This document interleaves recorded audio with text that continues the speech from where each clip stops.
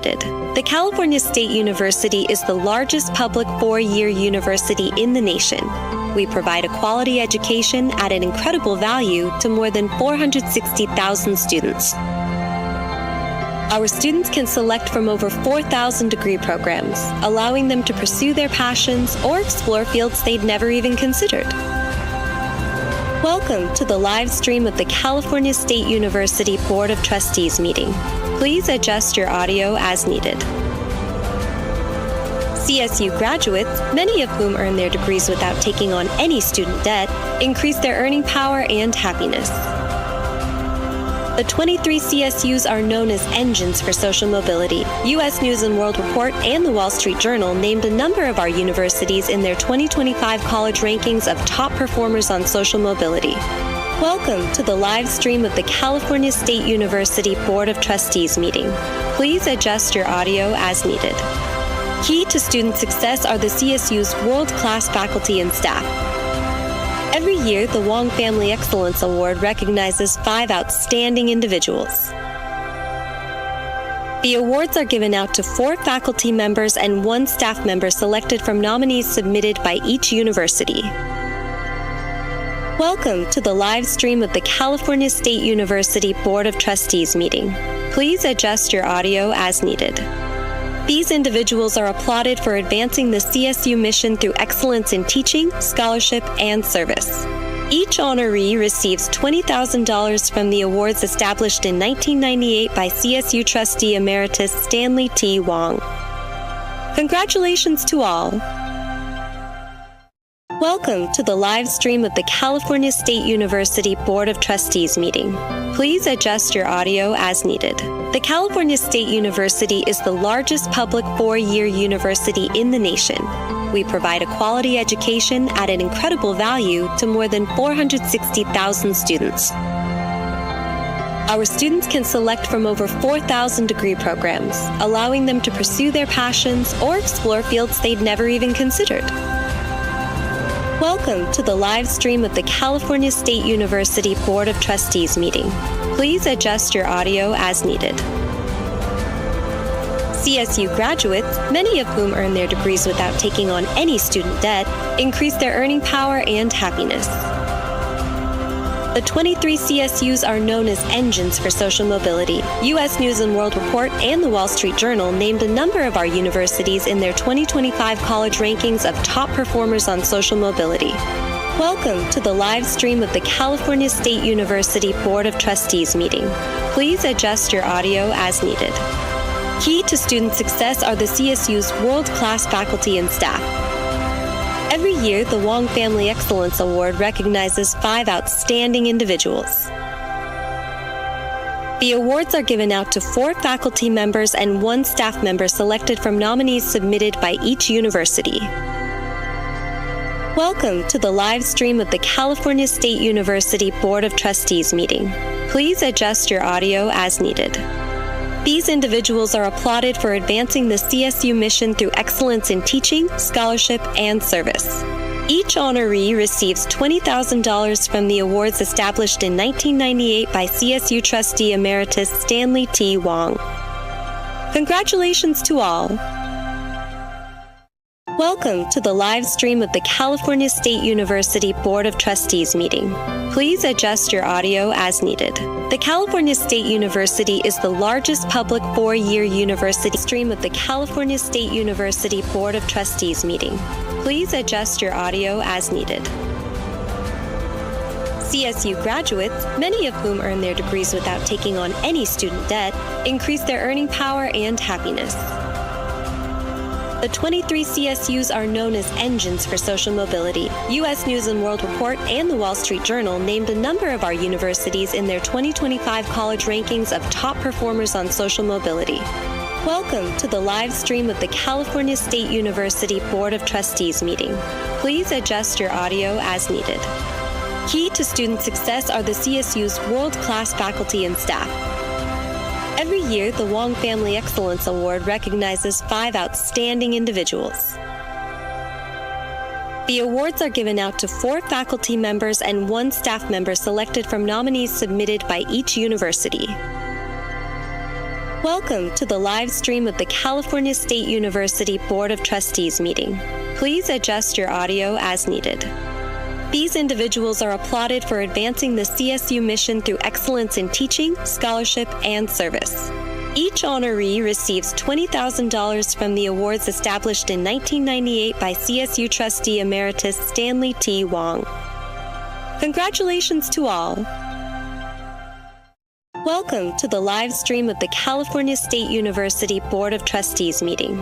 Please adjust your audio as needed. The California State University is the largest public four-year university in the nation. We provide a quality education at an incredible value to more than 460,000 students. Our students can select from over 4,000 degree programs, allowing them to pursue their passions or explore fields they'd never even considered. Welcome to the live stream of the California State University Board of Trustees meeting. Please adjust your audio as needed. CSU graduates, many of whom earn their degrees without taking on any student debt, increase their earning power and happiness. The 23 CSUs are known as engines for social mobility. U.S. News & World Report and the Wall Street Journal named a number of our universities in their 2025 college rankings of top performers on social mobility. Welcome to the live stream of the California State University Board of Trustees meeting. Please adjust your audio as needed. Key to student success are the CSU's world-class faculty and staff. Every year, the Wong Family Excellence Award recognizes 5 outstanding individuals. The awards are given out to 4 faculty members and 1 staff member selected from nominees submitted by each university. Welcome to the live stream of the California State University Board of Trustees meeting. Please adjust your audio as needed. These individuals are applauded for advancing the CSU mission through excellence in teaching, scholarship, and service. Each honoree receives $20,000 from the awards established in 1998 by CSU Trustee Emeritus Stanley T. Wong. Congratulations to all. Welcome to the live stream of the California State University Board of Trustees meeting. Please adjust your audio as needed.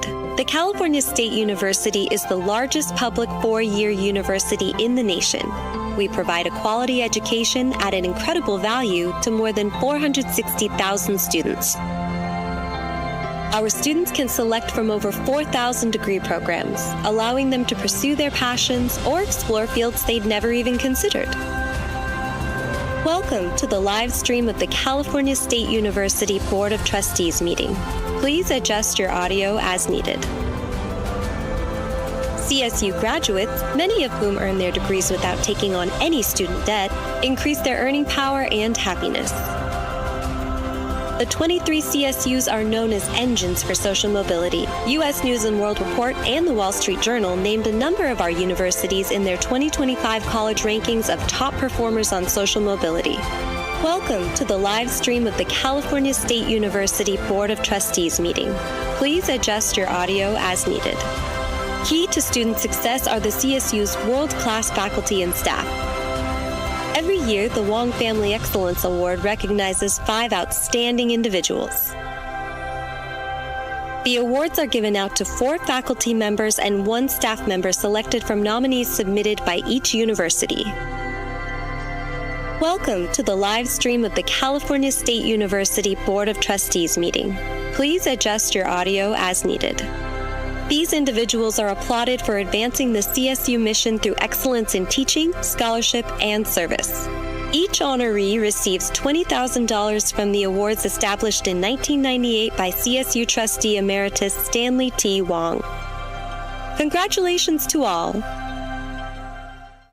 Welcome to the live stream of the California State University Board of Trustees meeting. Please adjust your audio as needed. The California State University is the largest public four-year university in the nation. We provide a quality education at an incredible value to more than 460,000 students. Our students can select from over 4,000 degree programs, allowing them to pursue their passions or explore fields they'd never even considered. Welcome to the live stream of the California State University Board of Trustees meeting. Please adjust your audio as needed. CSU graduates, many of whom earn their degrees without taking on any student debt, increase their earning power and happiness. The 23 CSUs are known as engines for social mobility. U.S. News & World Report and the Wall Street Journal named a number of our universities in their 2025 college rankings of top performers on social mobility. Welcome to the live stream of the California State University Board of Trustees meeting. Please adjust your audio as needed. Key to student success are the CSU's world-class faculty and staff. Every year, the Wong Family Excellence Award recognizes 5 outstanding individuals. The awards are given out to 4 faculty members and 1 staff member selected from nominees submitted by each university. Welcome to the live stream of the California State University Board of Trustees meeting. Please adjust your audio as needed. These individuals are applauded for advancing the CSU mission through excellence in teaching, scholarship, and service. Each honoree receives $20,000 from the awards established in 1998 by CSU Trustee Emeritus Stanley T. Wong. Congratulations to all. Welcome to the live stream of the California State University Board of Trustees meeting. Please adjust your audio as needed. The California State University is the largest public 4-year university in the nation. We provide a quality education at an incredible value to more than 460,000 students. Our students can select from over 4,000 degree programs, allowing them to pursue their passions or explore fields they'd never even considered. Welcome to the live stream of the California State University Board of Trustees meeting. Please adjust your audio as needed. CSU graduates, many of whom earn their degrees without taking on any student debt, increase their earning power and happiness. The 23 CSUs are known as engines for social mobility. U.S. News & World Report and the Wall Street Journal named a number of our universities in their 2025 college rankings of top performers on social mobility. Welcome to the live stream of the California State University Board of Trustees meeting. Please adjust your audio as needed. Key to student success are the CSU's world-class faculty and staff. Every year, the Wong Family Excellence Award recognizes 5 outstanding individuals. The awards are given out to 4 faculty members and 1 staff member selected from nominees submitted by each university. Welcome to the live stream of the California State University Board of Trustees meeting. Please adjust your audio as needed. These individuals are applauded for advancing the CSU mission through excellence in teaching, scholarship, and service. Each honoree receives $20,000 from the awards established in 1998 by CSU Trustee Emeritus Stanley T. Wong. Congratulations to all. Welcome to the live stream of the California State University Board of Trustees meeting. Please adjust your audio as needed. The California State University is the largest public 4-year university in the nation. We provide a quality education at an incredible value to more than 460,000 students. Our students can select from over 4,000 degree programs, allowing them to pursue their passions or explore fields they'd never even considered. Welcome to the live stream of the California State University Board of Trustees meeting. Please adjust your audio as needed. CSU graduates, many of whom earn their degrees without taking on any student debt, increase their earning power and happiness. The 23 CSUs are known as engines for social mobility. U.S. News & World Report and the Wall Street Journal named a number of our universities in their 2025 college rankings of top performers on social mobility. Welcome to the live stream of the California State University Board of Trustees meeting. Please adjust your audio as needed. Key to student success are the CSU's world-class faculty and staff. Every year, the Wong Family Excellence Award recognizes 5 outstanding individuals. The awards are given out to 4 faculty members and 1 staff member selected from nominees submitted by each university. Welcome to the live stream of the California State University Board of Trustees meeting. Please adjust your audio as needed. These individuals are applauded for advancing the CSU mission through excellence in teaching, scholarship, and service.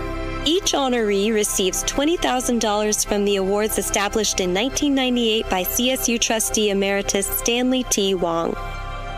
Congratulations to all. Welcome to the live stream of the California State University Board of Trustees meeting. Please adjust your audio as needed. The California State University is the largest public four-year university in the nation. We provide a quality education at an incredible value to more than 460,000 students. Our students can select from over 4,000 degree programs, allowing them to pursue their passions or explore fields they'd never even considered.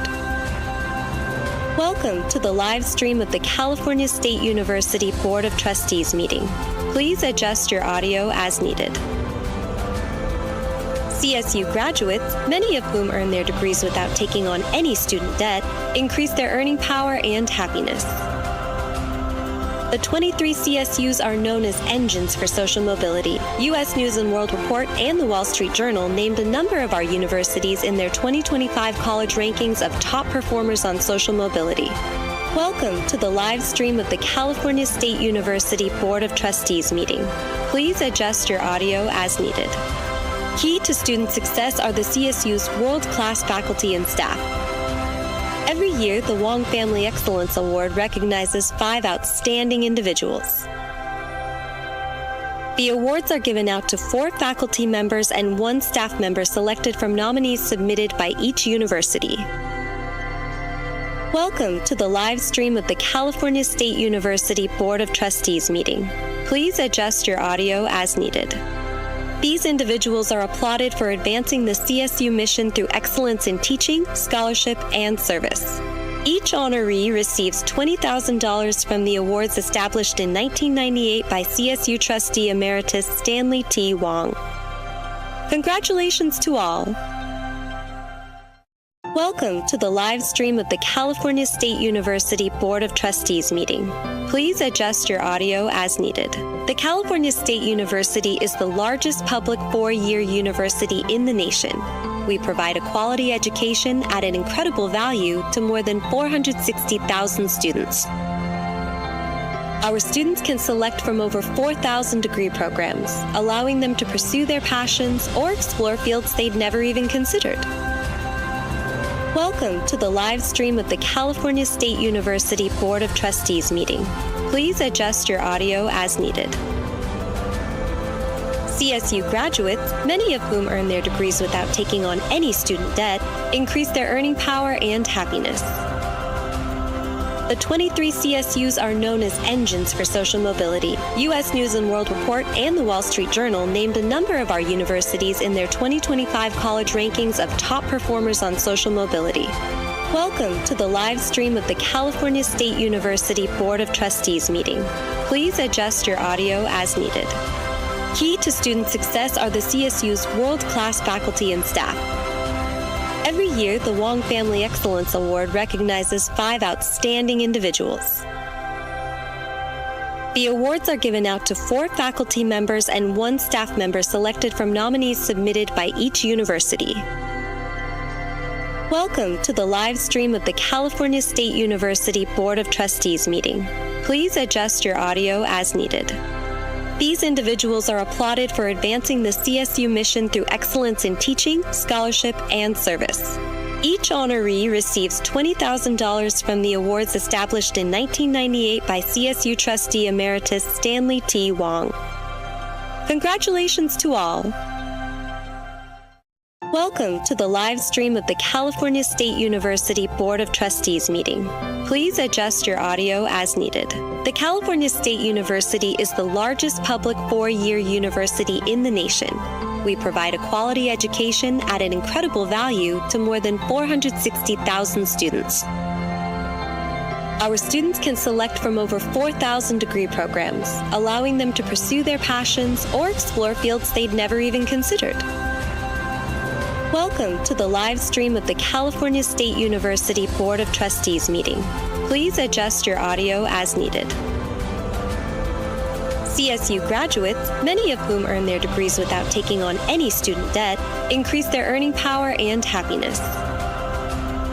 The 23 CSUs are known as engines for social mobility. U.S. News & World Report and the Wall Street Journal named a number of our universities in their 2025 college rankings of top performers on social mobility. Welcome to the live stream of the California State University Board of Trustees meeting. Please adjust your audio as needed. Key to student success are the CSU's world-class faculty and staff.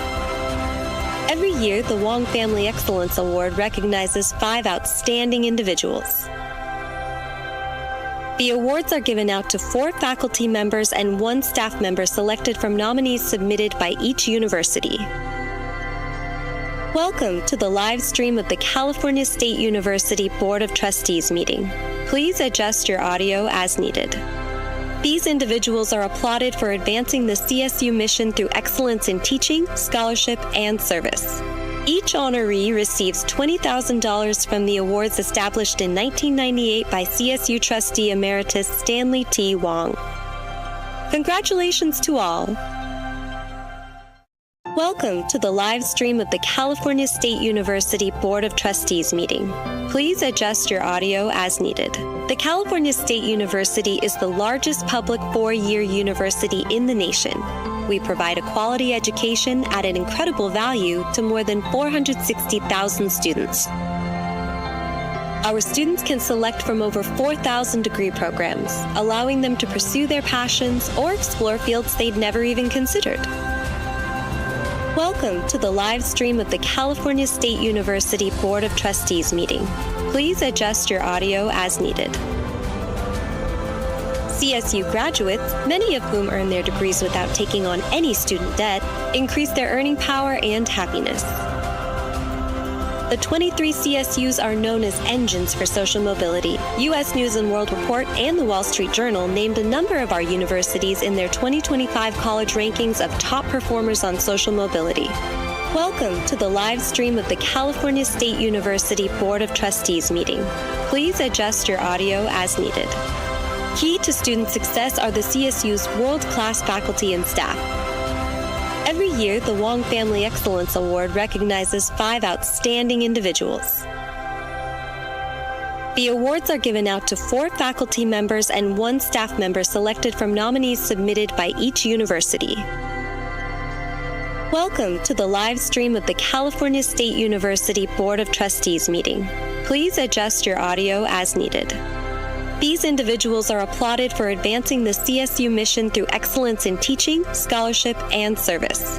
Each honoree receives $20,000 from the awards established in 1998 by CSU trustee emeritus Stanley T. Wong. Congratulations to all.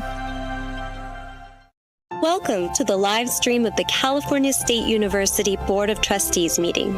Please adjust your audio as needed.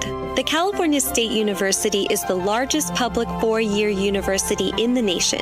We provide a quality education at an incredible value to more than 460,000 students. Our students can select from over 4,000 degree programs, allowing them to pursue their passions or explore fields they'd never even considered.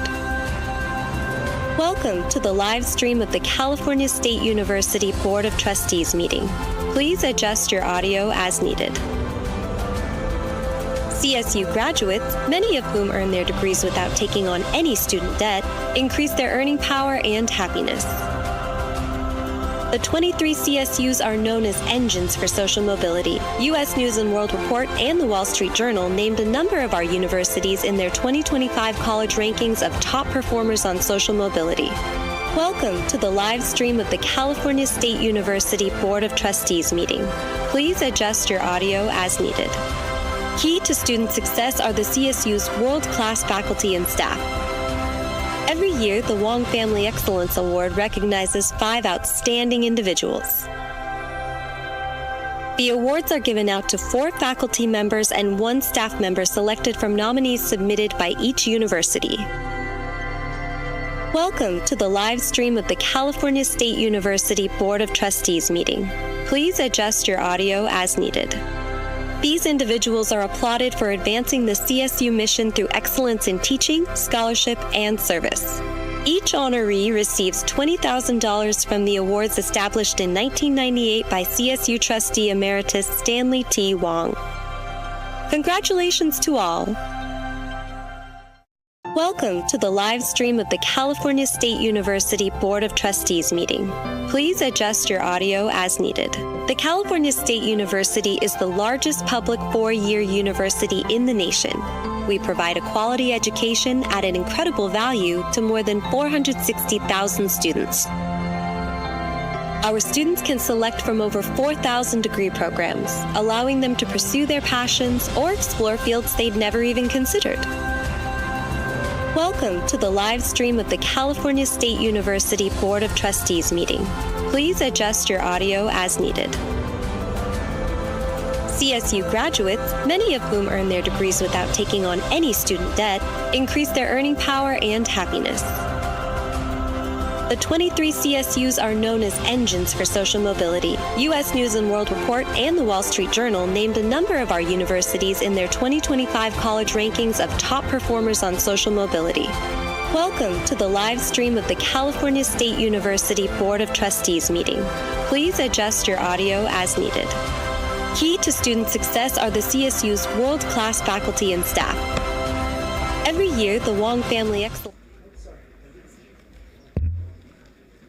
Good morning. At this time, the January 2025 meeting of the CSU Board of Trustees is called to order. First, let me apologize for being late. We ran late on matters in closed session. Ms. Corral, would you please call the roll? Trustee Adamson. Present. Vice Chair Reinbila. Here. Trustee Bra.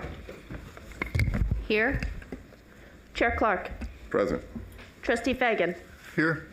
Trustee Furstenberg. Here. Trustee Fong. Here. Chancellor Garcia. Here. Trustee Ghilarducci. Here. Trustee Gilbert Lurie. Trustee Wahardo. Here. Trustee Kimball. Present. Lieutenant Governor Kounalakis. Trustee Lopez. Here. Trustee McGrory. Trustee Molina Mancio. Here. Trustee Nejabat. Governor Newsom. Trustee Ortiz-Morfett. Here. Trustee Rodriguez. Speaker Rivas. Trustee Steinhauser. Here. Superintendent Thurmond. Trustee Vargas. Here. Trustee Melikar. Here. Chair Clark, we have a quorum. Thank you. Good morning. In our continuing effort to provide accessibility and flexibility for the public, we will begin by taking all public comment for committees and plenary at the beginning of our open session. The board welcomes public comment and appreciates all speakers who have taken time to attend the meeting, both in person and virtually, and across the board, and to address the board. As been the case in the last few meetings, university presidents are seated around the dais so they may better see and hear our public speakers as they address some of the CSU's matters. When public comment has concluded, the presidents will return to their usual seats. In the spirit of fairness to all those who wish to speak and to allow the committees and the board to hear from as many speakers as possible within the time available, please note that ceding, pooling, or yielding remaining time to other speakers will not be permitted. I also ask that all speakers please keep their remarks concise. Each speaker will have 1 minute for their comments. It is within this framework we seek to honor and create space for diverse viewpoints where all members of our community may freely share their perspectives. We understand and appreciate that some comments may elicit opposing perspectives or express disagreement with system or university leadership. At the CSU, we value freedom of speech and view the right to free expression as an integral component of free discourse, and that is an essential hallmark of higher education. However, we ask that all who attend our board meetings conduct themselves in a respectful manner that allows everyone equal opportunity to share their comments. Additionally, the board will not permit disruptive behavior that may impede other speakers from their opportunity to provide their comments or that prevents orderly conduct of this meeting. Please bear in mind that all proceedings of the board, including public comment, are live streamed and archived publicly online, and thus it is especially important that we all are mindful of conduct. Our goal during this and every board meeting is to have a respectful session that allows for the board to hear from as many stakeholders as possible. As a continued reminder, in addition to participating in public comment, any member of the public may also submit written comments to be shared with the full board. Additionally, CSU community stakeholders may also share their feedback with the respective statewide bodies, the Cal State Student Association, Statewide Academic Senate, and the Alumni Council, who will provide standing reports to each board meeting. I thank you all for your attention and now turn it over to Ms. Reeves to please call the speakers who have requested to provide public comment. Ms. Reeves. Thank you, Chair Clark. Good morning, everyone. If you're in person to provide public comment, please step to the microphones on either side of the auditorium. If you are on Zoom, once you hear your name, please accept the unmute request to begin your comments. Please remember that each speaker will have 1 minute to share their comments. If in person, a red light will show at the podium when 1 minute has passed. If virtual, a timer will be present on your screen. A reminder will be given at the 1 minute mark to please conclude your comments before we proceed to the next speaker, and this will allow for as many speakers as possible to provide their comments. Our first speakers will be Maya Capelson, Tyler Perez, and Lily Clements.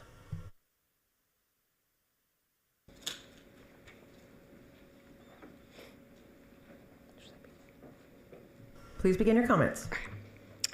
Good morning. My name is Maya Capelson, and I'm an associate professor of biology at San Diego State University. As a faculty member and molecular cell biologist, I see firsthand the critical role a dedicated life science building will have in advancing our mission to educate and to innovate. Biology and biotechnology is one of the fastest growing industries in California, and especially in the San Diego area. At San Diego State, we are at the forefront of providing hands-on experiences to undergraduates, graduate students, and future industry leaders to meet the research, innovation, workforce, and economic development demands of our state. A modern facility would directly expand our capacity to conduct transformative teaching, research, and partnerships. A new life science building proposal will be presented to you tomorrow, and I urge you to support this project. It is an investment in our students, our community, and our region's economy. Thank you.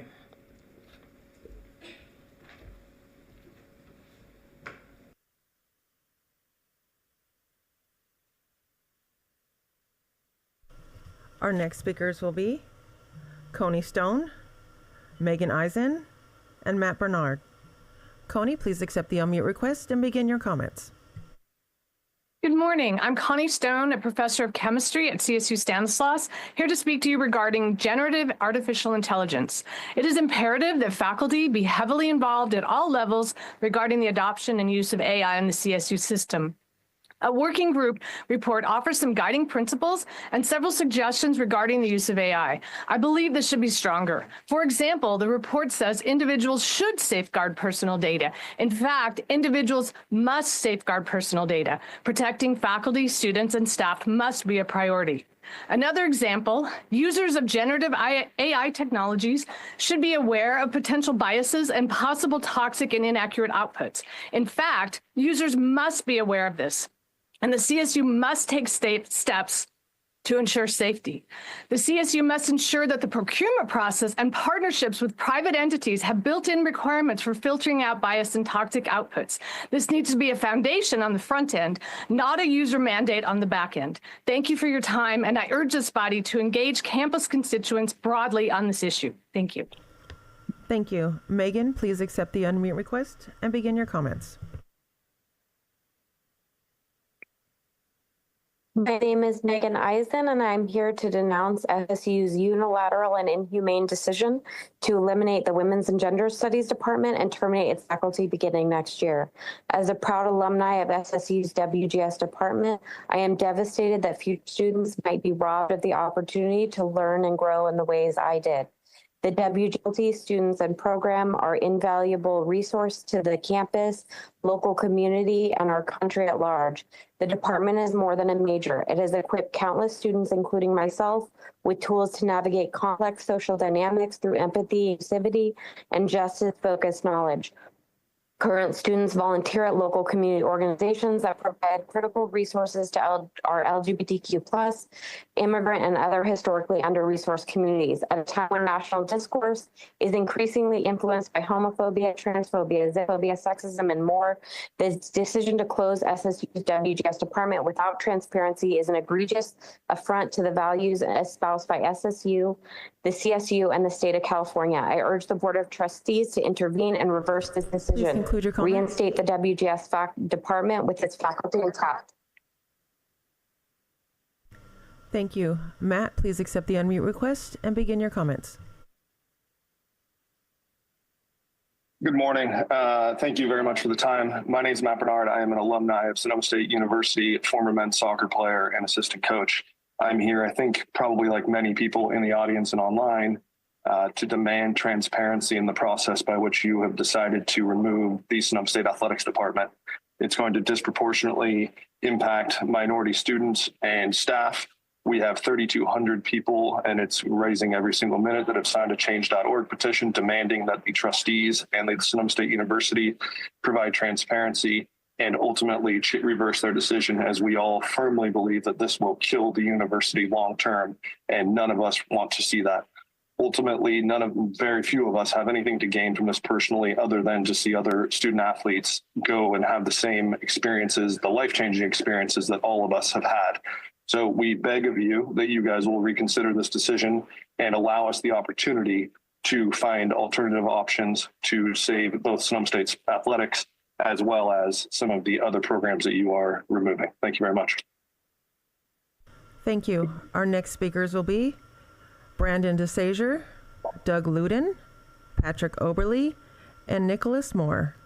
Brandon, please accept the unmute request and begin your comments. Good morning, and thank you for your time. I'm Brandon DeShazer, and I played soccer at SSU in 2000. I've lived in Sonoma County since the mid-'80s, and the athletic department at SSU has had a profound impact on my life.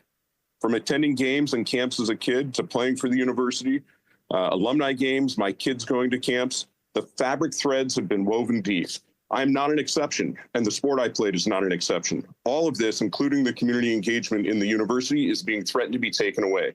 Athletics provides more for a university and the surrounding community than what can be gleaned on a spreadsheet. If you vote to support the insane proposal put before you by the interim president of the university, you will be doing a huge injustice to the 5,000 plus current students, 275 plus student athletes, and thousands of former student athlete alumni. The state has built an incredible institution, and this administration seems hell-bent on destroying it. Instead of tearing it down and selling the very valuable land, you have a choice today. Send the interim president back to the table, get the actual facts, and let's make a valid and informed decision about how to use our money. Yes, our. We are all taxpayers. Thank you. Thank you. Doug, please accept the unmute request and begin your comments. Good morning. I'm speaking here today to beg you to save the athletic program at Sonoma State University. My daughter is a freshman softball player, and I cannot express to you in words just how much of an impact being part of this program has meant to her. She obviously gets to continue playing the sport she loves, but there are so many more advantages that she has discovered in her first semester alone. As a freshman leaving home and going away to school, she found an instant family, one that is bonded with looks to support and guidance. She found a community within the campus as she regularly attends other sporting events and enjoys the overall support from the athletic community at Sonoma State. Her roommates, who have become her best friends, play softball, golf, and basketball. Through athletics, my daughter has also been able to connect with the local community outside of the campus, as her softball team volunteered to help children with special needs and also taught a clinic for Rohnert Park Girls Softball Recreation League. Athletics is the very thread that weaves itself through the Sonoma State student body, one that brings the entire campus together with a common interest and creates a sense of pride. Please do not let the failures of administrations past and present rip the heart and soul out of Sonoma State. Thank you. Patrick, please accept the unmute request and begin your comments. Good morning. My name is Patrick Oberly. I'm a faculty member at Sacramento State. and I'm here to speak briefly on the role of artificial intelligence on teaching and research. AI carries enormous potential to improve the learning environment. It also presents huge risks to job security and intellectual property rights. We urgently need to engage in a collaborative and faculty-led process to develop guidelines and policy on the use of AI in the classroom that encourages innovation while protecting faculty rights, intellectual property, and quality instruction. AI is a tool, not a substitute for quality instruction. Thank you. Thank you. Nicholas, please accept the unmute request and begin your comments. Good morning to the Board of Trustees and staff. My name is Nick Moore, and I'm here to voice my opposition to Sonoma State's proposed elimination of the Women and Gender Studies Department and the layoff of its tenured faculty. I graduated with a WGS major in 2015, and I've spent the last decade working in nonprofit funding development, a career that was only made possible by the skills and knowledge that this program gave me. In that time, I've raised more than $100 million to secure the resources needed to serve vulnerable Californians. This includes seniors, people living with HIV, the marginally housed, and more. My career of community service mirrors that of many others who I graduated alongside. The shuttering of this department would not just be an academic loss, though it is that, but a loss to Sonoma County and to California as a whole. At a time when vulnerable communities desperately need resources, the elimination of this department means that there will be fewer qualified professionals to staff those critical safety nets. Please reconsider this decision. Now more than ever, this department and its tenured faculty must be retained. Thank you. Thank you. Our next speakers will be Mindy Neves, Vincent Lencioni, and Tristan McDonald.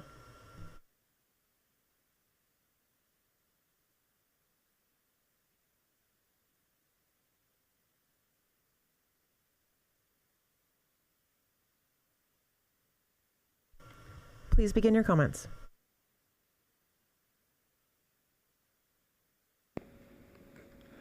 Good morning. My name is Tristan McDonald, and I'm a cellular and molecular biology major and National Institutes of Health Mark Scholar at San Diego State University. I research a protein structure essential for regulating DNA, which could lead to better interventions for diseases like Alzheimer's and ALS. Like many others at SDSU, I have a personal commitment to STEM education and research and the development of better technologies, interventions, and treatments needed for better individual and community health. I graduate from SDSU next year, continuing on my path to earn a PhD in biology. Nonetheless, with your approval tomorrow, a new life sciences building would have a profound impact.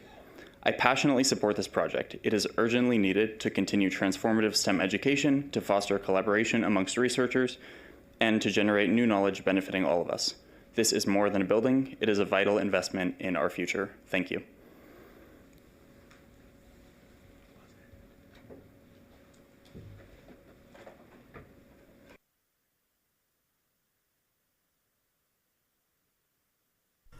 Our next speakers will be Avery Kratz, Stephanie Richter-Schmaltz, Edie Brown, and Kelsey Shades. Avery, please accept the unmute request and begin your comments. Hi, my name is Avery Kratz. I'm from Utah and I play golf at Sonoma State University. This university already has given me the chance to grow as a person, student, and an athlete, and I've been so proud to call it home. The decision to eliminate NCAA athletics is devastating on this community, and like many, I'm blindsided by the lack of transparency. Growing up as a golfer, we were taught values like accountability and openness, and these values were completely ignored through this process. Perhaps they could have learned a thing or two from the student athletes and coaches that they so blatantly disregarded. This weekend, I wore a Sonoma State golf hoodie to the farmers market, and the community's heartbreak was so clear. Everyone expressed genuine frustration and apologies. Athletics are not just about sports, but they bring people together and they teach resilience. Removing them hurts not just athletes, but the entire Sonoma State community. I hope the university reconsiders and handles future decisions with honesty and collaboration. And thank you to the community and coaches for standing with us. Thank you. Stephanie, please accept the unmute request and begin your comments. Hi, my name is Stephanie Schmaltz, and I'm from Littleton, Colorado. I'm Ava Ricker's aunt, and she plays on the Sonoma State soccer team.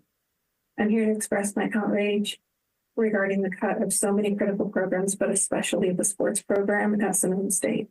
These student athletes have dedicated most of their lives to their sports. My niece specifically has dreamed of playing soccer in college forever. Years of sacrifice have gotten her to this point. Due to an injury, her first year and her last opportunity to play as a senior is next year, only to be told that all athletics have been pulled. Athletes, the school, future students will all suffer. Please reverse this decision to eliminate intercollegiate athletics at Sonoma State University. Thank you. Edie, please accept the unmute request and begin your comments. Good morning. My name is Dr. Edie Brown, and I am a proud Sonoma State alumnus and current staff member. I want to address two recent decisions that significantly impact Sonoma State, and I echo the heartbreak and devastation that we've heard so far and will continue to hear today. First, I urge Chancellor Garcia to reconsider the decision to suspend the search for a new president at Sonoma State. With all due respect to our current interim president, our university requires a leader who is fully committed to our long-term success. We need someone with a clear vision to navigate us out of the budget crisis and guide us towards sustainable growth without sacrificing essential programs. Resuming this search promptly is critical to Sonoma State's future. Second, and more importantly, I strongly oppose the decision to eliminate Sonoma State's athletic department and academic programs. I urge you to reverse this decision immediately. While these cuts may offer short-term financial relief, they will inflict long-term harm on our enrollment, morale, reputation, and ultimately deepening our budgetary challenges. Recovering from such actions could take years, leaving us in a more precarious position.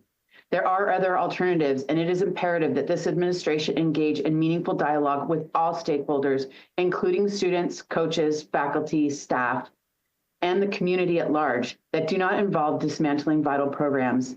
These decisions directly and negatively affect all of these folks on our campus, undermining the very mission of our university. Please conclude your comment. Let us come together to protect the future of our Seawolves. This is not how we support our community and our students, and I call for the immediate action to reverse SSU's decision. Thank you. Thank you. Kelsey, please accept the unmute request and begin your comments. Good morning, and thank you for your time. I was fortunate enough to be a member of the year 2000 Sonoma State men's soccer team and spent 4 years as part of the Sonoma State student body. I'm an SSU graduate with a degree in kinesiology and have been a member of this Sonoma State academic and athletic community for over 23 years. I'm fortunate to consider current coaches Marcus and Ben Ziemer lifelong mentors and friends. I could go on for much longer than the allotted time to talk about the relationships and long-lasting memories that Sonoma State has offered. None of these lifelong bonds and core memories could have been possible without Sonoma State sports and the soccer program. SSU is the only CSU serving the North Bay, and this decision steals opportunities such as this one from my family and future generations. Please consider to have President Kutcher come back to the negotiating table to rediscuss this hasty, ill-conceived, and improperly instituted decision. I urge this board to look past the short term and consider the long-lasting effects this decision will have on the school, the surrounding communities, and local North Bay and broader California families. Mahalo. Thank you. Our next speakers will be Benjamin Ziemer, Brianna Smith, Amanda Peelstick Adams, and Powell Osmundson. Benjamin, please accept the unmute request and begin your comments. 12 years ago, approximately, the CSU Board of Trustees hired a president that made a fateful decision to change the trajectory of this university. Since then, there have been a rotating door of presidents coming in and leading us down this path of destruction. You guys, I'm glad you're sitting looking at each other because you are the ones responsible for creating this mess, for having a president that sent out an email to students during class, to professors that caused them crying, shedding tears, and then met and walked out on the staff instead of sitting and discussing her choices, their choices. It's incumbent upon you guys. Gavin Newsom, you were 7 years lieutenant governor. You've now been two-time governor. You sit on this board. You personally bear responsibility, and this board of trustees bears responsibility to put this whole again. Sonoma State University is a community asset, and we call on the leadership to meet in person, not over Zoom. Thank you. Brianna, please accept the unmute request and begin your comments. In regards to the SSU cuts, I graduated from Stanislaus State, where I competed against Sonoma State. So I know firsthand the legacy that this university represents and the potential that's at risk here. Cutting athletics and academic departments isn't just a budgetary decision. It's an attack on an opportunity, and honestly, an opportunity that a lot of you don't understand. For many students, especially those in local communities, CSU offers a chance to be a college athlete, a dream and a rare opportunity for a lot of kids. Many kids are unable to leave their hometowns. For these students, eliminating these programs isn't just about reducing options, it's about crushing dreams and taking away a chance for a better future. The most frustrating part about this is that the very people that helped you generate the revenue, students, athletes, and faculty, are now being asked to bear the brunt of your financial mismanagement. They deserve better, and so does the legacy of Sonoma State University. The last thing I'll say is CSU Stanislaus changed my life, offered me opportunities I never thought I would have. Had that school not been there and welcomed me as a student athlete, I don't know where I would be today. So I urge you to reconsider these cuts and explore solutions that don't sacrifice the future of your students and your community. Thank you so much.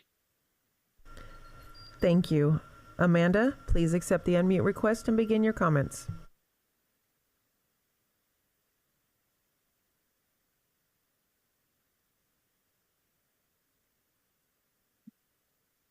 Good morning, and thank you for the time. I'm Amanda Pilstick Adams. I was a student athlete alumni like Brianna. We actually went to CSU Stanislaus around the same time, where I participated in the women's volleyball program. The opportunity that the athletic program afforded me put me in a position of future advancement and success. The athletic program fostered a community, relationships, and invested in the individuals who have grown to be positive and impactful members of our society all across the U.S. Many student athletes actually move into positions of leadership, whether you're an individual contributor at a private or public company, or you end up leading organizations of all sizes. The move to defund the athletic program at Sonoma, you're actually directly impacting the lives of individuals without realizing that. You're impacting the lives of organizations that will accept these future leaders who have learned from many of the speakers who have mentioned before the skills that athletic organizations and teams bring to folks, which positively impact our community. The programs for our athletics are the center of the universities, and by defunding the athletic program at Sonoma State, you're robbing the future of student athletes across all backgrounds who have invested their time and commitment to represent you and the CSU Please system. conclude your comment. That you please reconsider your decision to defund and preserve Sonoma State's athletic programs in addition to the programs which make the university system so great. Thank you. Thank you. Powell, please accept the unmute request and begin your comments. Good morning. Thank you, Chancellor Garcia, trustees, and assembled presidents. My name is Paul Osmondson. I'm the parent of two recent graduates from Sonoma State. One's a women's soccer player. The other was a club lacrosse player. We're here to request that you reverse the decision of eliminating the athletics department. My wife was on the staff of Sonoma State briefly doing fundraising. The community here in Sonoma will step up to support the athletic program and will assist in fundraising to bridge the gap as we have in the past. Give us some time. The rapidness of this decision has gotten everyone in a state of shock. The wildfires devastated Sonoma. We've been struggling with repeated community demands to try to pull ourselves together after tragedy. Please reverse this decision and give us a chance to help the athletic department survive. We appreciate your time. Thank you. Thank you. Our next speakers will be Devin Schulte, Casey Laumber, and Jess Stimick.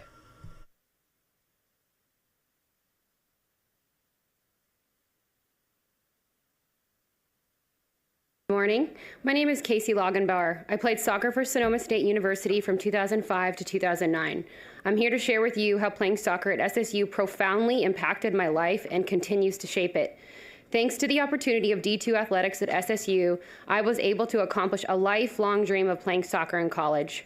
Being a college athlete is sacred. something you can't pay your way into, rush your way into, or force your way into. It takes years and years of dedication, commitment, hard work, and literal blood, sweat, and tears.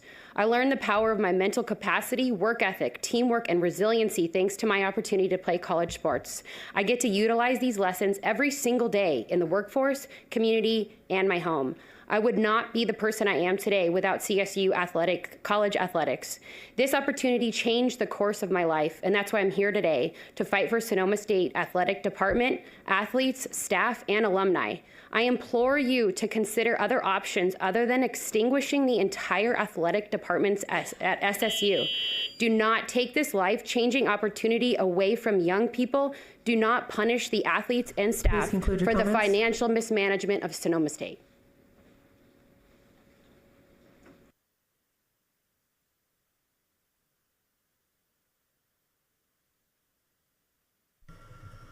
Our next speakers will be Valentine Ferrance, Ingborg Kisby,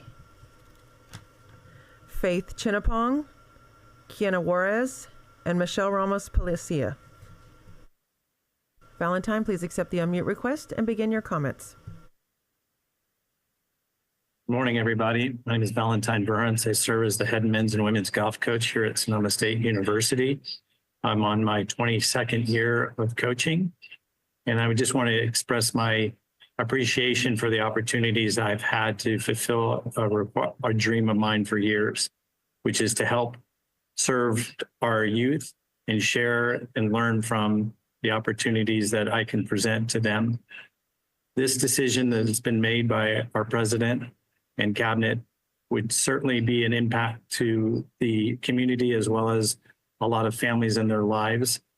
I really encourage you all as the trustees to reverse this decision and come back to the table, and let's talk about the opportunities to align each other and not create division within each other.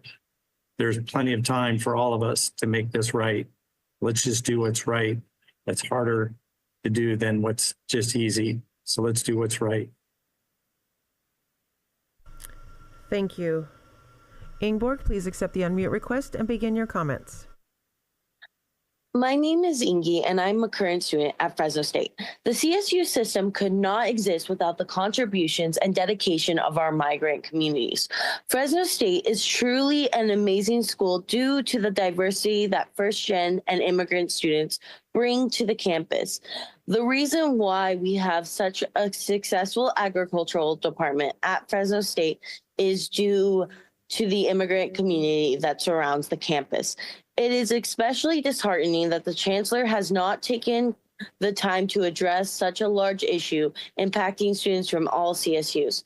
For the chancellor to not address the extreme issues students are facing shows a ginormous disconnect in the leadership of the CSU system. We are demanding Chancellor Garcia end her silence and act in a way to protect students and the surrounding communities from the current administration. Thank you. Thank you. Faith, please accept the unmute request and begin your comments. Hi, good morning. My name is Faith Chinapong. I am a grad student at San Diego State University, and I am a proud daughter of an immigrant. As ICE raids are happening across our state, students throughout the CSU system are having to continue going to school in fear for themselves, for their families, and their loved ones. How are you, Chancellor Garcia, and the trustees planning to keep our community safe and push back against these mass deportations? We are demanding that the CSU refuse ICE physical access to any CSU campus and housing and ensure that campus police are not cooperating with ICE. We are also demanding that you all create better systems to safeguard students' personal information by refusing to release information regarding the immigration status of our students and community members, and refusing to comply with immigration authorities regarding deportations, sweeps, or raids. Our students deserve your attention, we deserve your compassion, and we deserve to go to school without fear. Do better, Chancellor Garcia. Thank you. Kiana, please accept the unmute request and begin your comments. Good morning, I'm Kenya. I'm here today to speak for the students at CSU East Bay who are deeply affected by anti-immigrant policies and the fear they bring. Back in 2017, Chancellor Timothy White assured us that all CSU campuses were safe and welcoming places for everybody. But now Chancellor Garcia has stayed silent, and this silence has left many immigrant students feeling unprotected, unsupported, and worried. We asked Chancellor Garcia to acknowledge the fear and stress these policies have caused and to clearly commit to protecting everybody's rights. All students deserve to learn in a safe and secure environment, no matter the immigration status. Ensure students' privacy by not sharing any personal information, keeping eyes off CSU campuses, and providing housing for students who fear going back home due to immigration. We also need real support for undocumented students, like on-campus legal help, not just emails with links, better mental health services, and financial aid for those who may lose DACA protection. Following through with these special funds would show that CSU truly values equity and inclusion. Chancellor Garcia, we urge you to take action and support the immigrant community. Thank you. Thank you. Michelle, please accept the unmute request and begin your comments. Buenos días, Board of Trustees. Michelle Ramos Pellicia, Professor and CFA Chapter President at CSU San Marcos and CFA Associate Vice President. At a time when undocumented and mixed immigration status members are impacted by the raids, checkpoints, misinformation, and disinformation circulating in our communities, budget cuts and decimating the campus experience won't help. If we want to attract more students, increase enrollment, and support the students that are already enrolled in our campus, Chancellor Garcia and the trustees should not be concentrated on temporary remedial strategies of merging campuses, closing departments, and laying off faculty, as we are witnessing at Maritime Academy and Sonoma State. Instead, our campuses should offer over-break housing for students who cannot return home due to fear of inability to re-enter the U.S. Hire full-time tenure-track counselors, increase counseling services to better support the mental health needs of our students, bring legal experts and immigration activists and advocates to campuses to provide legal counseling to undocumented and mixed immigration status students. These actions and many others will signal to students, faculty, staff, and community members where our CSU administrators unequivocally stand. Thank you. Gracias. Thank you. Our next speakers will be Ali Carey Oliver, Des Ibieta, Shaw Cobry. Good morning. My name is Ali Carey Oliver. I'm a graduate of Sonoma State University. I also played volleyball there. I have a bachelor's in communications and a master's in education, curriculum, teaching, and learning. I went on to teach at 5 California community colleges, continue to coach youth of all ages all over the Southland. Beach volleyball, volleyball, basketball, soccer, you name it, I coach it. I'm here to address the issue of Sonoma State deciding to cut their athletics department. While budgetary issues may be at the root of this decision, I am deeply disturbed at the manner in which Sonoma State leadership came to their decision and then announced it via email. In a time when DEI is being cut nationwide, I am deeply disturbed that SSU would cut the department with the highest population of minority students on campus. In a time where leadership is operating unchecked, it is concerning that SSU is making decisions in the dark. Part of the CSU mission says that we are committed to degree recipients acquiring skills that will allow them to be responsible citizens in a democracy. There was nothing democratic about this decision. I urge you to force the interim president to go back to the negotiating table. Thank you.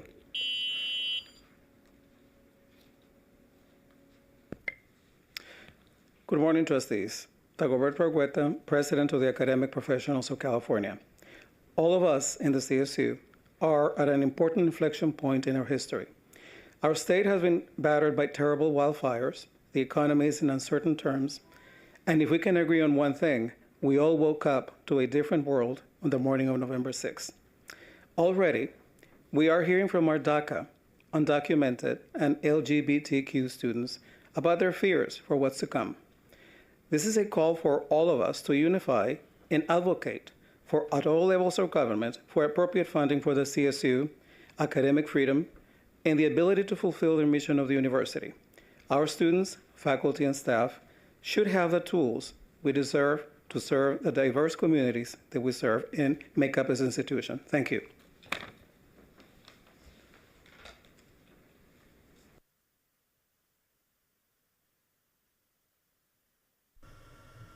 Thank you. Our next speakers will be Tiffany Merrill, Lucas English, and Brian Clapp. Tiffany, please accept the unmute request and begin your comments. Good morning, CSU Chancellor Garcia and Board of Trustees. My name is Tiffany Merrill, a proud alum of Sonoma State women's soccer program, attending SSU because of soccer. I was heartbroken to hear about the pending cancellation of all SSU athletics and various academic programs. I'm here today because this plan is completely unacceptable, as you are hearing from many. SSU athletics is deeply rooted in the community and built on hard work and tradition. Quitting is not the answer.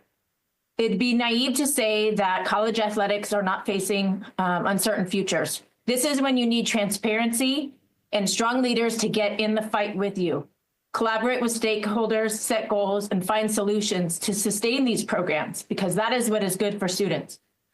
How many times did Interim President Couture meet with the stakeholders in her 6 months at SSU? 0, not one time. President Couture notified her students and staff and community of this decision through email on day 2 of their spring semester. Completely unacceptable.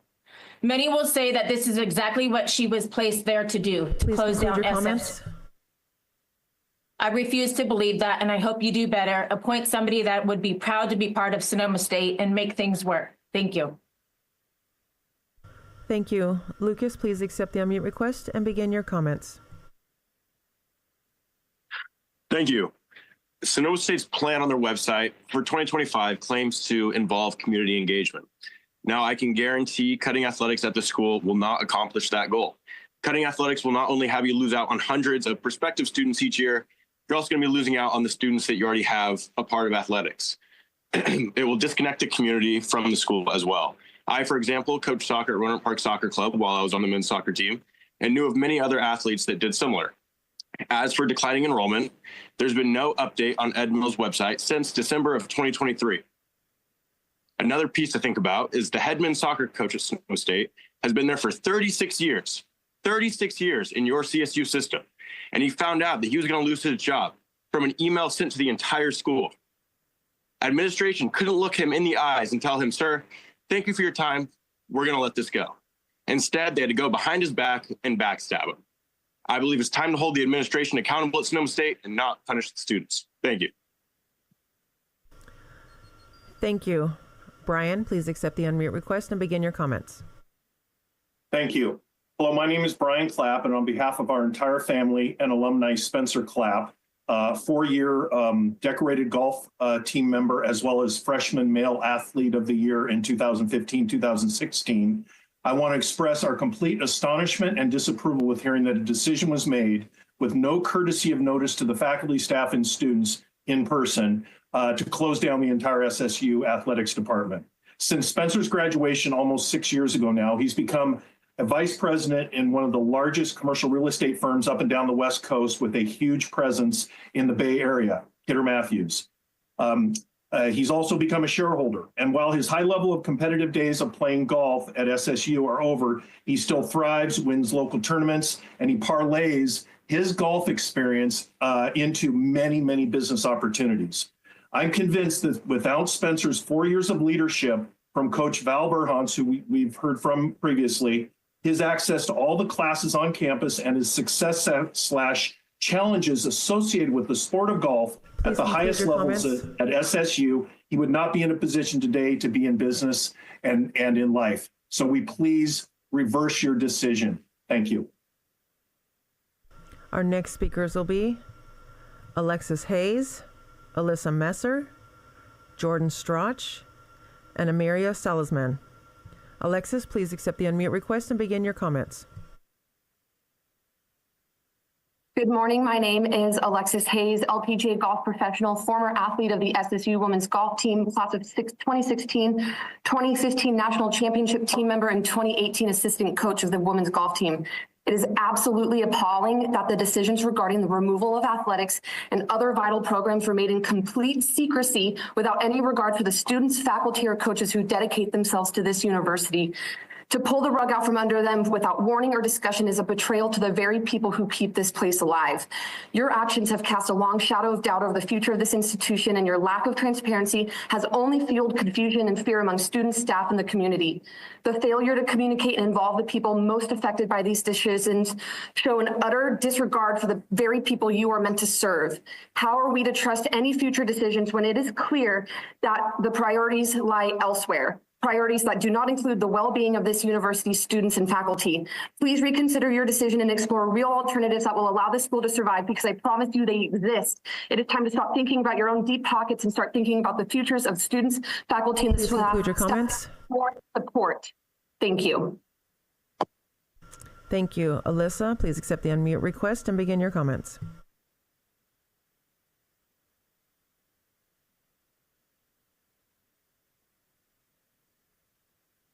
Alyssa, please begin your comments.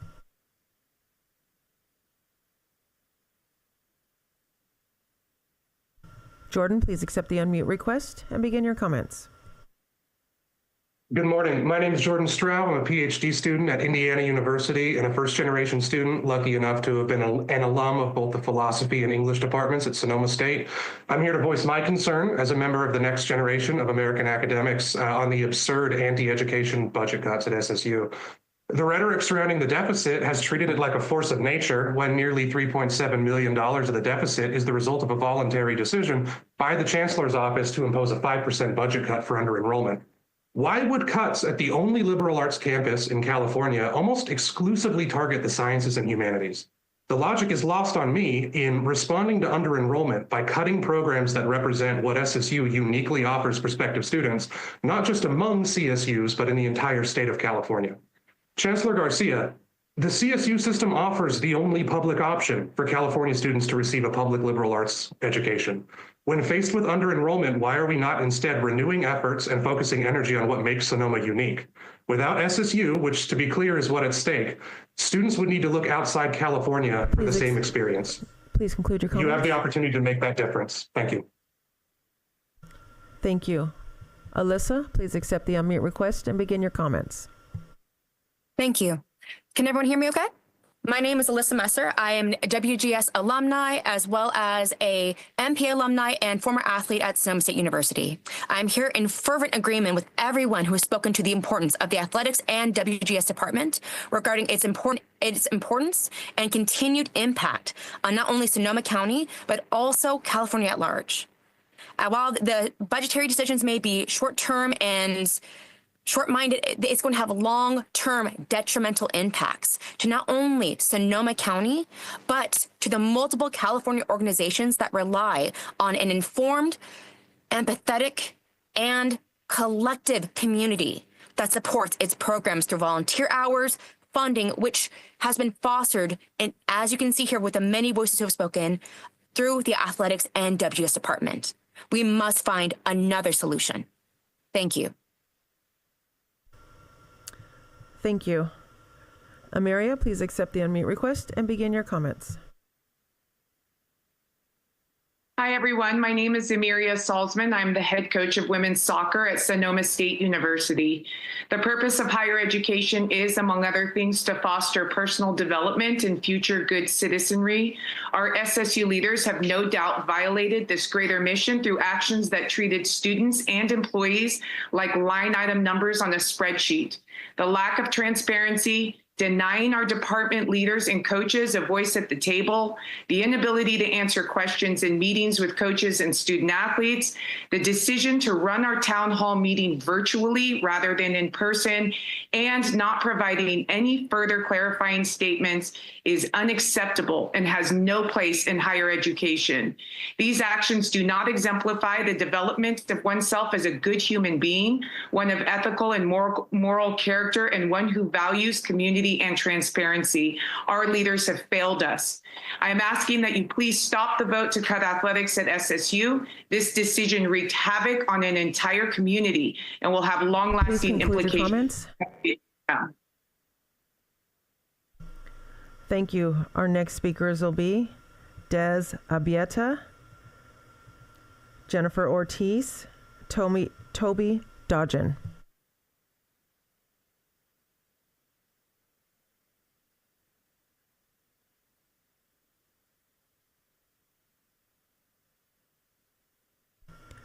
Our next speakers will be Chris Zimmer, Aaron Sampson, and Mike Henry. Chris, please accept the unmute request and begin your comments. Hello, my name is Chris Zimmer. I'm a former Sonoma State University men's soccer player like many here. And until last Tuesday, was a very proud alumni, and I'd consider myself an ambassador for the CSU system. Today, I speak for you as a representative of the countless individuals who are here and can't be here, who've been impacted by all the programs, and to urge you to reconsider your decision to eliminate these life-changing programs and the amazing people who lead them. I'm here for my brothers, Marcus and Benjamin, and all their coaching and teaching colleagues who have dedicated their careers to coaching and teaching at Sonoma State University and in other organizations. Marcus, in particular, that was mentioned earlier, has spent over 35 years serving the community, only to be told his job was eliminated by one of his own student athletes. I'm here to honor all of their dedication and commitment to the university. Most importantly, I'm here for the current student athletes who face life-changing decisions without warning. Their dreams, their ambitions, and their futures hang in the balance. They deserve better. I'm here for the tens of thousands of children my wife and I have privilege of working with. We dedicated our careers enriching the lives and passing on the lessons we learned as student athletes at SSU. Please reconsider this vote. Thank you. Aaron, please accept the unmute request and begin your comments. Hi, my name is Aaron Sampson, formerly Martin. I am a proud graduate of SSU, class of 2017 from the School of Business. I had the extreme honor of being a member of the women's golf team for 4 years. I am here to demand the immediate reversal of the reckless decision to eliminate intercollegiate athletics at Sonoma State. I made the significant move from Canada to Rohnert Park with one singular purpose: to compete as a Seawolf at the highest collegiate level. Under the guidance of Coach Val Verhoens and the outstanding Sonoma State Athletics Department, my life was transformed both as an athlete and as a person. The current athletes, coaches, and staff deserve far better than this. This decision is not only unfounded, but is also a direct disservice to the legacy of excellence at SSU. We will not stand by in silence. We demand transparency, accountability, and an immediate reconsideration of this outrageous choice. Thank you.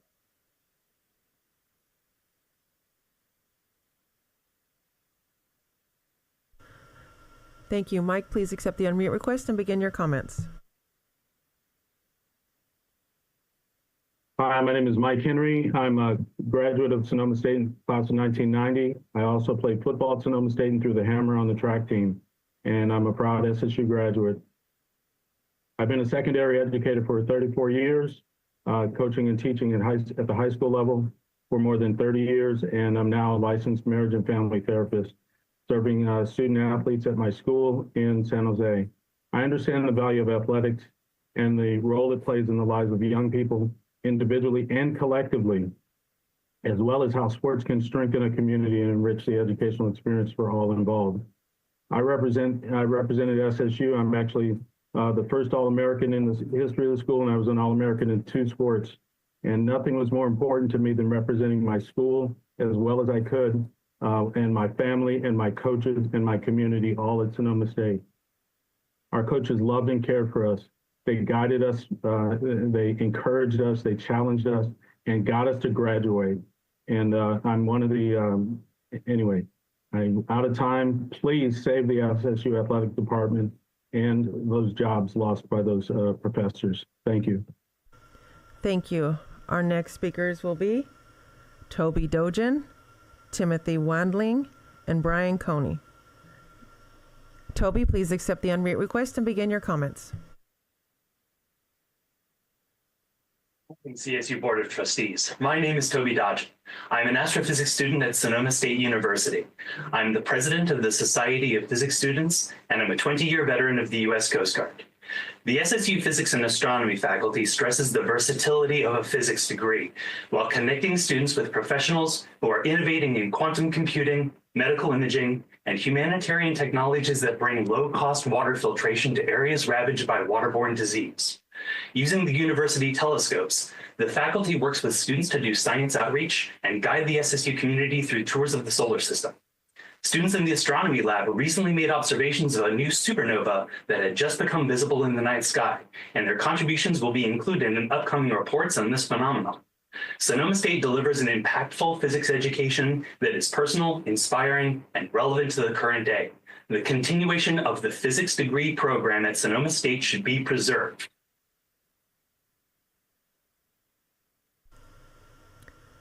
Thank you. Brian, please accept the unmute request and begin your comments.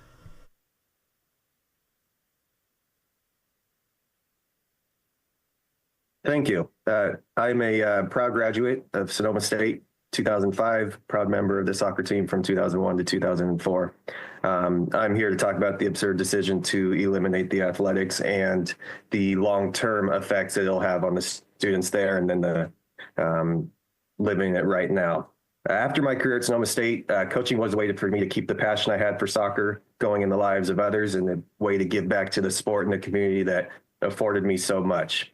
I fast forward a few years down the road, and through those connections and friendships that were created as a result of the passion for coaching that Marcus Zemer and Sonoma State instilled in me, I was able to receive and have access to life-changing and life-saving medical treatment that I know would not have been available to me had I not taken that path down towards East Cotati Road first. For you guys, it's too narrow-minded to think that you're just trying to eliminate an athletic department and that just the current student athletes and coaches are the only ones affected. What you're doing is wrong on so many levels, many of which you may never realize until it's too late. Luckily, there is a group that is formed into a family and that will fight for this university, even as its history and culture are being torn away from them. Trust me, we can do this. I thank God for my time at Sonoma State. I thank God for my time of getting coached by Marcus Zemer, and don't take this opportunity away from students in the future. Thank you. Thank you. Timothy, please accept the unmute request and begin your comments. Hello, my name is Timothy Wanley, and I am the chair of the English department at Sonoma State University, and I am here to protest the devastating cuts that are unacceptable that have been announced at our campus. We are a public liberal arts college. We absolutely need these programs. At this political moment, we need our women's and gender studies program. Our students, I am in direct contact with our freshman English instructors. Our students, it's not a matter of enrollment for next fall. They're leaving now. Why would they stay at a campus without theater, dance, or sports? I have been here for 28 years, and I have seen this campus grow and now decline. We can manage our way through this. It's a great university. Give us a chance. I'm wearing this cap that the athletes gave me at a basketball game a few years ago because they honor their professors who are making a difference in their lives. I ask that the Board of Trustees do the same and honor our programs and keep us intact so that we can do the kind of work that we've been doing for the 28 years that I've been here. I love Sonoma State. Please do not do this to us.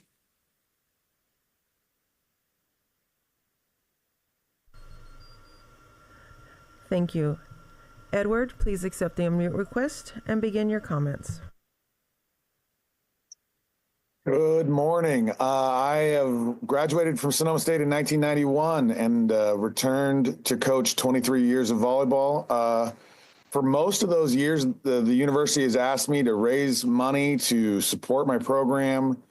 And what they didn't ask me to do was raise money to support the university. At our moment of the greatest need, we got Pearl Harbored and surprised. And in 7 days, the athletic community and the community of students and alumni have done more to build community than these administrators have done in the whole time they've been here. We were told that the administration that was here now would be the one to fix the problem. And I laughed because, well, why do they get to keep their jobs? They're the ones that made the problem in the first place. Good luck with everybody. We can do this. Thank you. Our next speakers will be Clark Rupp and Rick Crosby. Clark, please accept the unmute request and begin your comments. $2.68 billion in business revenues, $920 million in wages, $174 million in state and local taxes annually. This is the economic impact Sonoma State and its alumni have in driving economic growth and prosperity. I appear before you today to address the unjust cancellation of athletics at Sonoma State. This is a critical issue that affects not only Sonoma State University, but the entire California State University system and our state's economy. Former member of the 2002 National Championship men's soccer team, former assistant coach of the men's and women's soccer program, holder of an undergraduate and master's degree from Sonoma State, I know firsthand the importance that athletics has on the overall health and experience for all who attend the university. While college sports directly benefit student athletes, they also contribute significantly to the broader college experience and provide numerous advantages to the non-athlete student population, from fostering a sense of community to improving academic standards, offering valuable learning opportunities. College sports plays a critical role in shaping the overall campus environment and preparing students for future success. However, despite these remarkable contributions, the Sonoma State administration made a shocking decision to eliminate the athletics program. I wish that the vice president and everybody else in charge of the trustees reversed the decision immediately. Thank you. Rick, please accept the unmute request and begin your comments. Thank you. California State University Board of Trustees. My name is Rick Crosby, and I am a Laverne City Council member and Assistant Superintendent Personnel of a local K-12 school district. I'm also the proud parent of a student athlete at Sonoma State University's women's golf team. I understand the challenges you face as someone who has had to make tough decisions in response to declining enrollment and financial constraints. I empathize with the $24 million deficit SSU faces after a 38% reduction in students over the past decade. However, I've never made cuts or eliminations in a vacuum. Every decision I've made has been transparent, involving labor partners, stakeholders, and those most affected before presenting them to a public board or council. What's happening at Sonoma State is deeply concerning. The elimination of all athletics was announced through a Dear John email sent without transparency or proper board discussion. Where's the agenda, the public debate, the open process? The interim president claims everything was on the table, but where was the collaboration with students, faculty, and staff, the very people who make the university thrive? This decision just doesn't cut athletics, it threatens the very future of Sonoma State. Thank you. Our next speakers will be Nathan Stevens, Maribel Garcia, and Lynn Kaminsky. Nathan, please accept the unmute request and begin your comments. Hi, speaking on my own behalf, not on my department's. So sorry what's happening with Sonoma State. I'm just going to be talking about artifacts. So the CSU NAGPRA policy relies on a misleading state auditor's report. The state auditors in their 2023 survey instructions to CSUs said that their definition of cultural items included any physical remains and items considered as artifacts. Since they didn't rely on consultation with tribes to identify cultural items, and did not use the legal definition of cultural items, this important report that was used to stir up hysteria, in which all subsequent legislation and CSU policy is based, was incorrect and misleading. The majority of all those 700,000 objects that were supposed to have been repatriated were never supposed to be repatriated before 2021. Therefore, they didn't have 30 years to repatriate the items. They had 3 years. Thank you for your time. Thank you. Maribel, please accept the unmute request and begin your comments. Good morning. I'm here today on behalf of my son and all of the student athletes to ask the board to reconsider the decision to cut the athletic program at Sonoma State University. My son is a freshman baseball player and has worked endlessly to make sure that he was geared with the right skills, knowledge to be accepted at your institution and be part of the strong baseball program that was introduced to him. Like all other student athletes, my son committed to the school and to the program. I ask you, the Board of Trustees, to commit to your students in the same manner. Removing the athletic program will impact the students significantly, academically, physically, and mentally. The sport is not only something they do, the sport is who they are. And for most of these students, it's what they've done since they've been a child. In addition, being recruited by a college at any level is not an easy task, especially for those like my son who did not have the resources nor the networks available to him. The student athletes work extremely hard for years before getting here with the main goal of playing at college level. Students are not only losing the program, but they are losing the opportunity to chase their dreams and build skills to succeed in life. I urge you to reconsider the decision to cut the athletic program at Sonoma State University. Thank you. Thank you. Lynn, please accept the unmute request and begin your comments.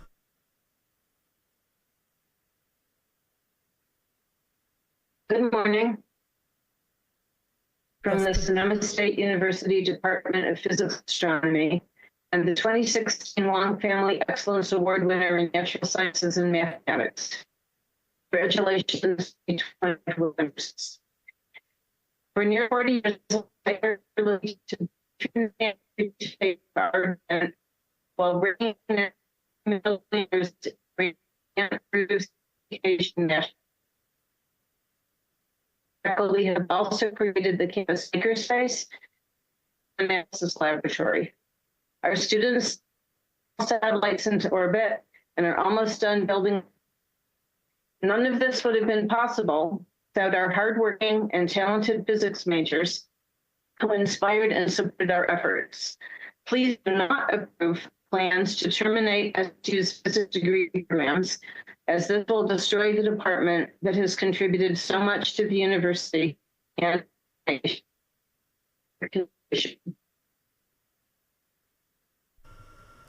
Thank you. Our next speakers will be Aaron Zavala, Amy Harrington, Allison Gibson, and Lucas Happy. Aaron, please accept the unmute request and begin your comments. Good morning, esteemed members of the CSU Board of Trustees. My name is Aaron Zavala, and I'm a proud alumnus of the Sonoma State University's Political Science Department. I currently serve as a local government executive in the Bay Area and sit on the executive boards of the Local Government Hispanic Network, the Municipal Management Association in Northern California, and LOSIA in Sonoma County. As the grandson of braceros and the son of a migrant farm worker who utilized the Educational Opportunity Program to become one of the first Mexican Americans to graduate from San Jose State, I'm a product of the CSU system that is testament to its transformative impact on underrepresented communities. The proposed discontinuation of the Master of Public Administration program at Sonoma State would deprive the North Bay of the North Coast of a vital pathway for creating leaders who reflect and serve these diverse regions. Programs like this are critical to ensuring equitable access to education and advancing representation in public service. This will eliminate the MPA program, and this will be the only region in the entire state without an MPA program. I urge you to uphold Please conclude your student comment. commitment to equity and opportunity. Thank you.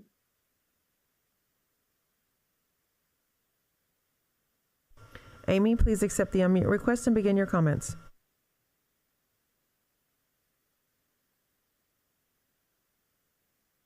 Good morning, trustees. My name is Amy Harrington. I'm the former mayor of the city of Sonoma, and I am a business owner. I'm an attorney who has a law office here.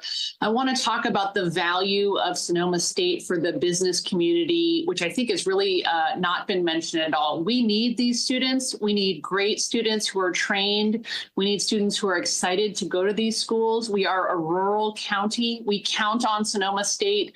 I've had many Sonoma State graduates work in my office. We count on these students to fill vital roles in our community, and we need them to be excited about things like the sports programs. The proposed closures of departments include economics, critical learnings for our workforce. And Sonoma is a small county that works together. And I think that we should make Sonoma State have the reputation that every graduate has a job when they are done with school. Those are the kinds of things that students are excited about. And that's what the community can get together and partner with Sonoma State to make sure that we have those opportunities. That has not been addressed at all. And we are ready to support those students.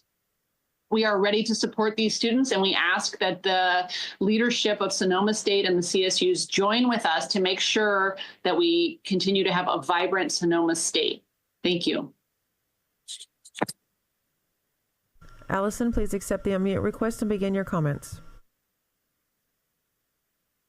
Hi, my name is Allison Gibson, and I'm proud to be a Hall of Fame former soccer player here at Sonoma State University. I'm now a career coach working alongside several other former Sonoma State athletes that have committed their lives to helping students succeed on and off the field. Sonoma State didn't just shape me as an athlete, it shaped me as a person. Athletics are the front porch of a university. Sonoma State taught us to overcome obstacles and to accomplish the goals we set out to achieve. Sonoma State asked us to give everything we had and to leave everything on the field.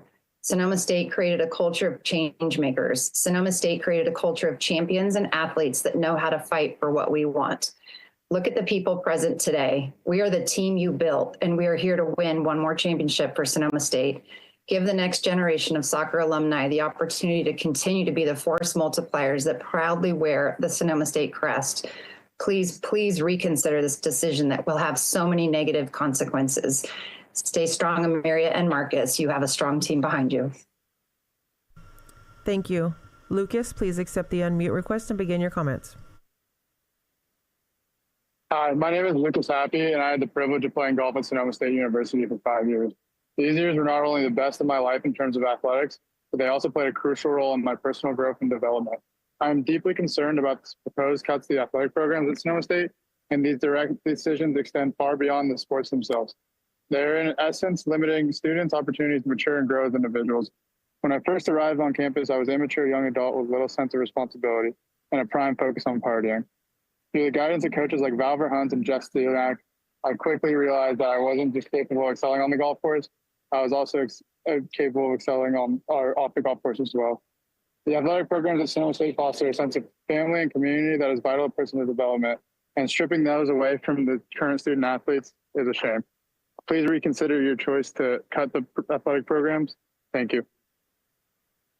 Thank you. Our next speakers will be Mary Gomez, Alexandra Miller-Bordicio, and Scott Severson. Mary, please accept the unmute request and begin your comments. Hi, everybody. My name is Mary Gomes, and I'm a professor of psychology at Sonoma State, here to urge you to reverse the proposed elimination of academic programs in athletics at Sonoma State. I've been at SSU for over 30 years, and I'm one of the most long-standing faculty members. The proposed cuts would decimate Sonoma State, undermine its liberal arts curriculum, and make it nearly impossible to recover our enrollment. We live in a time where intellectual and cultural institutions are dying right and left because no one is making them enough of a priority to carry them through downturns. What takes decades to grow can be destroyed in an instant. It doesn't need to happen. We can plan for a sustainable budget without clear-cutting SSU. The CSU has $766 million in uncommitted core reserves, up from under $500 million 5 years ago. I ask you, if these funds can't be used to keep valued and beloved campuses afloat through a downturn, what are they? Comments?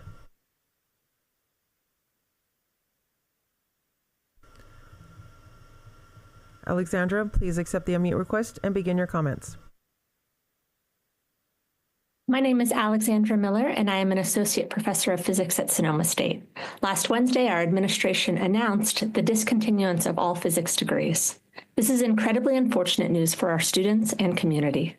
According to the American Institute of Physics, only 1 year after graduation, 49% of physics bachelors have successfully landed jobs in the workforce. An additional 45% have gone on to graduate school. Therefore, for almost all of our students, only 1 year later, their degrees have already paid off. Our students gain skills that land them jobs in the technical workforce, with titles such as research associate, design engineer, project manager, or systems analyst. These are very well-paying jobs. The CSU Beyond Completion project aims to improve the CSU's effectiveness at placing our students into fulfilling and impactful careers. Please save Sonoma State. This is exactly what physics does for us. Thank you. Thank you. Scott, please accept the unmute request and begin your comments.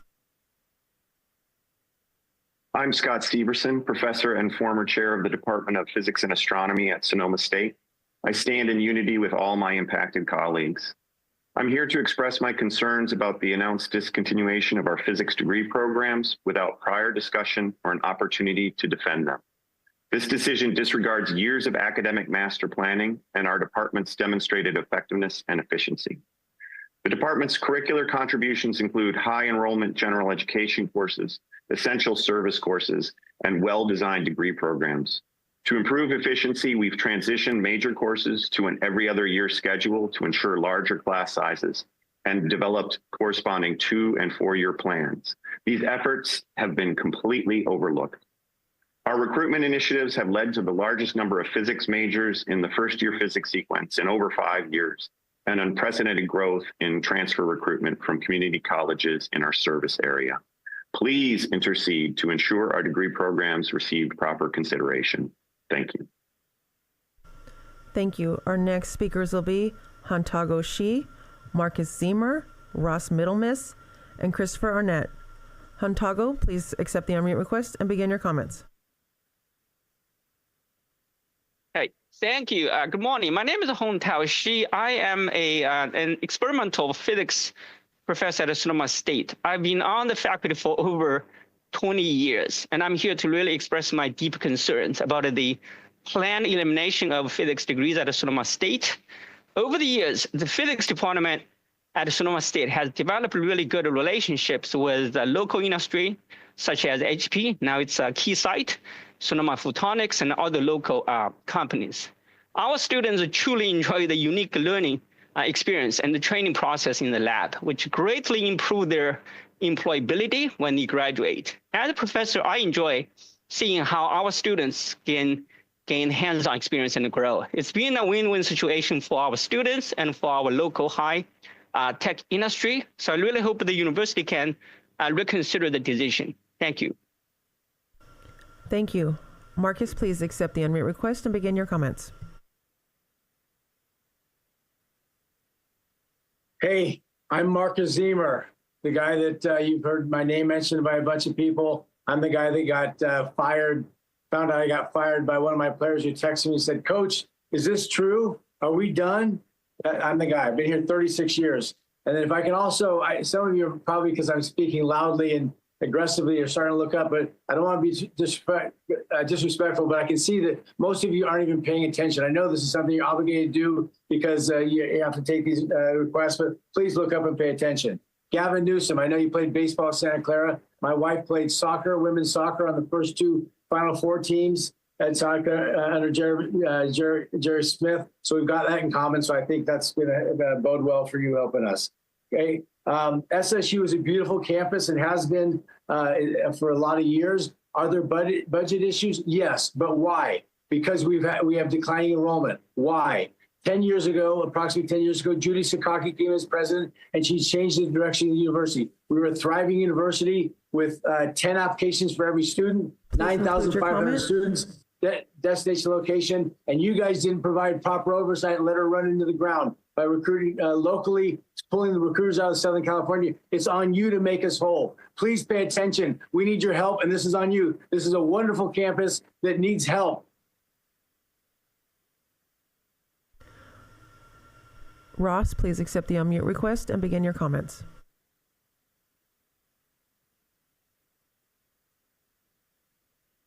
Good morning. My name is Ross Middlemer. I was a member of the men's soccer team from 2005 to 2008.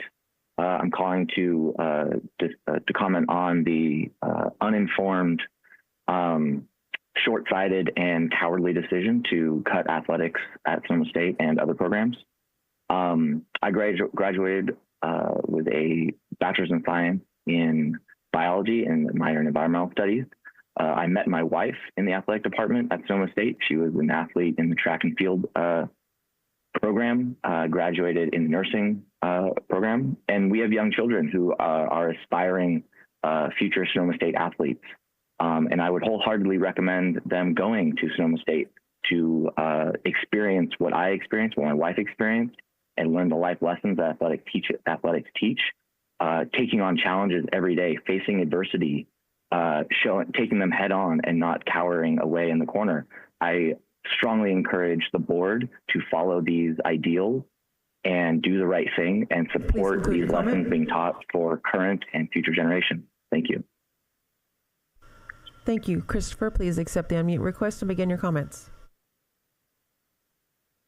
Hello. I'm not going to go into the details about what's happened at Sonoma State. I'm just going to tell a little story about my kid. My daughter is a dual major junior at SSU and is not your typical student. She has a genetic syndrome that heavily affects her physically and has struggled with anxiety and depression since 6th grade. So her somewhat late decision to go away to school was both a surprise and a blessing to us. After a rough first semester, 500 miles away from home, she bloomed. She now considers Sonoma State and the surrounding community her home. She has gained confidence, trust, sense of community, friendships, and most importantly, a sense of herself there. In one bad decision and a poorly written email and delivered in the most callous way imaginable, the school has taken all of that from her. There's no transfer that will fix this, nor a half-baked degree with mostly online classes. This damage can only be fixed by restoring the degree programs, removal of the current admin, and a thoughtful approach involving all stakeholders to resolve both an ongoing enrollment issue, but mainly an ongoing poor financial management issue at Sonoma State. A student in an SSU freshman class would not pass with the same effort and lack of integrity of the current admin employed in addressing these issues. Thank you. Thank you. Our next speakers will be Brian Chang, Heidi Zimmer, and Wavy Binda. Brian, please accept the unmute request and begin your comments. Hi, my name is Brian Chang, and I'm currently on men's soccer at Sonoma State. I transferred from UC Davis to Sonoma to play college soccer under Coach Marcus Ziemer, who is widely respected. Athletics is an integral part of Sonoma. Rather than cutting it, I urge the sport to focus on what can be done to make SSU a more attractive institution for students, which means investing in programs that make a difference like athletics. As a student athlete who works part-time with children in Sonoma County while also maintaining a 4.0 GPA, it's extremely upsetting to have everything taken away with zero warning through an email when I'm putting my best effort into this community. Cutting athletics would not only harm the current students who benefit from these programs, but also send the wrong message to future students who may consider Sonoma because of sports programs or the community around them. We need to rebuild and invest in what makes Sonoma State special. Thank you. Thank you. Heidi, please accept the unmute request and begin your comments. Hello, can you hear me? This is Heidi Ziemer, and I have been listening all morning to what people have said, and I had prepared comments and I threw them away because I was raised in Sonoma County, a couple of miles from Sonoma State University. My father got his degree at Sonoma State University. My brothers all went to Sonoma State University, and I am actually a professor in Texas. So I understand about budgets. I understand that you must have the money to fund these programs, and I understand this is difficult. The two things I wish to say for you to understand is this is the only option for people in Sonoma County. It's the only option. And I do believe that if you cut these programs, especially the athletics, but also physics and the other programs, you will be slowly killing Sonoma State University, and that will be tragic for the North Bay area. Tragic. It is the beginning of the end, and you must reverse these cuts. You absolutely must, and I believe the community is behind you. Thank you. Waivi, please begin your comments. I'm Waivi Binda and a women's volleyball student athlete here at Sonoma State University, transferring this semester. As a dedicated student pursuing my biology degree while passionately competing in the sport I love, I was ecstatic about the opportunity to compete at Sonoma. Being relatively close to home and family and receiving a quality education seemed like the perfect combination. However, unbeknownst to me and many other students, our plans have unfortunately fallen flat. The financial investment in this semester and this year, the countless hours spent earning credits and studying, and the long commute should not be in vain. But most importantly, the commitment we made as students and staff to this institution was not reciprocated. It is disheartening to see our dedication and hard work go unrecognized and unsupported. And so we request support and change of the current president to undo this decision. That is all I'd like to address. Thank you. Thank you. Our next speakers will be Megan Kononsky-Dar, John O'Keefe, and Mason Hanshaw. Megan, please accept the unmute request and begin your comments. Hello, I hope you guys are all paying attention. I blew off 2 meetings to be here because this is so important to me. My name is Megan Koniesh-Gadar. I'm a proud alumni of Sonoma State, where I played softball from 2010 to 2014. I had the honor of being voted captain by my teammates, breaking the home run record and becoming an All-American under the guidance of Coach Manweiler. And I also had the opportunity to represent our campus as SAC president. I also coached and worked at SSU, but most importantly, I'm a first-generation graduate, something that would not have been possible without softball.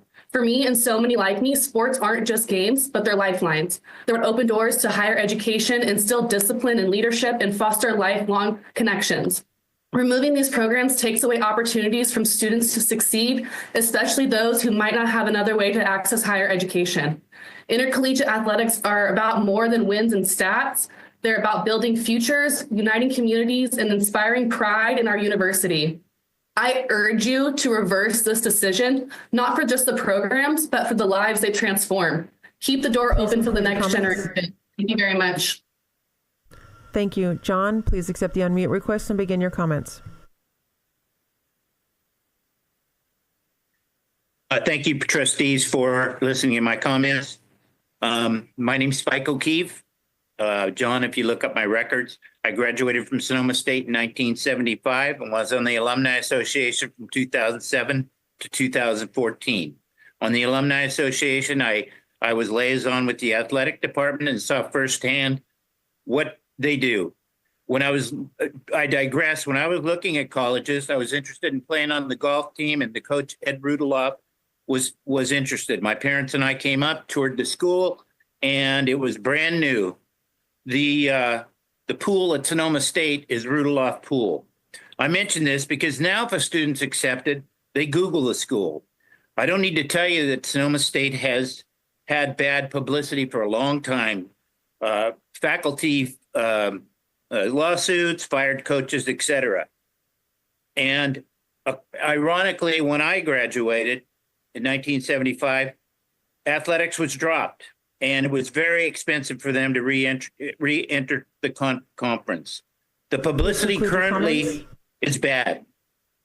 I just wish you guys all the best, but I really think that you are giving Sonoma State a death sentence. Thank you. Thank you. Mason, please accept the unmute request and begin your comments. Hi, everyone. Thank you to the board for allowing me and all the others an opportunity to speak about this. My name is Mason Hanshaw. I'm a junior playing baseball at Sonoma State. And we as a community obviously believe that keeping Sonoma State's athletic program intact is in the best interest of the university, its students, and the whole community surrounding it. This is the third college program that I've had the opportunity to play baseball for. And personally, I've found a sense of community and a lot of pride in my team here, kind of a place where I belong. And yes, we as student athletes, we could all go somewhere else. I've done it twice now, but let my commitment to this school, despite other opportunities, speak as a testament to how strongly I feel about this athletic program and about this community that I and my fellow student athletes are very grateful to be a part of. In my opinion, that's culture. And fixing the university's premier problem of declining enrollment does not involve eliminating its culture. And at the very least, our community deserves proper answers about the process of the decision and the misleading signs preceding it. Thank you. Thank you. Our next speakers will be Brandon DeShazer, Jacob Garson, Brianna Bailey, and Al Shalwata. Brandon, please accept the unmute request and begin your comments. Good morning, and thank you for allowing me the opportunity to speak. We asked the CSU Board of Trustees call for an emergency vote today during the CSU meeting to immediately put on hold the decision to discontinue all Sonoma State athletics. Student athletes are right now trying to figure out what to do, and irreparable harm to students and the university is being done as we speak. If the decision is not put on hold immediately, athletics will likely fold even if the CSU budget is increased later. That will do irreversible damage to Sonoma State's long-term viability. You all have the power to at least put the decision on hold right now, get more information, and engage with stakeholders before allowing such a drastic and university-altering decision to go forward. Thank you. Thank you. Jacob, please accept the unmute request and begin your comments.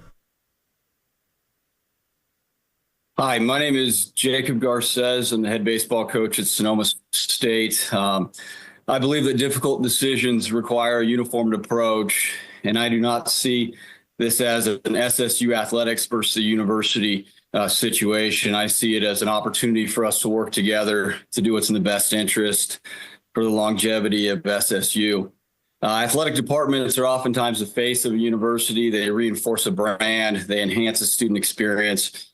They create a culture and a sense of belonging that give people a purpose to be a part of something larger than themselves. There are many measurable reasons on how athletics benefits universities such as SSU, but there are even more non-measurable benefits that athletics provides at universities such as Sonoma State. 1 minute is not enough time to talk about these details, nor is 1 minute enough time to talk about the details of a financial model that is probably feasible for SSU athletics. These details need to be discussed in transparent meetings that are strategic to help solve something and bring us all together. With all due respect to our current leadership, I hope that we can work together to ensure a process that'll benefit SSU your comments in the long run. Thank you. Thank you. Brianna, please accept the unmute request and begin your comments. Hi, my name is Brianna Bailey, and I'm a proud alumni of the SSU women's tennis team from 2002 to 2005.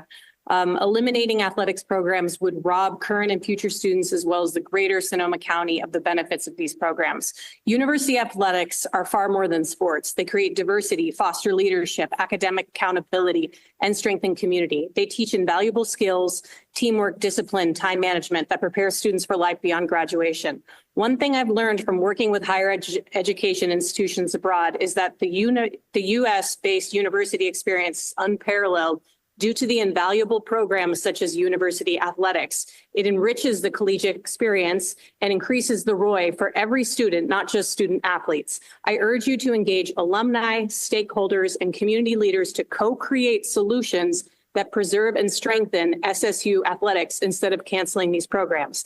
SSU students and the greater community deserves better. Do not eliminate SSU athletics programs. Thank you. Thank you. Al, please accept the unmute request and begin your comments.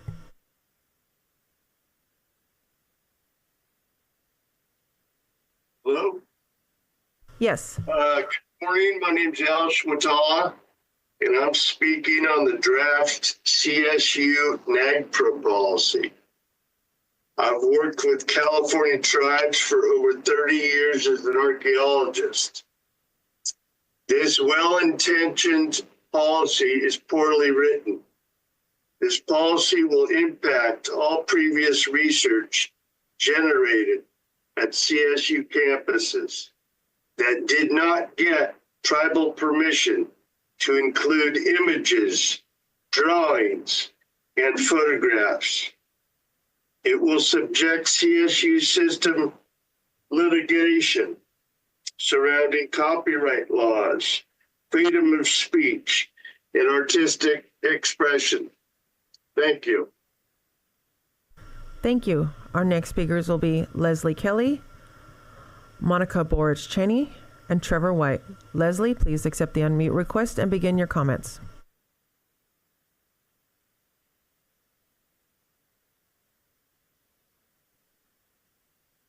Hi, I'm here as a parent of a student athlete that was deeply impacted by the decision to cut the athletics to address the consequence of this action that I don't see anyone ever considered.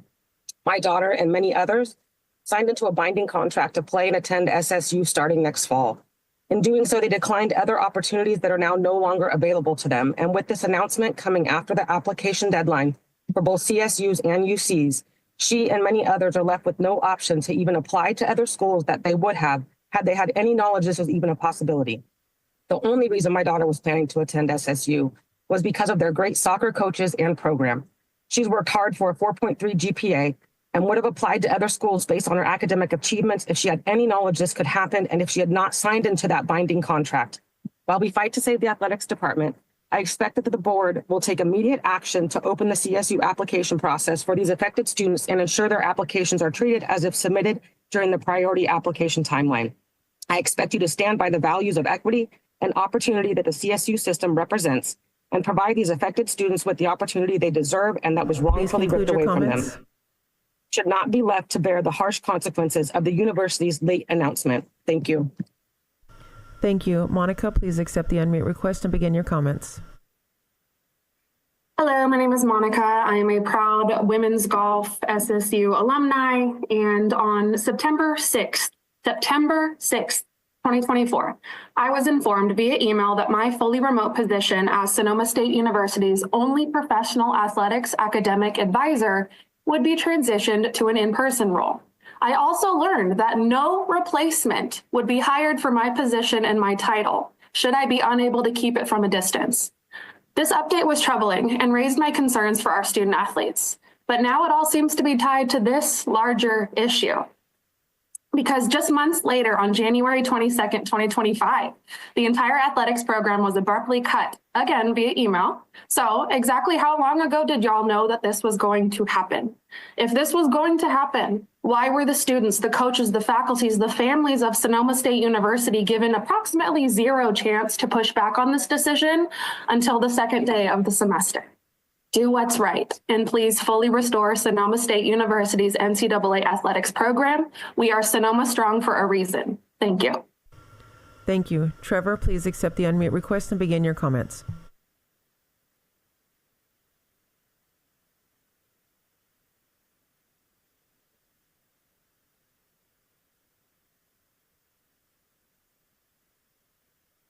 Trevor, please accept the unmute request and begin your comments.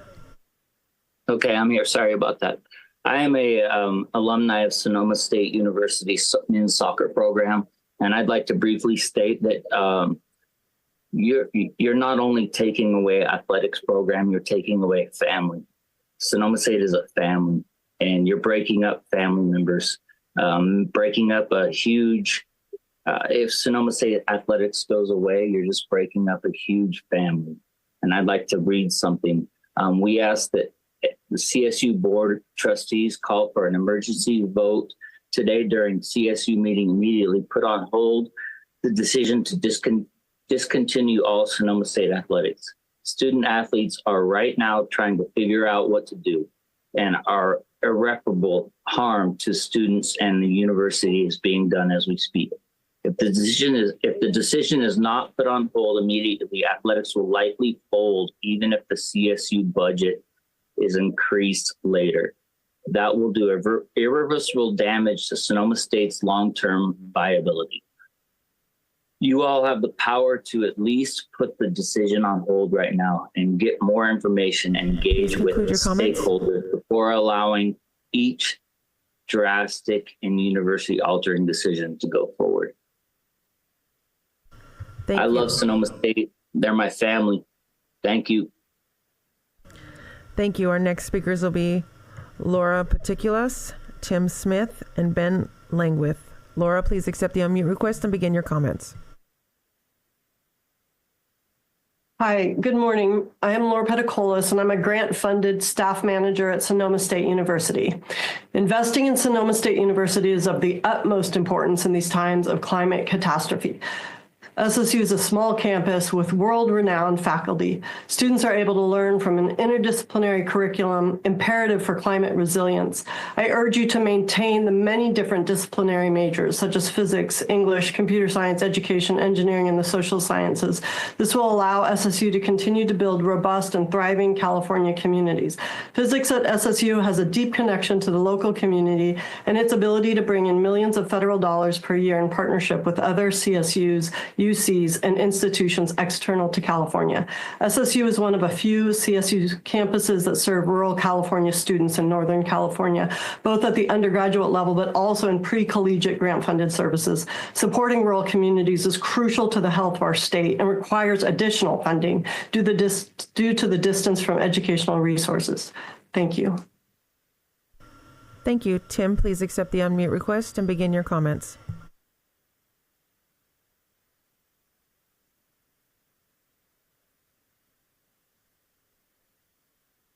Tim, please begin your comments.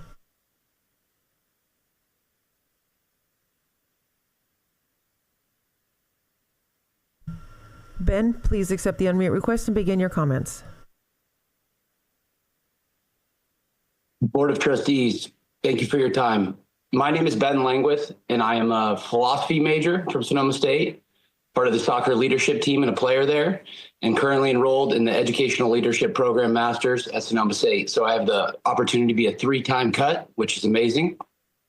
In the words of John Dewey, to find out what one is fitted to do and to secure an opportunity to do it is the key to happiness. Sonoma State University athletic and academic programs have allowed me to do that with my life and to pursue the good life as I see it. As athletes, we won't stop. We don't quit. We always go too far because the edge is where we find the truth about ourselves and others.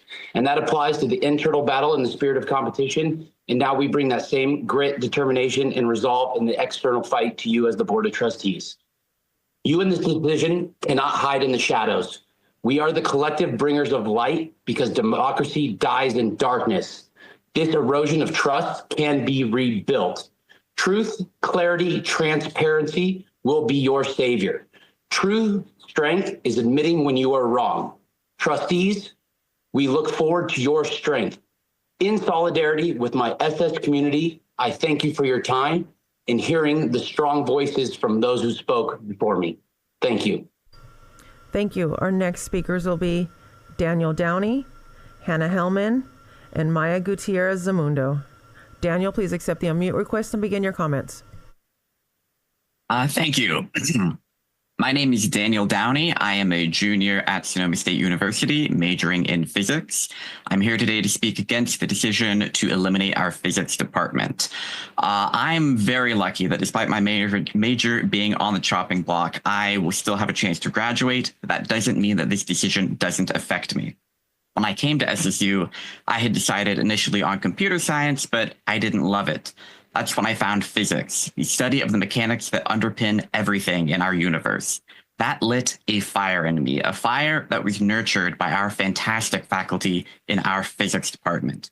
Without them, I would not still be pursuing higher education. I would have dropped out, given up. This year, we have the largest incoming crop of freshman physics majors since before I attended SSU. I don't want to see their fires extinguished. Thank you for your time. Thank you. Hannah, please accept the unmute request and begin your comments. Thank you for your time. My name is Hannah Hellman. I am an alumni of Sonoma State University's Master of English program, and I speak today against the harmful removal of SSU's English MA and Women and Gender Studies programs. Governor Gavin Newsom said he wants California to be a bulwark against the Trump administration and Project 2025. Donald Trump has revoked DEI in every federal agency. He has placed a target on the backs of every transgender person in this country, and he has made it abundantly clear that this is only the beginning. He means to revoke the rights that empower women and people of color. How are we supposed to be the bulwark against any of his hate-filled schemes when we are cutting programs in degrees like women and gender studies? How are we supposed to provide avenues for class motility without economics and history? How are we supposed to cultivate critical thinking and inspire social justice without higher education opportunities like the MA program? How are we supposed to inspire curiosity and creativity when we are running our places of education and enlightenment like businesses that care only for wealth and prosperity? We must act in the interests of future generations of students, not only worry about how those at the top can ride out the lull in enrollment. In the face of rising fascism, we must prioritize diversity and support each other. Please do not kill our institution. Bolster it instead and utilize it to strengthen the bulwark against the rise of fascism in this country. Thank you. Thank you. Maya, please accept the unmute request and begin your comments. Hello, my name is Maya Gutierrez Zamundo, and I'm currently a second year at Sonoma State University on the women's soccer team. I'm here today to ask you to not allow the cutting of the athletics program at SSU. The athletics program brings students together, whether that be to watch games or be a part of one of the teams here at SSU. As a member of the women's soccer team, this program has impacted my life by giving me a family that I never knew I would be able to have in college and is now being threatened to be taken away. Not only will this decision impact student athletes by taking away this department at SSU, but also faculty and staff who have devoted their lives to this program and the university. It's truly disheartening, not just as an athlete, but as a student, to hear my professors and coaches may be out of a job that provides for their family. And my heart breaks for other student athletes who are now expected to act as if everything's okay and are trying to say what we have worked so hard for while also trying to figure out where we can play, and also ensuring that we maintain a higher education. I'm also deeply upset about how this issue was handled, as coaches, staff, and students were all made aware of these cuts through an email on the second day, with no ability to try and fight the decision. As a student athlete, I feel as though the leadership here at SSU had no intention of hearing out the voices of those whom this decision would impact. Thank you. Thank you. Our next speakers will be Leanna Hartmore, Tyler Perez, and Andrew Rosso. Leanna, please accept the unmute request to begin your comments. Good morning. My name is Leanna Hartmore. I graduated as a Sonoma State Women's and Gender Studies major in 2007.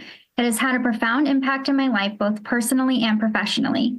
Now, I want to make sure you understand that WGS is a vital career-based major, which is a stated priority for the CSU system. Like many WGS graduates, I got my first job out of college where I had my WGS internship. I went to UCLA for grad school because of my WGS research. I'm now program director for a breast cancer organization and board president for Verity, Sonoma County's Rape Crisis Center, because of my WGS background. Verity benefits from WGS interns and graduates to answer crisis line calls and educate students about sexual assaults in classrooms. WGS is vital to employment in Sonoma County and beyond. Please do not eliminate the department. Thank you for your time. Thank you. Tyler, please accept the unmute request and begin your comments. Hi, my name is TJ Perez, Sonoma State soccer alum 14 to 17 and volunteer coach 18 to 19. The news this past week of cutting majors, athletics, faculty saddens me, and I know it deeply hurts the whole Sonoma community, past, present, and future. The lack of transparency and leadership with these decisions from Sonoma State administrators is shocking and incompetent. The lack of care towards the current faculty, coaches, and students is truly disrespectful. The fact that the people were informed by email 2 days into the semester, the inability to answer their questions, and the fact that this could have been avoided had there been true conversations with the people to save their livelihoods and futures, all point towards ineffective and tactless leaders. True leaders serve those around them, reach out to provide support, provide transparency like our coaches and teachers do. And to see everything stripped so quickly, carelessly, and disrespectfully is disheartening. The lack of effort taken to prevent such a situation was not there. The lack of intention to grow Sonoma State and find solutions was not there, which makes it seem Sonoma State will soon not be there. Please reverse this decision. Save Seawolves Athletics. Thank you. Thank you. Andrew, please accept the unmute request and begin your comments. Hi, my name is Andrew Rosso, and I recently transferred from Diablo Valley Community College to Sonoma State University to join their physics and astronomy program. I chose SSU because of the quality of the physics faculty and their unique programs for physics and astronomy students, which allowed me to collaborate with larger schools like UC Santa Cruz and UCLA while still being able to afford the tuition of a CSU. Due to the recent budget changes here, I am lucky to be eligible for Teach Out as the last class to take advantage of these connections. However, the primary reason for these changes have been that the SSU physics program upper division classes have small class sizes of around 10 students. However, just this school year, SSU has 16 new physics freshman students. Given there are several new physics student transfers each year, just like me, by the time Teach Out closes the physics program, the upper division class sizes will be 30 students from being added to like students like myself. Continuing the current physics program in its current form is a useful and effective way to reverse the declining enrollment and would help future students of any degree program or current students like my athletics scholarship program roommates or my friends in women and gender studies feel confident that their programs will support them throughout their whole academic career. Thank you for your time. Thank you. Our next speakers will be Matt Hines, Mark Thompson Oya Burkonin, and Ernest Ongaro. Matt, please accept the unmute request and begin your comments.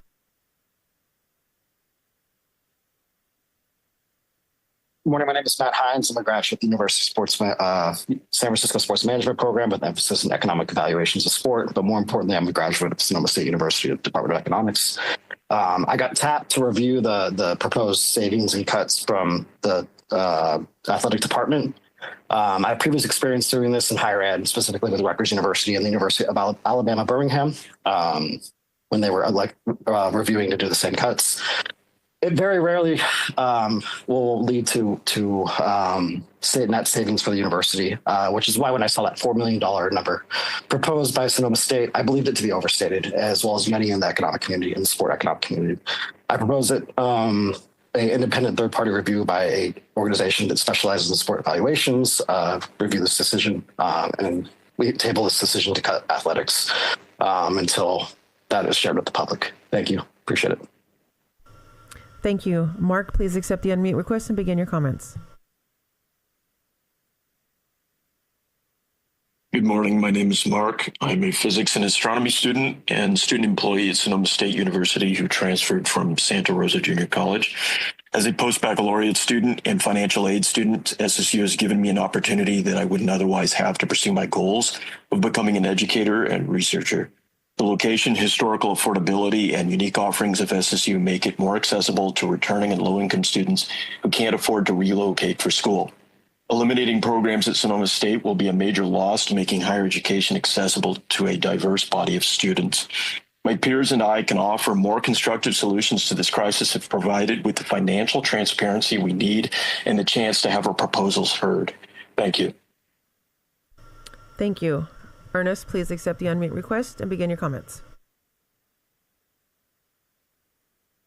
Hello, my name is Ernest Ungaro. I'm an alumni from Sonoma State's physics department. Physics is the perfect blend of the theoretical and the practical. It's more than just a STEM major, it's a way of thinking. You learn the tools to be able to overcome any objective with math and logic. You gain the confidence to know that there's an answer out there, and it's up to you to find it. The skills that I've garnered have allowed me to grow my family business exponentially by transforming it into a data-driven company. I've introduced metrics, allowing me to measure efficiencies, set up numbers-driven KPIs, build budgets, and much, much more. I've since been able to give back to the community and to Sonoma State by starting 3 annual cash scholarships of $12,000 since I've graduated. The physics program is essential to Sonoma State University. Please reverse your decision and save the programs. Thank you very much for your time. Thank you. Our next speakers will be Jessica Westbay, Micah Cullinane, Vanessa Sanchez, and Ayumi Nakamoto. Jessica, please accept the unmute request and begin your comments. Good morning. My name is Jessica Westbay. I'm the Vice President for Representation for CSUEU. You should have in your board packet a letter from our union, CSUEU. I hope you will read it in its entirety, but here's the 1-minute version. The governor's opening budget proposal makes a clear commitment to the CSU Compact, setting the stage for full implementation of salary steps system-wide. If there is funding deferral, the CSU could use financing and other means to bridge that temporary gap. Your administrators are prematurely slashing budgets and academic programs, laying off staff and faculty at multiple campuses, irreparably damaging the student experience and the perception of future enrollees. These decisions are short-sighted and lack vision. It is all too easy to say cuts are needed to meet deficits, but after cuts, then what? Here's an alternative. Let's invest in building the CSU as foundational to California's continued economic dominance. Let's demonstrate that our academic programs will lead to good jobs for our graduates. Let's advocate with legislators and demand full funding that will sustain CSU's long-term future. Thank you. Thank you. Michael, please accept the unmute request and begin your comments. Hi, my name is Michael Cullinane, and I've worked at Sonoma State for 21 years. I'm here today to let you know that both our campus and the CSU statewide leadership have failed their constituents by not properly managing resources, and they have faced no accountability.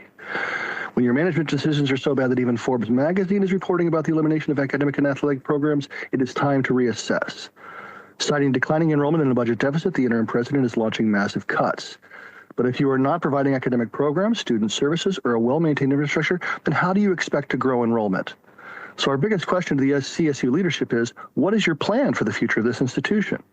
The impact goes much further than losing a few jobs. It's a loss of educational opportunities and sports programs for future students, a loss of local businesses that depend on the campus, and a loss of richness and diversity for our North Bay community. I'd like to add that it was the Board of Trustees mandate that we balance this budget this year that is causing the administration on the campus to do this. Thank you. Thank you. Vanessa, please accept the unmute request and begin your comments. Hello, my name is Vanessa Sanchez, and I have the privilege of serving as the student body president of Sonoma State University. I'm asking this body to reconsider the decision that was made at Sonoma State University to eliminate athletic programs and selected departments, the majority of which fall under arts, sciences, and humanities. We brag about Sonoma State University being a liberal arts college, but with this decision, administration has stripped the university of what it means to genuinely be a part of and contribute to a liberal arts college. The CSU system accentuates the quality education and resources they provide its students. But if that were true, there would have been student consultation, which was not done during this process. And students, staff, and faculty deserve to be a part of the conversation, regardless of the outcome. Thank you. Thank you. Ayumi, please accept the unmute request and begin your comments. Hello, my name is Ayumi Nakamoto, and I was just laid off from my position as a technical business analyst at CSU Dominguez Hills. My work helps provide our campus community with transformative technology to make higher education more accessible and equitable. My work, like the work of the 31 other recently laid off support staff on our campus, helps make Dominguez one of the best universities in California for serving underrepresented and underserved students. These cuts are not caused by declining enrollment, but by management failure to envision a long-term future for the school and by lack of management accountability.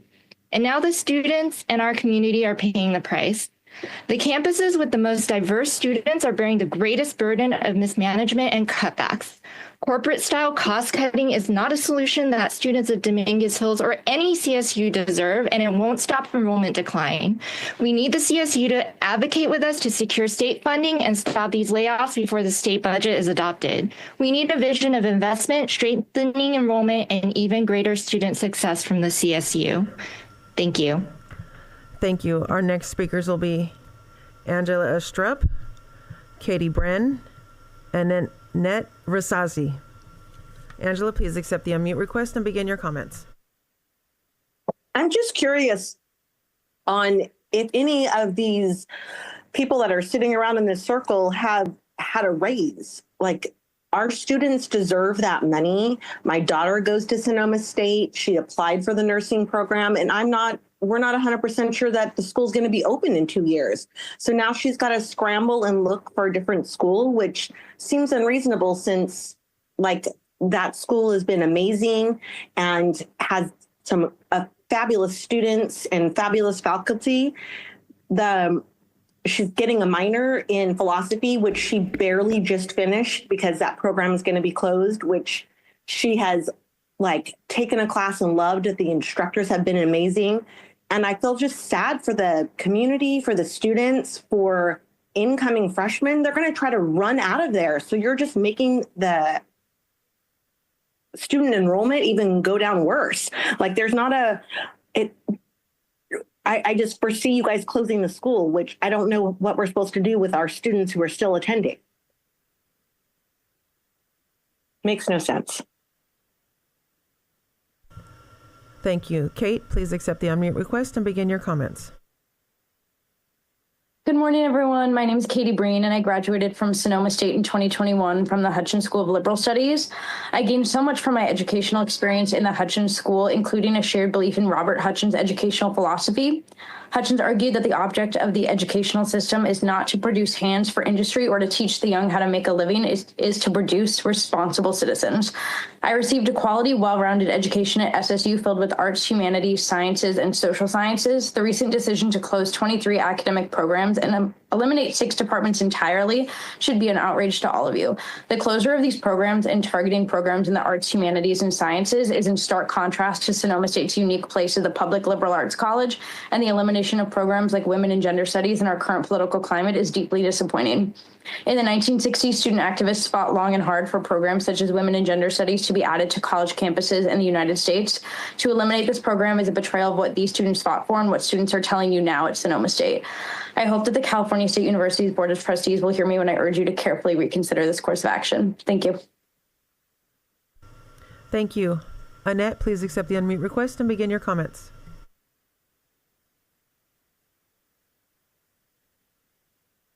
Hello?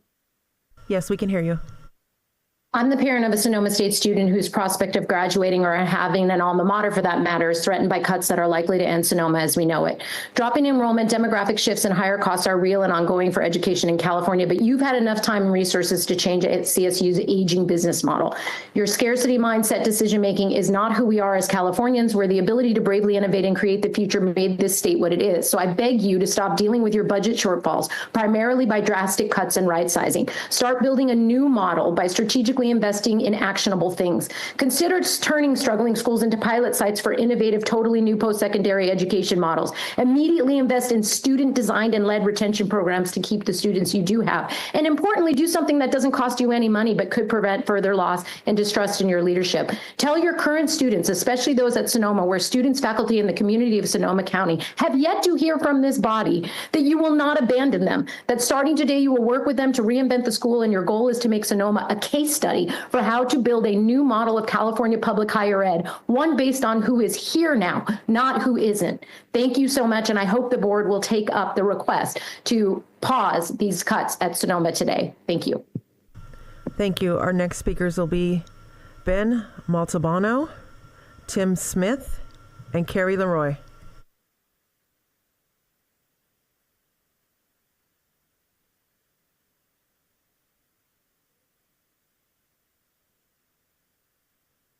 Tim, please accept the unmute request and begin your comments.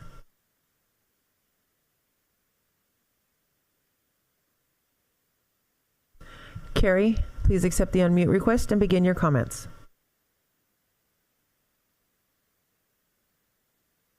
Yes, thank you so much for taking the time to hear comments today. My name is Carrie Leroy. I'm an intellectual property attorney and community leader. My thoughts on all of this is simply from a legal perspective. The CSU has so much to lose in terms of dealing with a plethora of lawsuits that will be filed in response to the actions taken.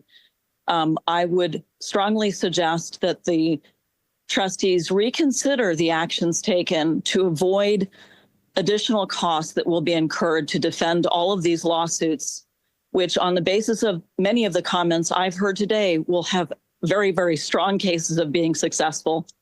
From that perspective alone, trying to protect and preserve the budget for the purposes of the CSU, please pursue continuing dialogue about how to solve the budget crisis with the stakeholders, give people time to think about and discuss how to come up with the right solution that will not result in injustice and, again, defending a ton of lawsuits. Thank you for your time. Thank you. Our next speakers will be Jess Stemick and Eric Parrish. Jess, please accept the unmute request and begin your comments. Hi, thank you, board, for your time and reconsideration of allowing admins at Sonoma State to make yet another catastrophic decision. I come from a family of coaches and educators.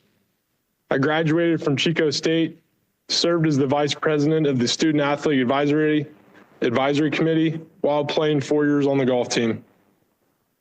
After graduation, I returned to this great community, a community that has been dealt blow after blow by wildfires and scandal at the university. This university and community have endured and will continue to overcome. I recently had a heart attack in September, and my first concern was how quickly I could get back to my student athletes. We as leaders have two options. We can choose to be part of the problem or part of the solution. Thank you for your time. Please save Sonoma State athletics. Thank you. Thank you. Eric, please accept the unmute request and begin your comments.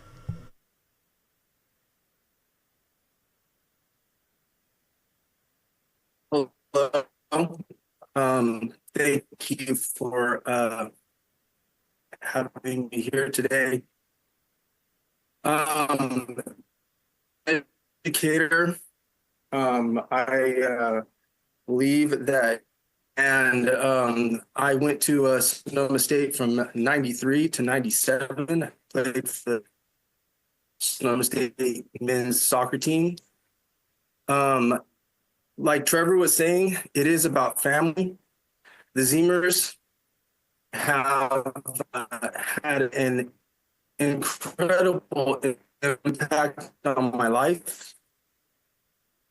I come from the Central Valley and didn't know anything about Sonoma State until I was recruited by Mark Zeemer to play soccer there. When I came to Sonoma, I was amazed by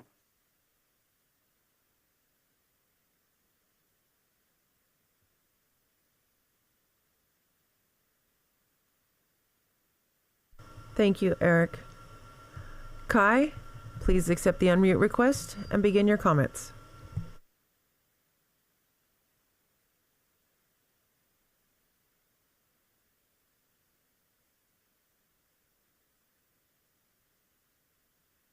Kai, please accept the unmute request and begin your comments.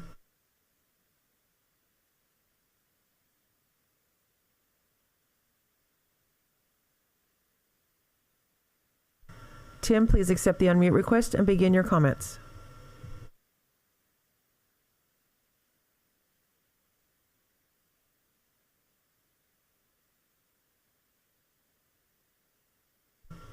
Chair Clark, that concludes public comment. Thank you. Before we position ourselves for a break, I believe, Chancellor, you wanted to share a thought. Let me begin by saying thank you all for taking the time out of your busy schedules to give us these comments. I can assure you, we hear you. And I will underscore, Sonoma State is not closing. We are going to position Sonoma State to be prepared for the now and for the future and for the rest of the time that we are all on this earth. So let me underscore once more time, Sonoma State is not closing. And I ask you to please watch the presentations tomorrow that will include some information on Sonoma State. Once again, I want to say to the audience, we all sit here and listen and take notes.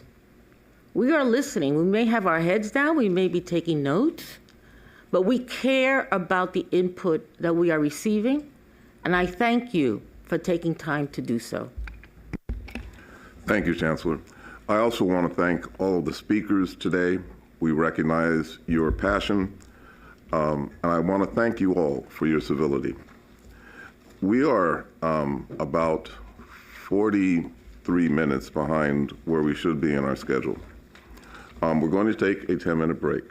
During the 10-minute break, during the 10-minute break, I'm going to significantly cut back my comments. After the break, I'll give the chair's report. As to the Academic Senate report, the California State Student Association report, the California State University Alumni Council report, and the Chancellor's report, I would ask each of you not to cut down your comments. We'll try and make up time during the lunch. We do have somewhat of a hard stop this afternoon because of the Wong Awards. And so I would ask my colleagues, this is one of those times where unless we really have to engage, this might be one of those rare times where we simply listen to information, and perhaps if we need to have another board meeting to follow up on some of the matters we hear, but we do need to be judicious in our commentary today, I think. Is that okay? Then we will take a 10-minute break now, and I will see you all at 11:45. To pursue their passions or explore fields they'd never even considered. Welcome to the live stream of the California State University Board of Trustees meeting. Please adjust your audio as needed. CSU graduates, many of whom earn their degrees without taking on any student debt, increase their earning power and happiness. The 23 CSUs are known as engines for social mobility. U.S. News & World Report and the Wall Street Journal named a number of our universities in their 2025 college rankings of top performers on social mobility. Welcome to the live stream of the California State University Board of Trustees meeting. Please adjust your audio as needed. Key to student success are the CSU's world-class faculty and staff.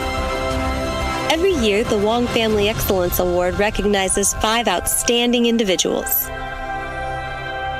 The awards are given out to 4 faculty members and 1 staff member selected from nominees submitted by each university. Welcome to the live stream of the California State University Board of Trustees meeting. Please adjust your audio as needed. These individuals are applauded for advancing the CSU mission through excellence in teaching, scholarship, and service. Each honoree receives $20,000 from the awards established in 1998 by CSU trustee emeritus Stanley T. Wong. Congratulations to all. Welcome to the live stream of the California State University Board of Trustees meeting. Please adjust your audio as needed. The California State University is the largest public 4-year university in the nation.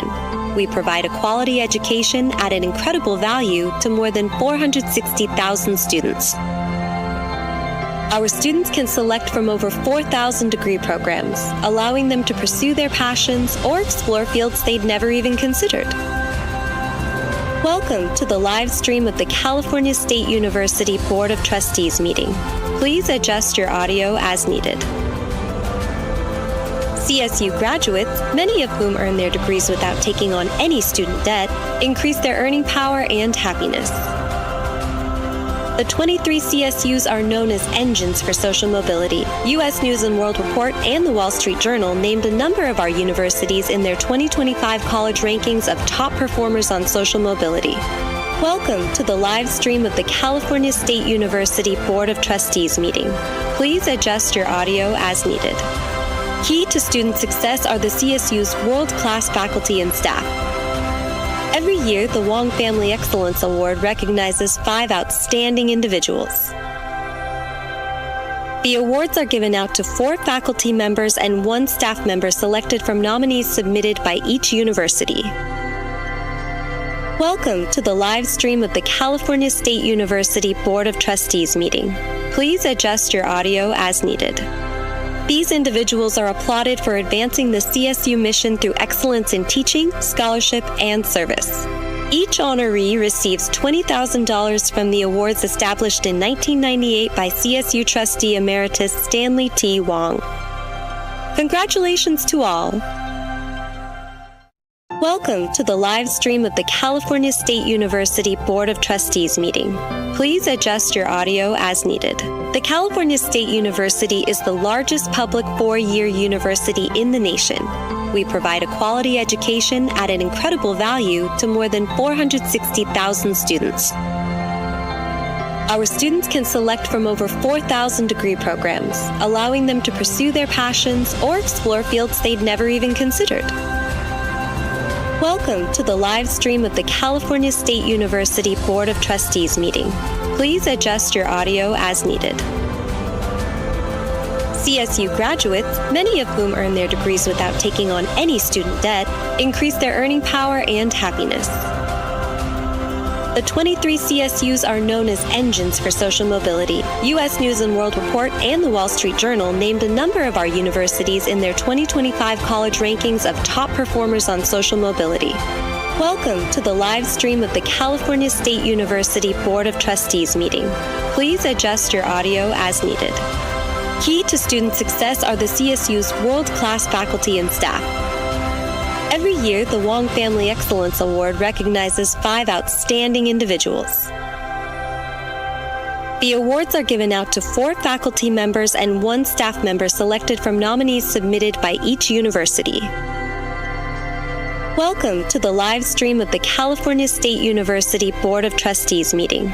Please adjust your audio as needed. These individuals are applauded for advancing the CSU mission through excellence in teaching, scholarship, and service. Each honoree receives $20,000 from the awards established in 1998 by CSU trustee emeritus Stanley T. Wong. Congratulations to all. Welcome to the live stream of the California State University Board of Trustees meeting. Please adjust your audio as needed. The California State University is the largest public 4-year university in the nation. We provide a quality education at an incredible value to more than 460,000 students. Our students can select from over 4,000 degree programs, allowing them to pursue their passions or explore fields they'd never even considered. Welcome to the live stream of the California State University Board of Trustees meeting. Please adjust your audio as needed. CSU graduates, many of whom earn their degrees without taking on any student debt, increase their earning power and happiness. The 23 CSUs are known as engines for social mobility. U.S. News & World Report and the Wall Street Journal named a number of our universities in their 2025 college rankings of top performers on social mobility. Welcome to the live stream of the California State University Board of Trustees meeting. Please adjust your audio as needed. Key to student success are the CSU's world-class faculty and staff. Every year, the Wong Family Excellence Award recognizes 5 outstanding individuals.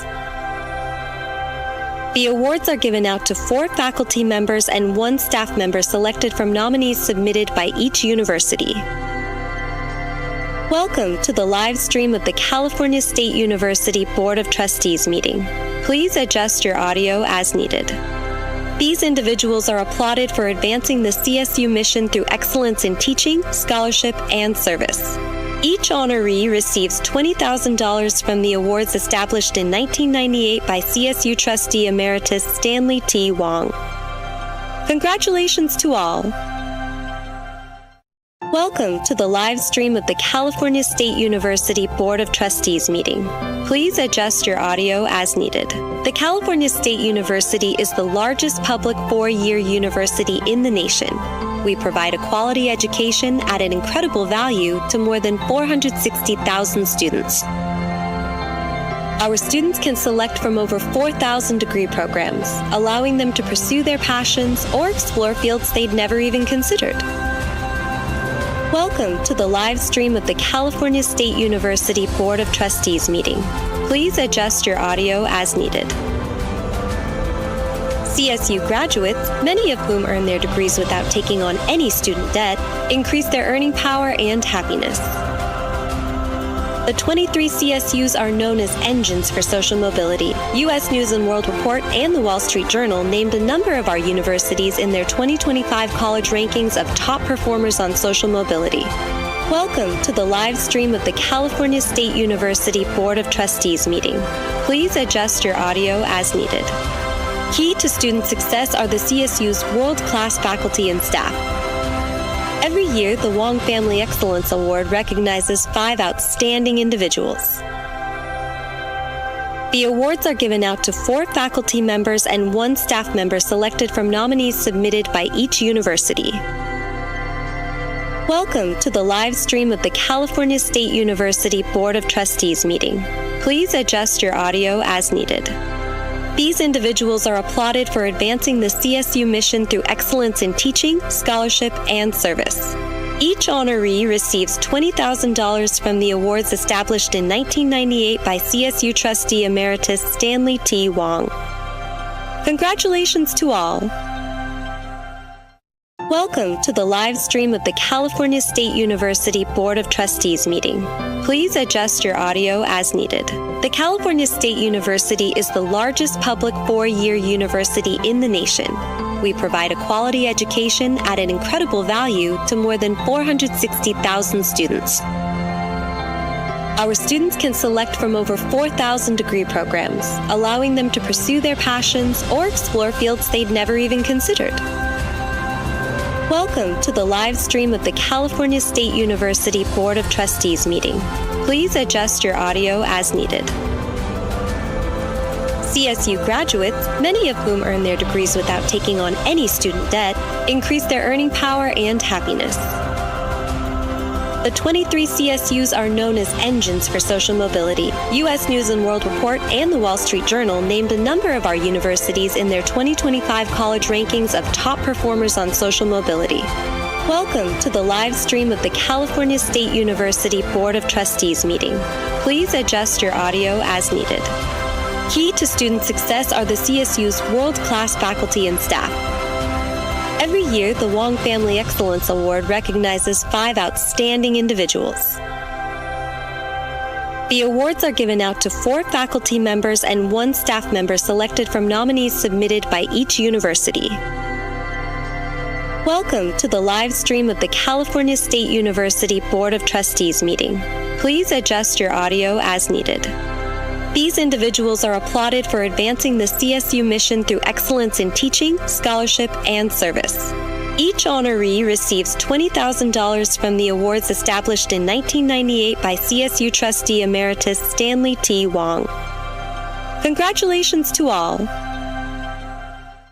Welcome to the live stream of the California State University Board of Trustees meeting. Please adjust your audio as needed.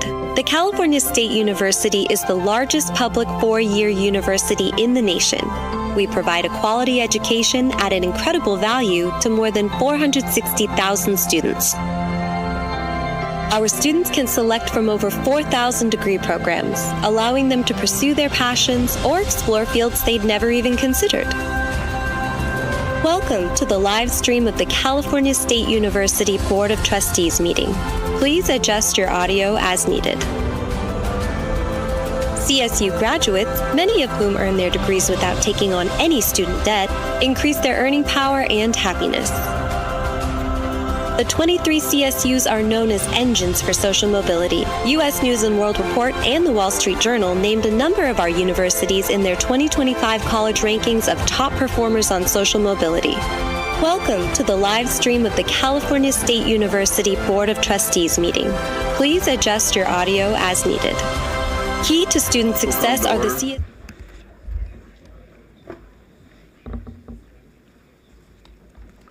Thank you for being prompt. Before I begin my report, and it is a truncated report, I must express my deep condolences to all those impacted by the recent fires in Los Angeles County, including members of this board and thousands of others across our CSU community. Most of us associate wildfires with our mountains and rural communities.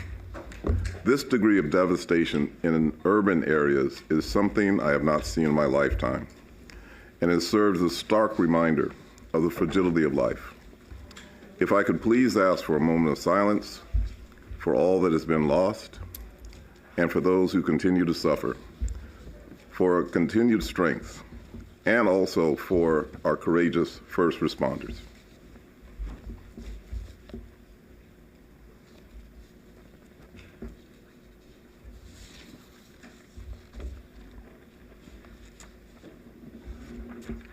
Thank you.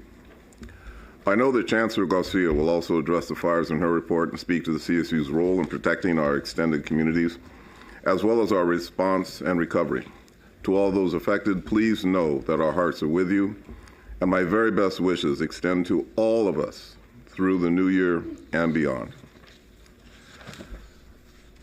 As we mark the new year, many of us are taking on new roles. California State Long Beach President Jane Close Connolly, for one, has announced her retirement. And following the spring semester, after more than a decade of leadership at the beach, congratulations, President Connolly.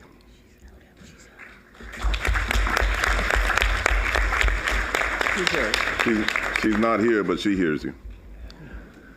While we look forward to celebrating her retirement fully in the near time, we are preparing the national search for a successor An initial convening of the search committee and an open forum for Long Beach campus will be held on February 19th, and we expect to appoint the university's 8th president at our July board meeting. I offer my gratitude and appreciation to Trustee Steinhauser for chairing the search committee, which in addition to other campus constituents and stakeholders will include Trustees Fong, McGrory, and myself. My congratulations go to Chancellor Garcia, who in December was elected to the Board of Directors of the National Association of Higher Education System Heads, otherwise known as NASH.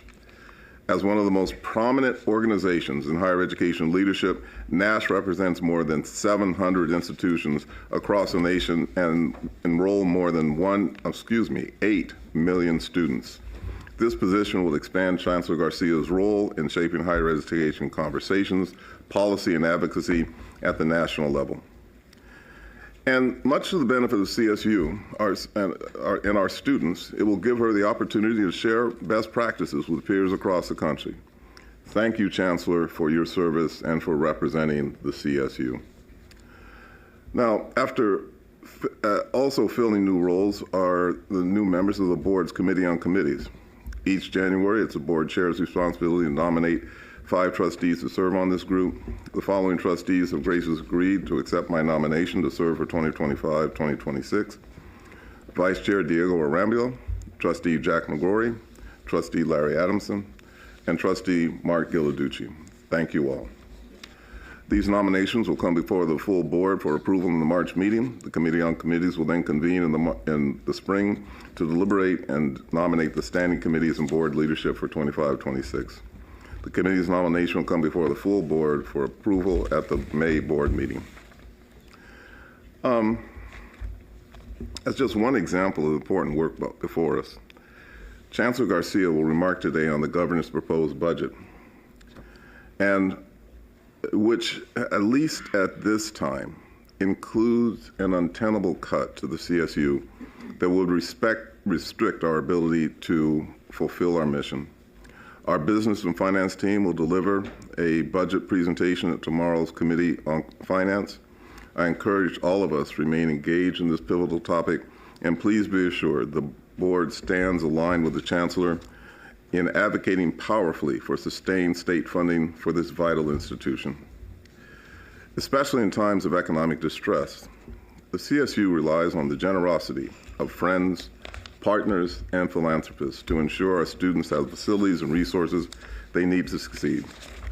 There is no greater or more enthusiastic supporter than the woman sitting here with us at the dais, immediate past chair and 8-year board member, Wendell Fong. I'm thrilled to report that Trustee Fong and her family and her husband, Daniel Federley, have given a $125,000 endowment benefiting the CSU Trustees Award for Outstanding Achievement, which is the highest student distinction within our university system. Thank you for this extraordinary gift and supplementing funding from the foundation. Because of that, one student each year in perpetuity will now receive a $7,000 scholarship to advance her studies. Can I please get a round of applause?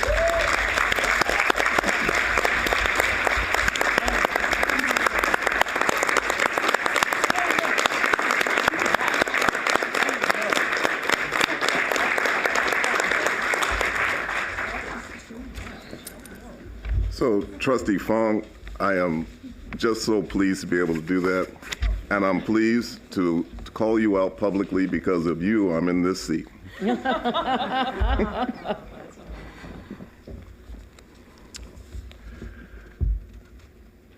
thank you for that extraordinary gift. Our mission, of course, is to educate and support students from all walks of life in achieving their dream of a college degree and fulfilling a role in our workforce and our communities. And while spring is typically known as commencement season, it's my pleasure to congratulate the more than 10,000 CSU graduates who earned their degrees and participated in commencement ceremonies at the end of the fall term. My appreciation goes to Trustee Yi Melikar for participating in Cal Poly Humboldt's fall ceremony on December 20th, and to Trustee Ghilarducci for participating in the fall ceremony at Sacramento State on December the 4th. And it was my pleasure to participate in ceremonies at Bakersfield and San Marcos. And to further highlight the results of our mission, I'm now pleased to introduce our first video spotlight of the day, produced by Fresno State University. Would you please roll the video? No other course that I know of does it quite like this course, with the three key aspects of the California Milk Advisory Board, the business students, and the food science students working together to make a product. I teach the FSC 142 Advanced Dairy Processing course, and in this class we focus on all things dairy and creamery. Students get to work at the creamery producing products like our ice cream, cheeses, yogurts. Then the other half of our course focuses on product development. The students team up with students from the Craig School of Business, and they come up with new dairy innovations. And by the end of the course, we will have samples to taste, and they will pitch their ideas at a contest that will be judged by the California Milk Advisory Board for prizes. They're able to then get that seed funding to continue on with their project, to build their brand, so that way they can be sold nationwide and even worldwide. Being in California and being the #1 dairy state, it is important to move the industry forward. And of course, being in the Central Valley, Fresno State is one of those places where innovation, entrepreneurship is ripe. And being California's #1 commodity, it's important for us to engage with the talent that is here at Fresno State. Working in the kitchen is really hands-on, and I feel like that's the way that I learned best. And this class allowed us to get creative, work with our hands. There was so much troubleshooting, experimenting, and almost failure when it came to producing our product. We ended up persevering so much, and we met our goal. It actually means a lot to me. I mean, it gives me such a sense of accomplishment to see this initial just little idea we had kind of become this big, successful product. It was just super, super cool. Building this partnership allows for them to get that real-world industry experience here on campus, and then to have the partnership with the California Milk Advisory Board is super key because they provide expertise to us. It's super exciting to be at Fresno State, being able to support and coach these students through their journey. The growth of these students has been unbelievable. I love this project. It gives me chills thinking about it because it gives them those ties to those cross-functional relationships with the business students. No matter where you work in the food industry, you're going to be working with a lot of different people that are experts in things other than food science. So it's very important for the food scientists to be able to understand what the business student needs. They have to have a whole marketing scheme behind it, a brand story. They have to have results. They have to have a product to taste on the day of the pitches. The entire semester has led up to this moment when we present to these entrepreneurs and judges, and we're just hoping they like it as much as we do. I definitely feel like I'm where I'm supposed to be in the food industry, in this world almost. It's important to invest in our students because they will be making the food to feed the world. I'm just really proud and happy that we have this here at Fresno State, and I hope we get to continue on and build it to be even better and bigger, and the next big dairy innovation comes out of Fresno State.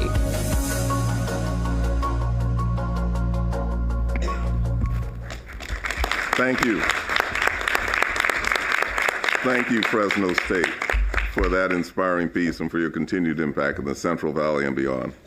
And not to be outdone, the Wildcats of Chico State would also like to spotlight one of their exemplary alumni whose story demonstrates Chico's many remarkable strengths. Please roll the next video.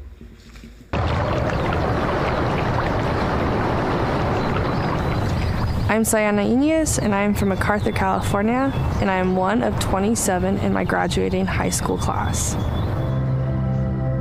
I was always torn between satisfying my parents, but then also satisfying myself and my dreams. My parents didn't understand why I should go to college or would want to do more. Chico State's service area supports 12 counties, and that encompasses 44,000 square miles. When you go to a small rural high school, do you have access to a lot of technology? No. Do you have wide access to AP classes, SAT tutoring? No. Coming from a small town, you don't know what's out there. You don't even know what to ask for. You get lost and you don't know where to go. And that's when people start to think, hey, college isn't for me. The North State Student Ambassadors are a group of students who represent our 12 county service region. These students stay connected with their home communities and especially their high schools. Ultimately, I switched my major to civil engineering. I noticed that I was one of very few Hispanic women. I was intimidated, but I didn't let that hold me back. I knew that there was room for me, and I had to be willing to take it. I honestly felt like I had to work twice as hard, and it wasn't because our faculty, it wasn't because of our class material, it was a little bit of the imposter syndrome. 16% of engineers are women, and 3% of that are Hispanic. And she didn't just persevere, she became a leader for other students.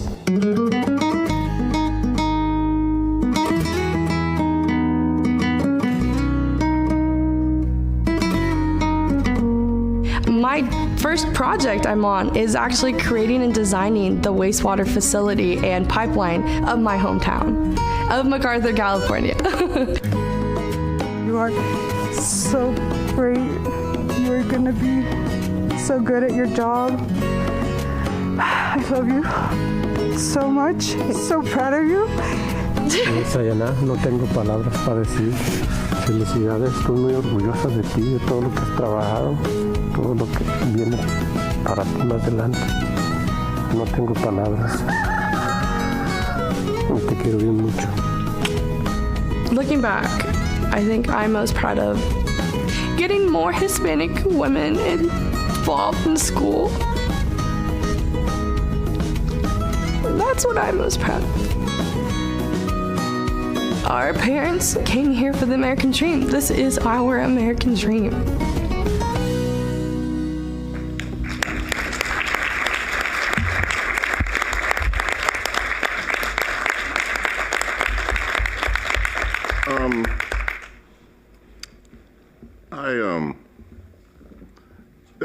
Whoever came up with this idea, it was a horrible idea. And excuse me, I just have allergies, okay? Thank you, Chico State, and thank you, Sina, for your courage, determination, and sharing your incredibly inspiring and impactful story. So that concludes my report. I now turn it over to the Chair of the Academic Senate, Chair Boyd. All right, thank you. It's hard to follow in my own campus right there. And I'm so impressed as well, and I'm really happy we're able to share that story with you. Thank you, Chair Clark, and thank you for your remarks earlier about our reports. It is now afternoon, so I can say buenas tardes, konnichiwa, and good afternoon, everyone. With respect, I begin today by acknowledging that I speak to you on the land of the Tongva Gabrieleño and the Ahashemen Juaneño nations who have lived and continue to live here. I recognize the Tongva and the Ahashemen nations and their spiritual connection to the ocean and the land as the first stewards and traditional caretakers of this area we now call Long Beach. As I share this report, I thank them for their strength, perseverance, and resistance. 2025. It's been quite a year so far. While we sit here today to continue the business of the CSU, I also want to acknowledge the tragedies and devastation that have occurred in LA County and the surrounding regions due to fires.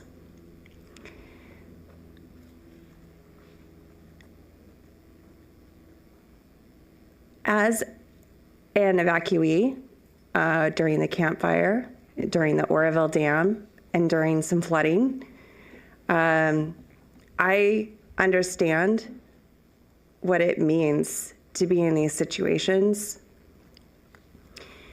And the ASC's chief senators and I express our deepest sympathies to those who have lost and are feeling the impact of loss right now. We are so incredibly grateful to the first responders and the many people, including many of our own CSU faculty, staff, administration, and students who stepped up to assist and who continue to do so in these times of great need. Since my last report in November, the ASCSU has met once in interim session and once in plenary 2 weeks ago. The ASCSU has also been busy behind the scenes, closely monitoring several situations, particularly with respect to the safety and support of all our students, faculty, staff, and surrounding communities. We have been responsive to emergent situations, such as the fires and the recent developments at several campuses like Sonoma, gathering data and developing informed responses.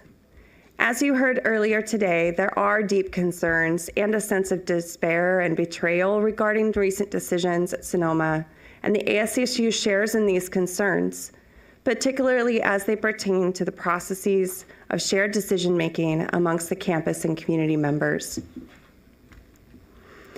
This month, we pivoted our plenary to a fully remote meeting in response to the fires to ensure safety and resources for those affected by and responding to those fires.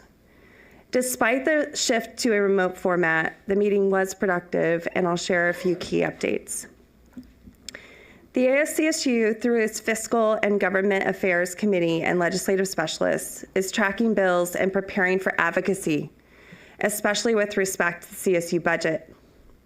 As a major driver of social and economic mobility, the CSU must advocate for its needs to avoid undermining vital programs and impacting our local and state economy. I am fortunate to serve on several strategic working groups, including financial aid, enrollment, strategic plan, student success, and even the upcoming Workforce AI group. And while I appreciate the efforts of all involved, I'm concerned about our ability to make necessary changes given the current budget outlook.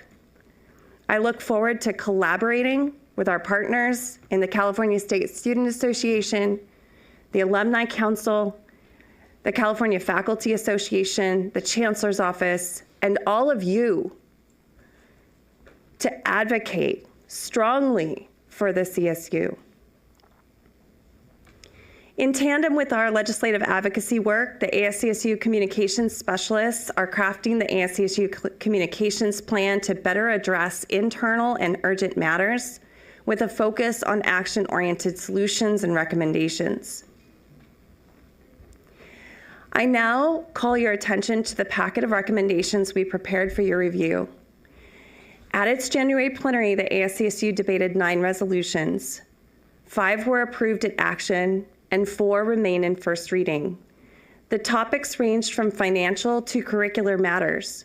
And as you will see, we have included CSU expenditure transparency, as well as increased funding requests for the articulation system stimulating inter-institutional student transfer, or also known as ASSIST, and our financial aid offices, who so critically support our students in their journey through their degrees.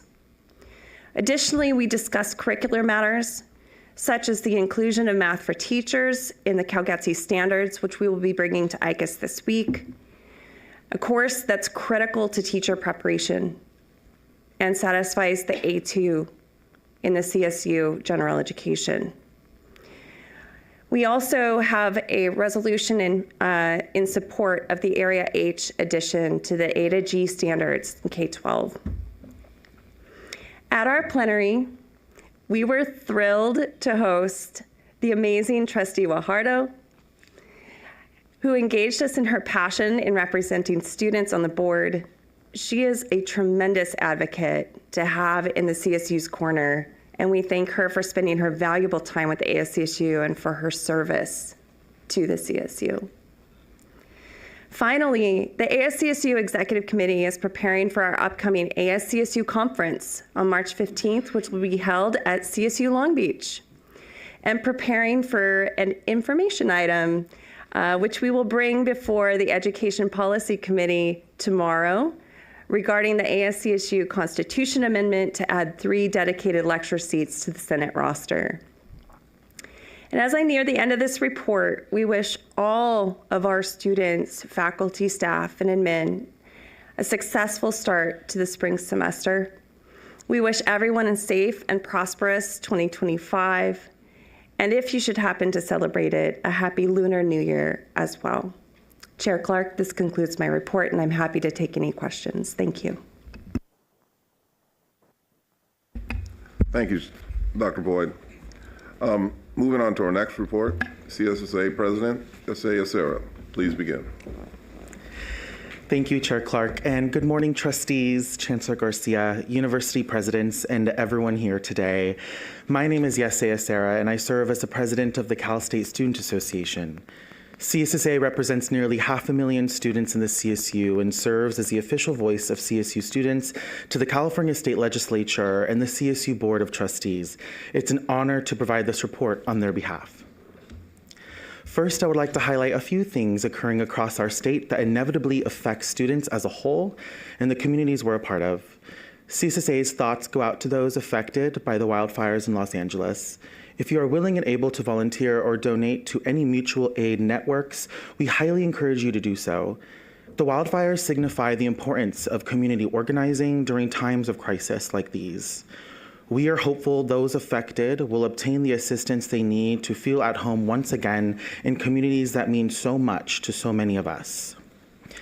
It is also important to acknowledge the fear that many of our undocumented and DACA students and their families may be feeling at this time during this new administration, and the many executive orders that have already been signed that directly target their livelihood and sense of belonging in this country. CSSA stands in solidarity with the undocumented community, and I have shifted my executive team's priorities to ensure we are doing our part to share the necessary information and resources to support our students. It is important for all of our undocumented and DACA students to know they belong and they can succeed on our CSU campuses and within this country. This past weekend, CSSA convened its first plenary of 2025 at my home campus, San Francisco State University.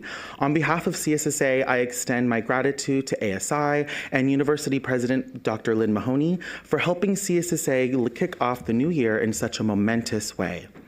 We had robust discussions about affordable housing, textbooks, and student success.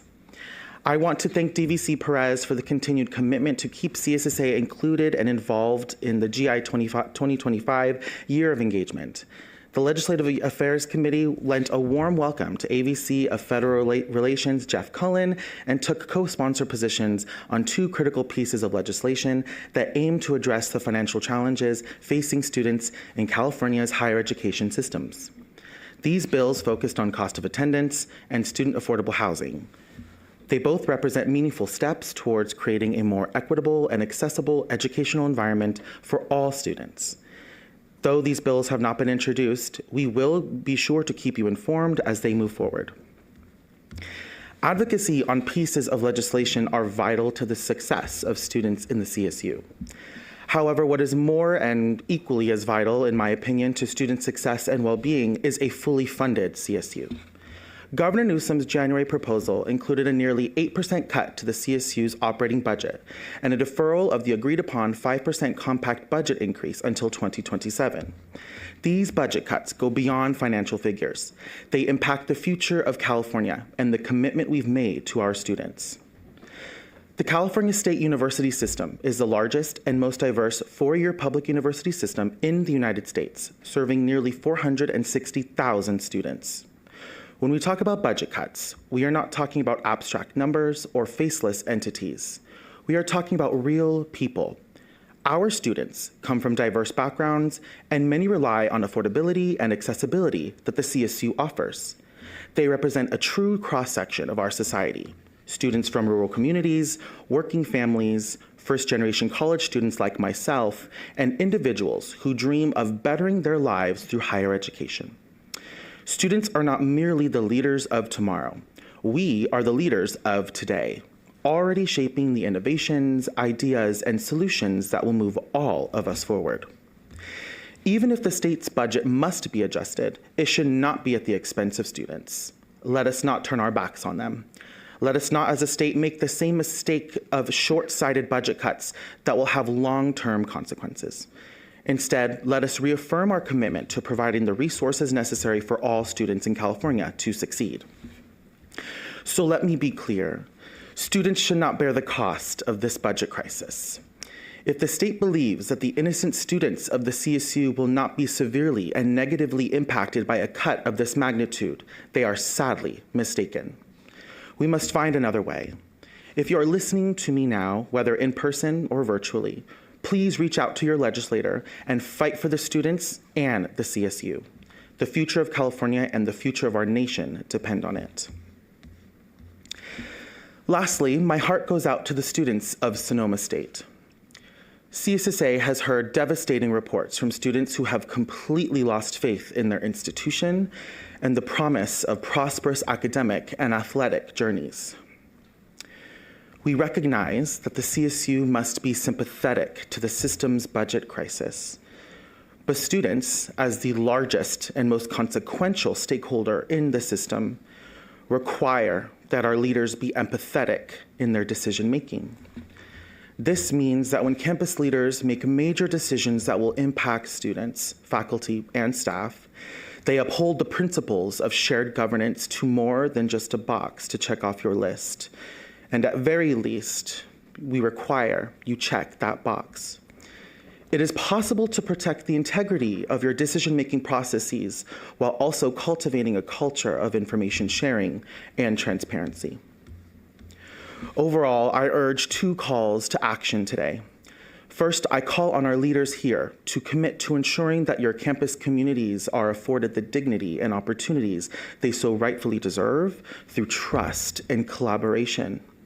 Second, I call on the governor and the legislature to invest fully in the CSU system and to fully fund the future of our great state and our nation.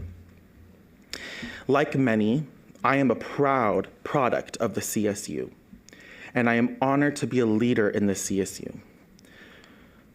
But frankly, the faith of our students is being tested every day on all fronts.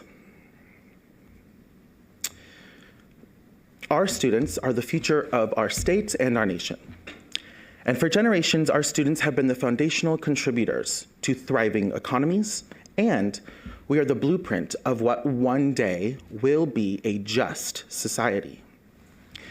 CSSA is immensely aware of the gravity of the situation we all find ourselves in, and we are so privileged to serve as the voice of the brave and promising students of the CSU. We will continue to work in good faith with the Chancellor's Office and this governing body to hold true to the mission of the CSU. Chair Clark, with love and compassion for our shared values, this concludes my report, and I'm happy to answer any questions. Thank you. Thank you, President Sarah. Now I'll hear from the CSU Alumni Council, President John Poley. Thank you, Chair Clark. And I want to echo the sentiments from the CSSA and also share that we're learning more from our alumni that have been affected as well, and look forward to sharing their sentiment in future updates. Today I'm joined by the members of our Alumni Executive Board.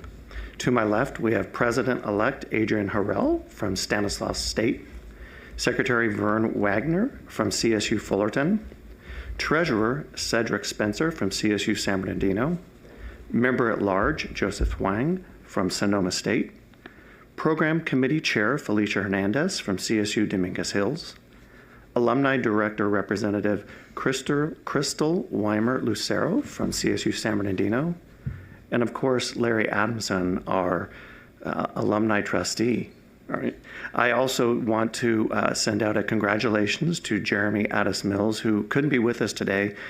They welcomed their second daughter the other day, Opal Sage. So congratulations to Jeremy, who is a graduate from San Marcos. But I also want to give thank you to our CSU staff, Jody Braverman, Aaron Moore and Donnie Tippy, who support us immensely in helping us to bring these reports together, but also keep us on track with our objectives. So thank you. Oops. Yesterday we met for our annual advance, where we reviewed the Alumni Council's strategic plan, gauged our accomplishments, and also areas of focus moving forward.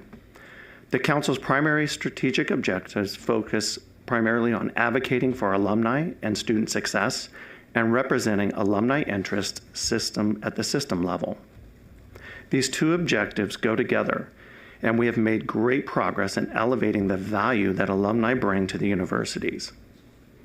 We appreciate the Chancellor, trustees, and executive leadership across the system for recognizing the important role alumni play in supporting students and ensuring the CSU remains a leader in higher education and social mobility.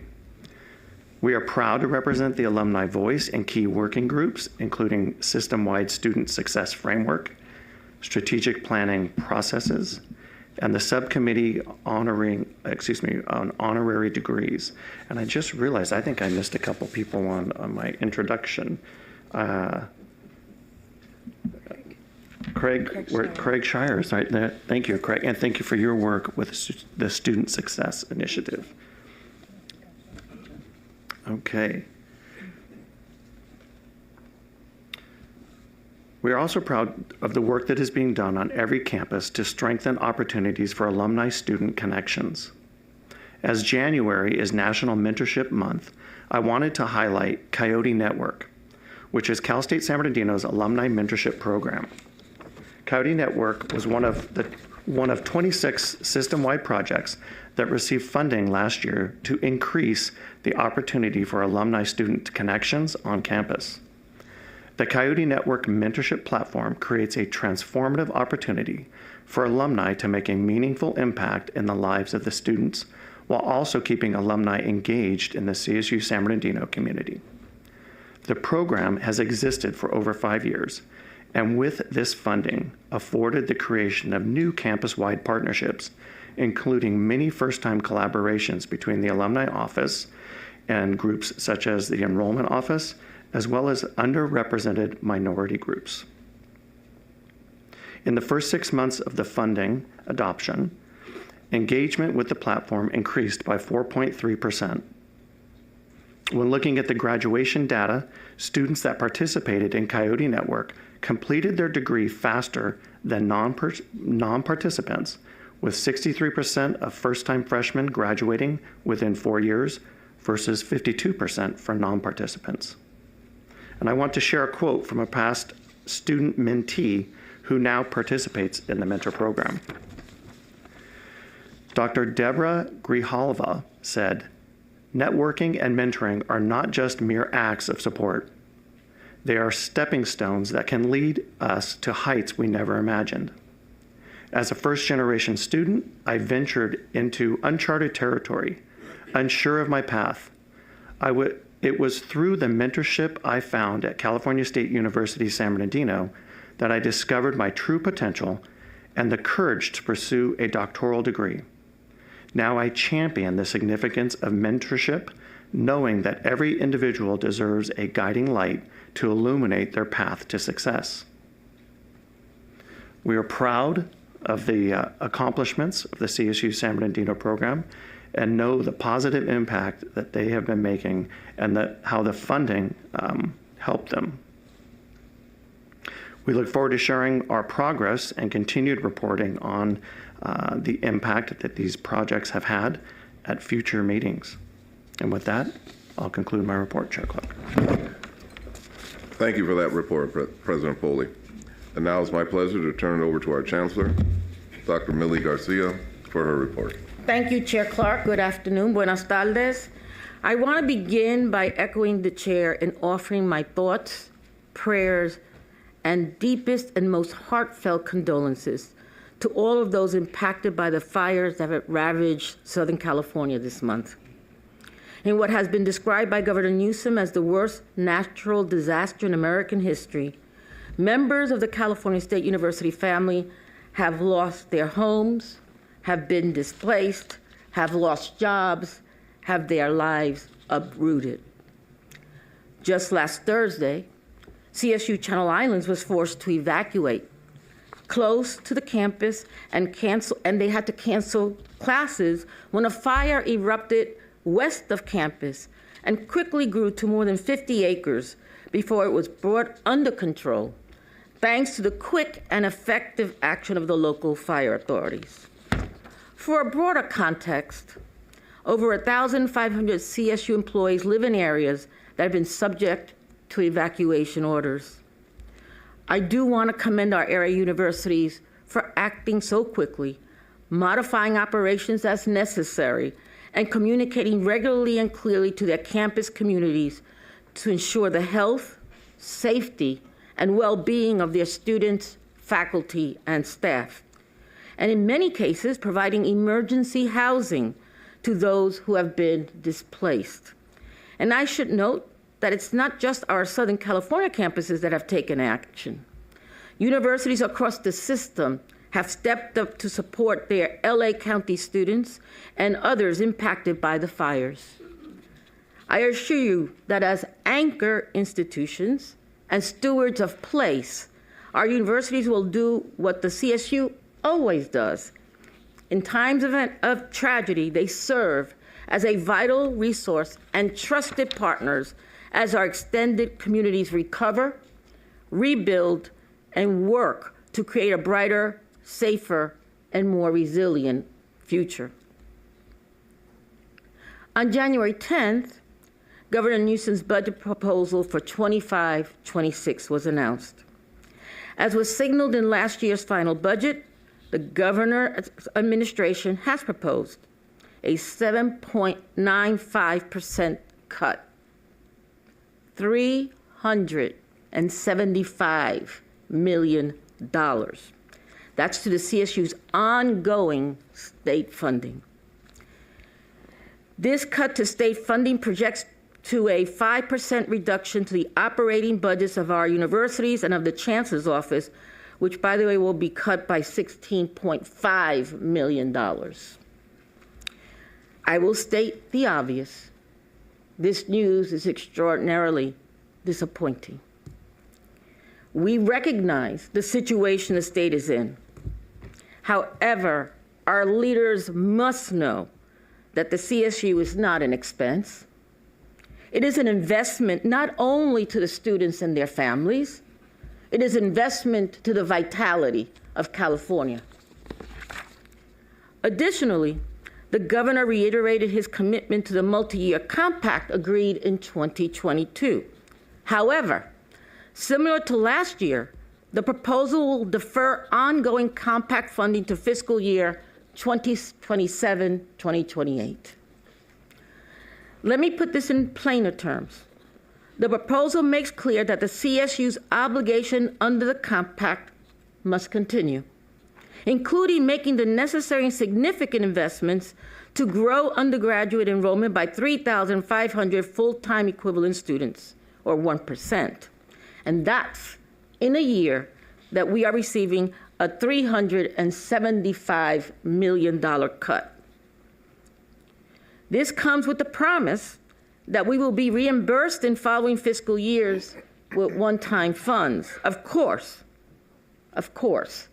this greatly exasperates the impact of the cut, and indications from some in Sacramento are that with the unprecedented scale of anticipated fire recovery costs, the state, and in turn, our fiscal circumstances, could become much dire. As I said, cuts have consequences. And with a proposed cut of this magnitude, those consequences will be stark, painful, heartbreaking. Executive Vice Chancellor Aurelia and his team will discuss them in detail during the Committee on Finance. But as you listen to their presentation tomorrow, consider this. When you are in the business of transforming lives, families, and communities, as we are, the consequences we face will have a human toll. Or let me rephrase that.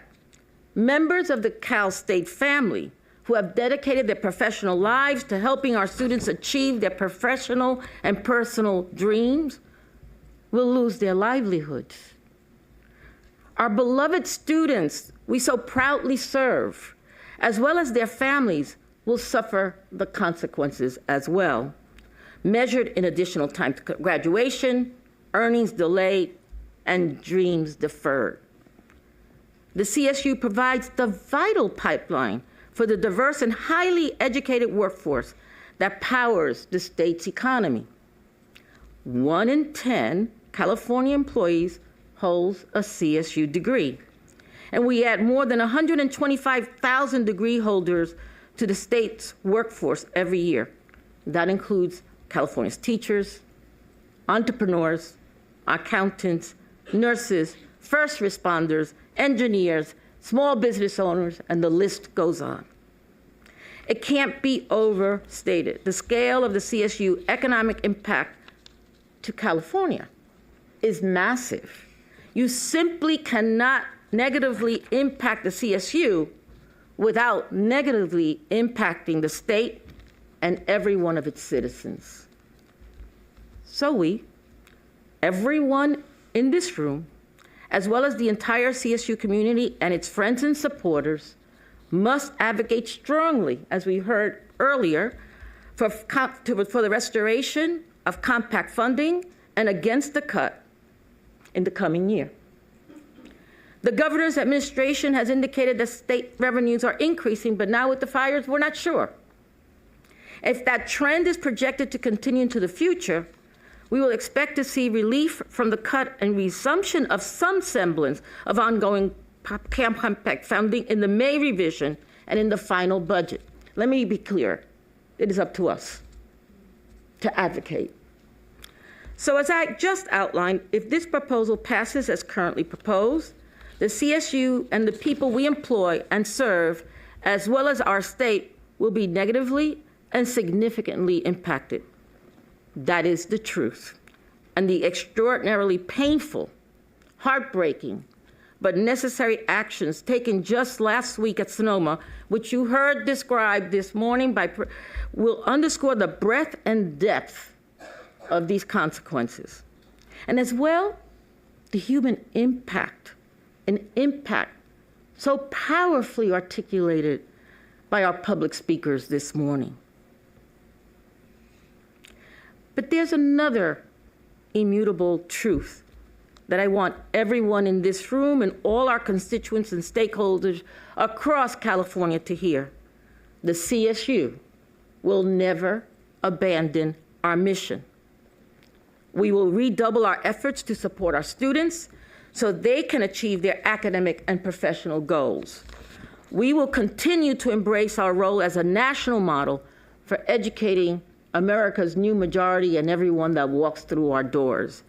And we will do so through resilience, creativity, innovation, and partnership. So you're saying, well, how can she say that so confidently, right? It's because I have seen it time and time again since I began my tenure 16 months ago, or when I served 12 years as a president of 2 of CSU's institutions. We come together. We make it happen. You'll hear and see powerful examples of it over the course of the next 2 days as we go through the board meeting. Notably, you'll hear about the CSU's emerging artificial intelligence strategy, one that elevates the student experience simultaneously, enhancing student success with personalized and future-focused learning tools across all fields of study and preparing them for an AI-driven workforce.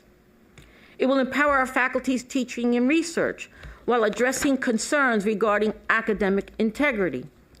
And it will help optimize the CSU's operations at both the system and university levels. Perhaps more impressive, working together with OpenAI and others among the biggest players in the AI space, we will provide every CSU student and faculty and staff member with equal access to AI tools, including training. As you will hear in tomorrow's presentation, the industry the powerful AI industry, is confirming our leadership role in this area, assuring us that no other university system, no other, in the US or internationally is doing anything like this and at this scale. Tomorrow, you will also learn of a new CSU consortium on climate adaptation that will be approached this year and launched this year.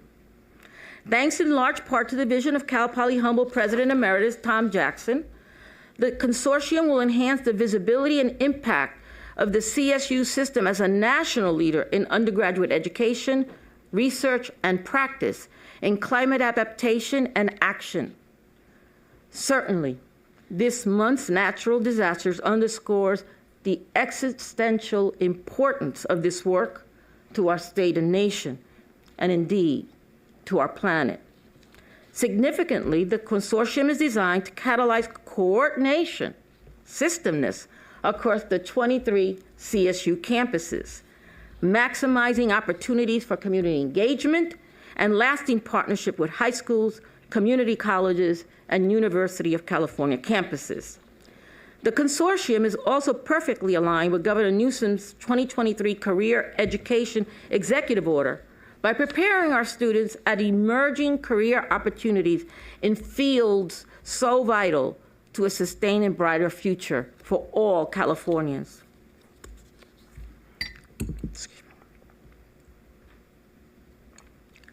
Partnership and creativity are also hallmarks of our work to address our longstanding and growing need to obtain additional new alternative sources for capital funding for academic projects, critical capital renewal, and infrastructure.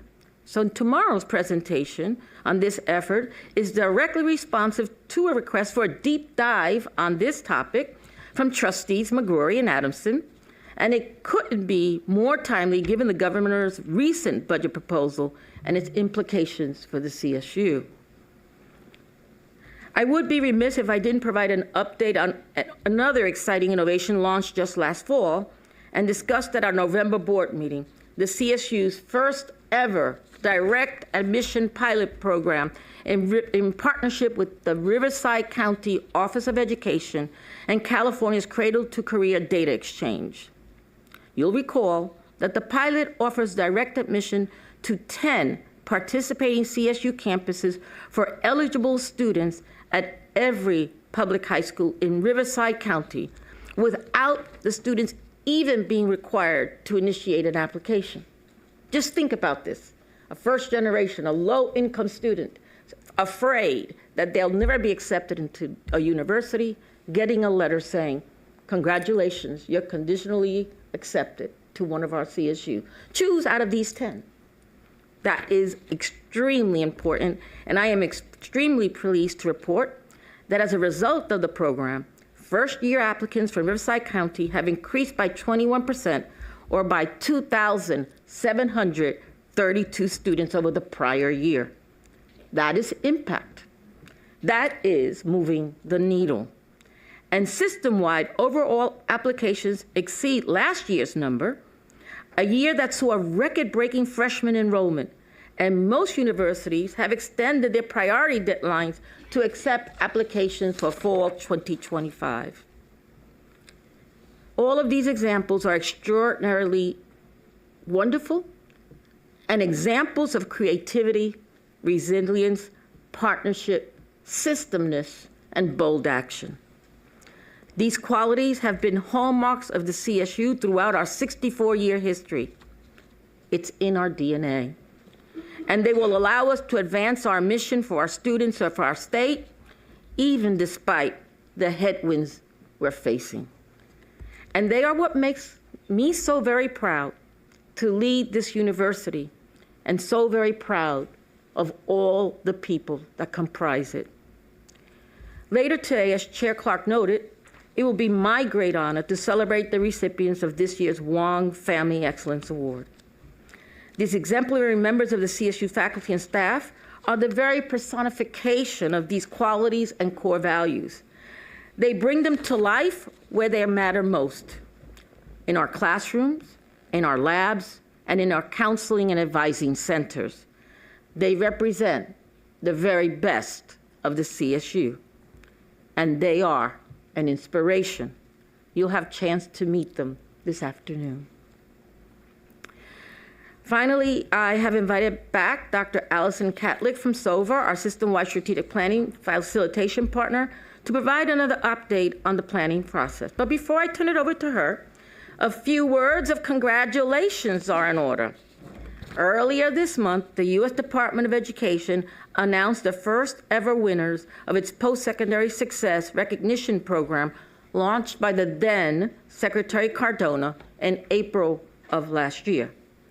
The program identified 3 winners among the nation's primarily associate degree granting institutions and 3 among the nation's primarily bachelor's degree granting institutions. I am so thrilled that CSU is one of them, and it was announced that out of those 3 winners was San Jose State University.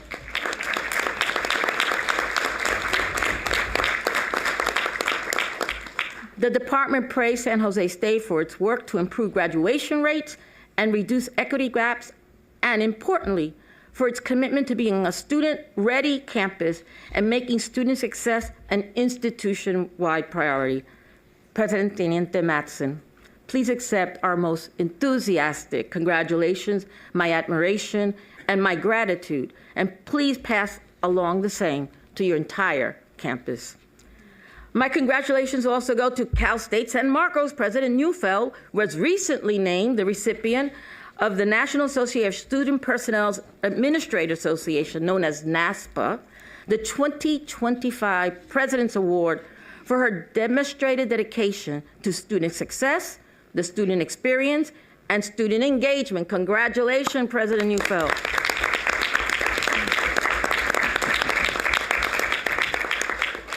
For those who don't know much about NASPA, they are the nation's premier association for student affairs professionals.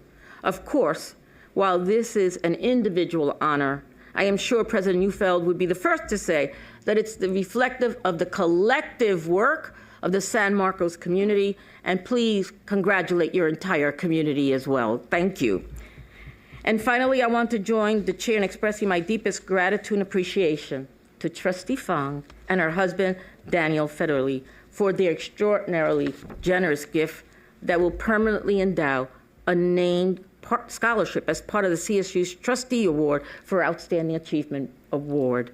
Trustee Fang, on one hand, this gift is absolutely extraordinary, but on the other, it is reflective of the boundless dedication to the CSU students that you have consistently and powerfully demonstrated since you were first appointed to this board in 2018.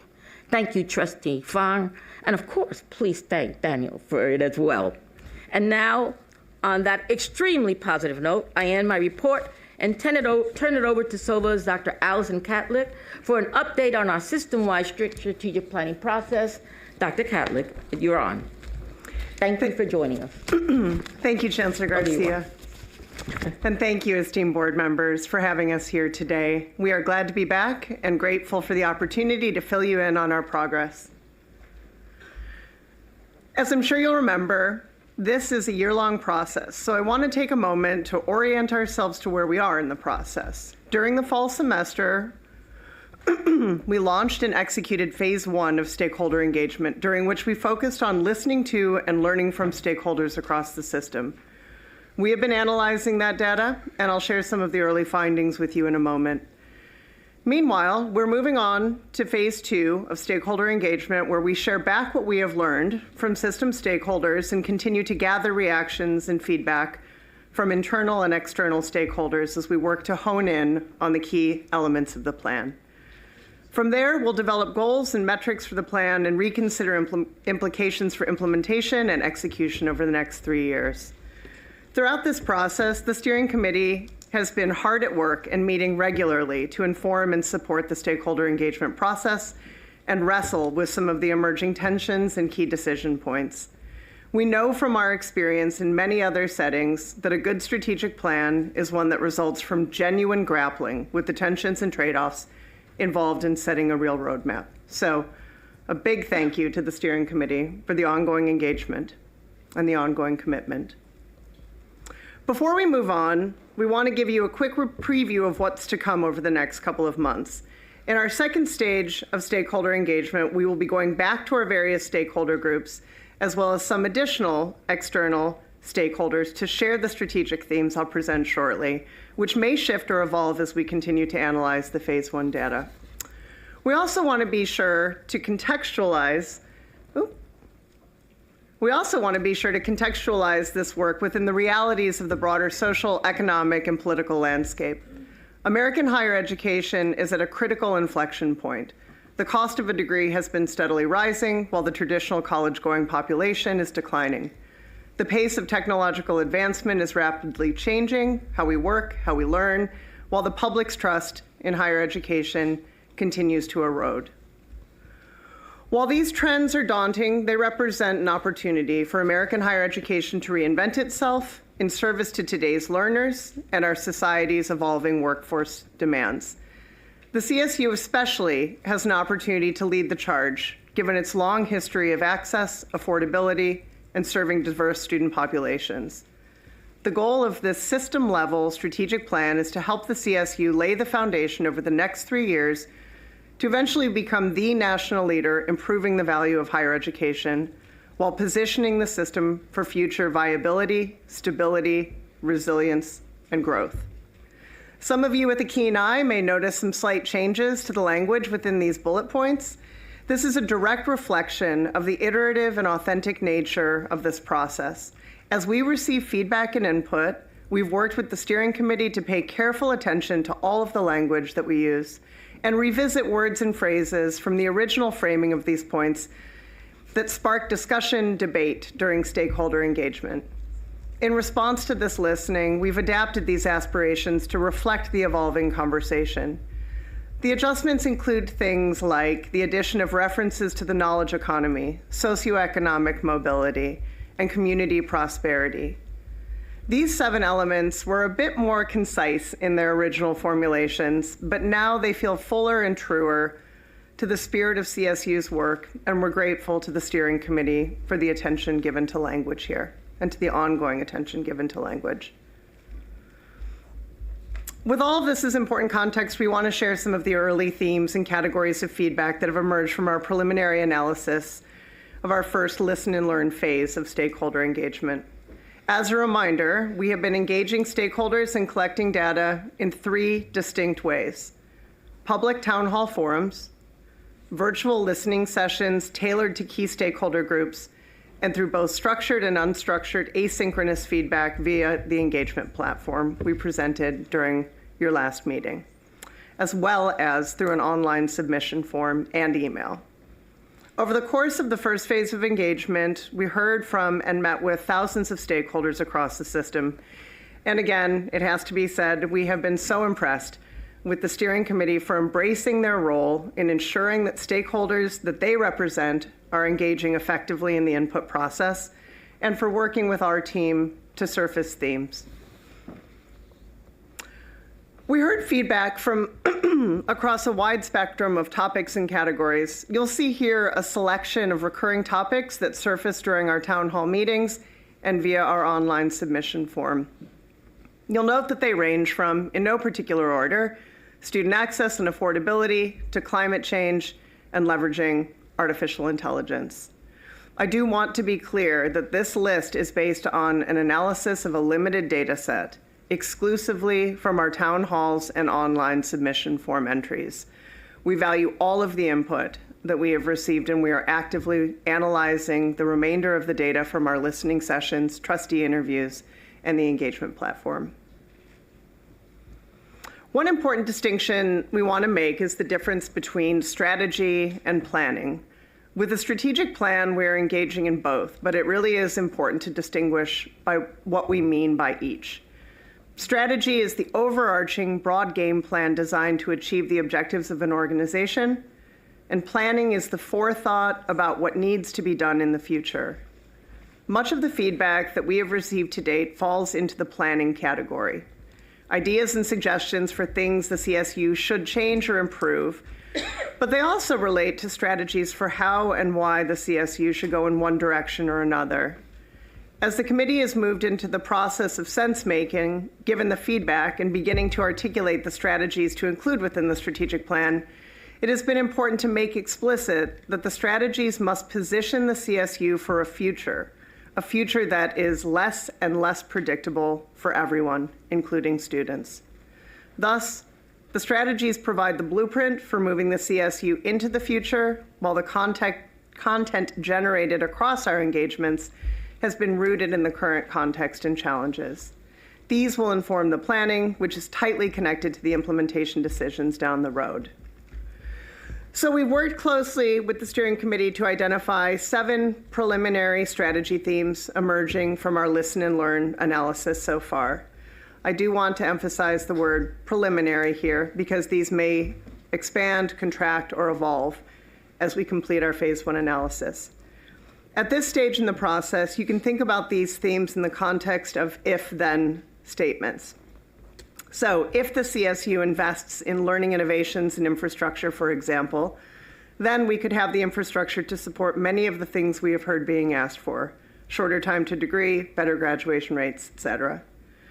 So the 7 strategy themes that the steering committee is currently working to define and describe are learners and learner experiences, affordability and financial stability, learning innovations and infrastructure, multi-university collaboration, knowledge economy, CSU identity and reputation, and CSU workforce and employment. A couple of important things to note. Excuse me. You'll notice that we placed the identity theme at the center of our visual because this theme is particularly central to the overall strategic plan, and it is likely to inform and be informed by the other themes. This is something the steering committee has reflected on, so I'm about to invite one of our steering committee members to share a bit more. But something we heard loud and clear is the desire and need for a unified system identity and reputation. The CSU has many strong campus brands, but it lacks a clear and consistent identity and awareness on the system level, both at the national level and within the state of California. You'll also note that CSU workforce and employment cuts across the whole image, and that's because CSU is a people-centric enterprise. Faculty, staff, administrators, students, alumni, and community members are all implicated. None of what the CSU does can be done without its faculty and staff, and so it's critical that the system have a clear and transparent workforce and employment strategy, which impacts each of these other themes as well. We're also pleased to note that the emerging findings from this first phase of stakeholder engagement is largely aligned to and reinforcing the work of complementary system efforts, such as the Year of Engagement and Strategic Enrollment Management initiatives. And we will continue to stay closely aligned to that work, along with other priority initiatives. Now, it is my sincere pleasure to invite Yesaya Serra, the president of the California State Student Association, to share some remarks on behalf of the Strategic Planning Steering Committee today. As many of you know, Yesaya is a dedicated advocate for the voices and perspectives of the CSU student body, a role he has embraced with remarkable passion and insight. Today, Yesaya will share some of the steering committee's collective thoughts on the strategic themes we've been exploring, as well as his own reflections on the identity and reputation of the CSU system. Thank you, Allison and trustees, for the opportunity to share my reflections on behalf of the steering committee.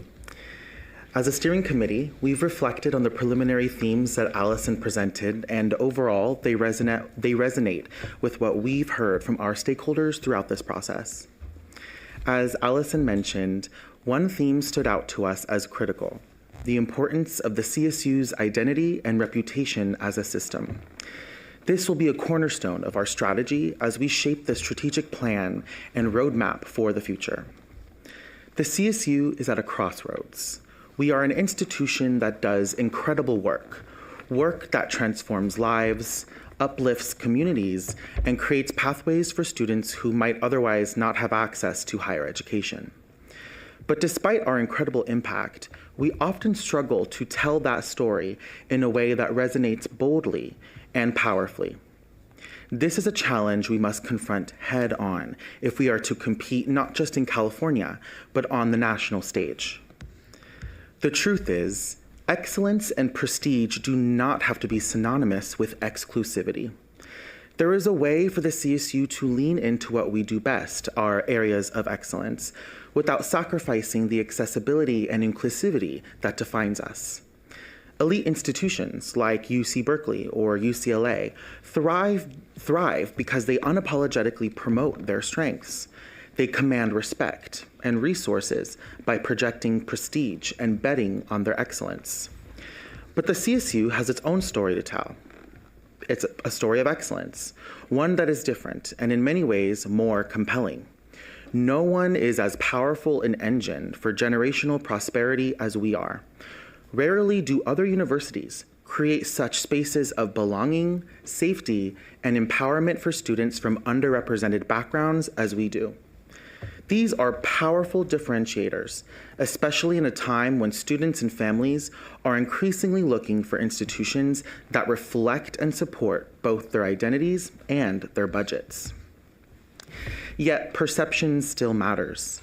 Consider the story of one student that was admitted to Dartmouth and Northwestern, two elite institutions that many students would dream of attending, but ultimately they chose San Francisco State.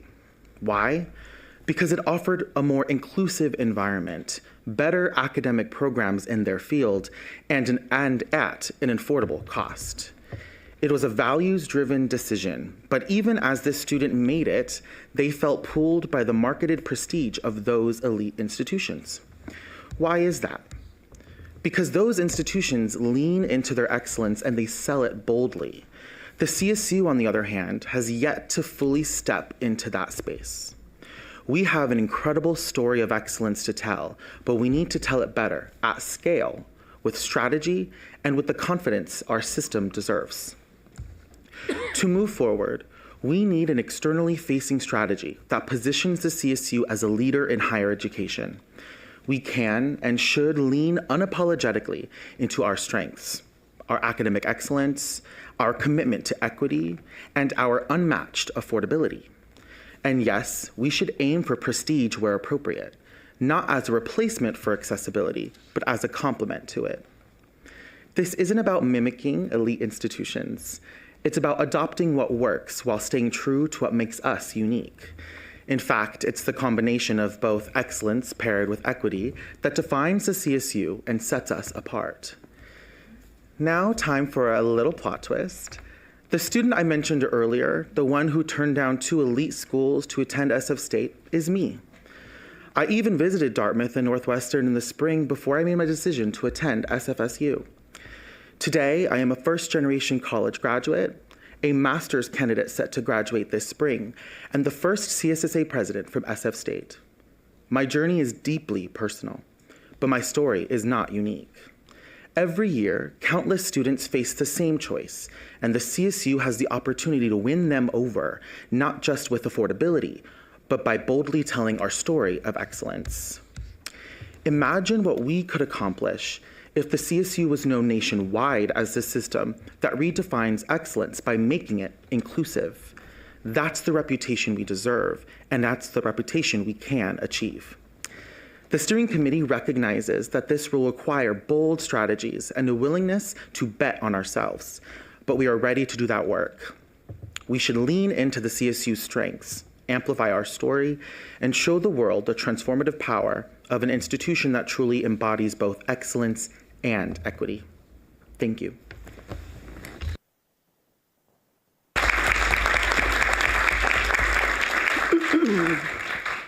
Thank you so much, Yese.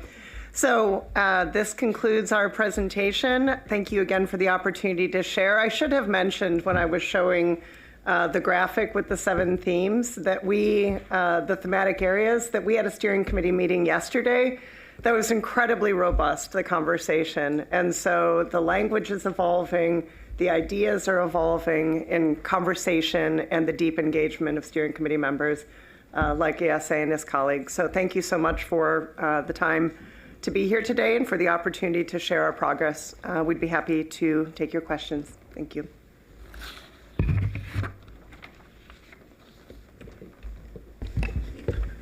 All right. Well, thank you for that. First, I want to thank Chancellor Garcia for her report, and I really want to thank you for your leadership in these times. We all are very glad you're here. Dr. Cadillac, I want to thank you for the update on this important work. And President Becerra, we really want to thank you for sharing that. It is a happy reminder of what we should lean into, and you, sir, are inspiration to us all. In light of the time, what I would propose to my colleagues on the board is we forgo question and answer today. We're going to have follow-up reports to the board, and I assure you that we will have the opportunity. And if you have any burning questions, please submit them in writing to the Chancellor. She'll get them to SOVA, and we'll address those questions at the next board meeting. So with that, it is now 1 o'clock. So we are now full half hour behind, and we're making up time. So if we could have lunch in 40 minutes, then I think we'll be able to get back on time. So we'll reconvene at 1:40. Thank you all. University in the nation. We provide a quality education at an incredible value to more than 460,000 students. Our students can select from over 4,000 degree programs, allowing them to pursue their passions or explore fields they'd never even considered. Welcome to the live stream of the California State University Board of Trustees meeting. Please adjust your audio as needed. CSU graduates, many of whom earn their degrees without taking on any student debt, increase their earning power and happiness. The 23 CSUs are known as engines for social mobility. U.S. News & World Report and the Wall Street Journal named a number of our universities in their 2025 college rankings of top performers on social mobility. Welcome to the live stream of the California State University Board of Trustees meeting. Please adjust your audio as needed. Key to student success are the CSU's world-class faculty and staff. Every year, the Wong Family Excellence Award recognizes 5 outstanding individuals. The awards are given out to 4 faculty members and 1 staff member selected from nominees submitted by each university. Welcome to the live stream of the California State University Board of Trustees meeting. Please adjust your audio as needed. These individuals are applauded for advancing the CSU mission through excellence in teaching, scholarship, and service. Each honoree receives $20,000 from the awards established in 1998 by CSU trustee emeritus Stanley T. Wong. Congratulations to all. Welcome to the live stream of the California State University Board of Trustees meeting. Please adjust your audio as needed. The California State University is the largest public 4-year university in the nation. We provide a quality education at an incredible value to more than 460,000 students. Our students can select from over 4,000 degree programs, allowing them to pursue their passions or explore fields they'd never even considered. Welcome to the live stream of the California State University Board of Trustees meeting. Please adjust your audio as needed.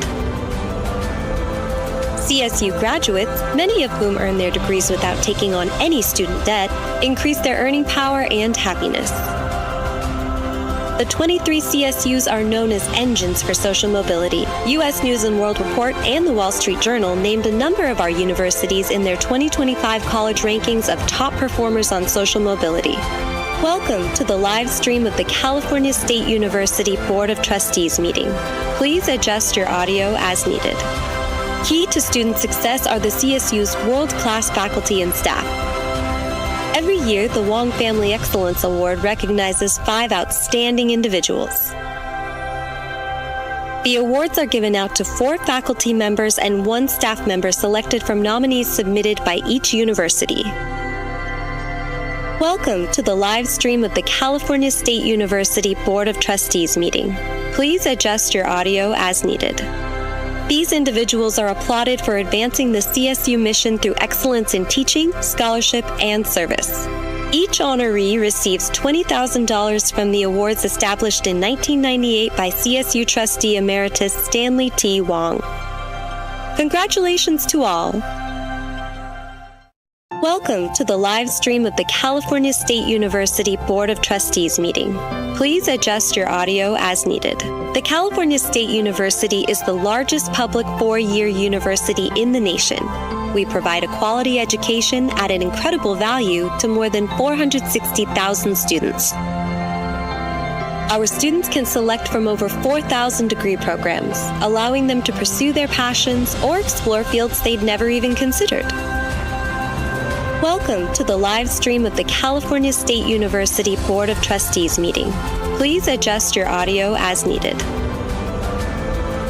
CSU graduates, many of whom earn their degrees without taking on any student debt, increase their earning power and happiness. The 23 CSUs are known as engines for social mobility. U.S. News & World Report and the Wall Street Journal named a number of our universities in their 2025 college rankings of top performers on social mobility. Welcome to the live stream of the California State University Board of Trustees meeting. Please adjust your audio as needed. Key to student success are the CSU's world-class faculty and staff. Every year, the Wong Family Excellence Award recognizes 5 outstanding individuals. The awards are given out to 4 faculty members and 1 staff member selected from nominees submitted by each university. Welcome to the live stream of the California State University Board of Trustees meeting. Please adjust your audio as needed. These individuals are applauded for advancing the CSU mission through excellence in teaching, scholarship, and service. Each honoree receives $20,000 from the awards established in 1998 by CSU trustee emeritus Stanley T. Wong. Congratulations to all. Welcome to the live stream of the California State University Board of Trustees meeting. Please adjust your audio as needed. The California State University is the largest public four-year university in the nation. We provide a quality education at an incredible value to more than 460,000 students. Our students can select from over 4,000 degree programs, allowing them to pursue their passions or explore fields they'd never even considered. Welcome to the live stream of the California State University Board of Trustees meeting. Please adjust your audio as needed.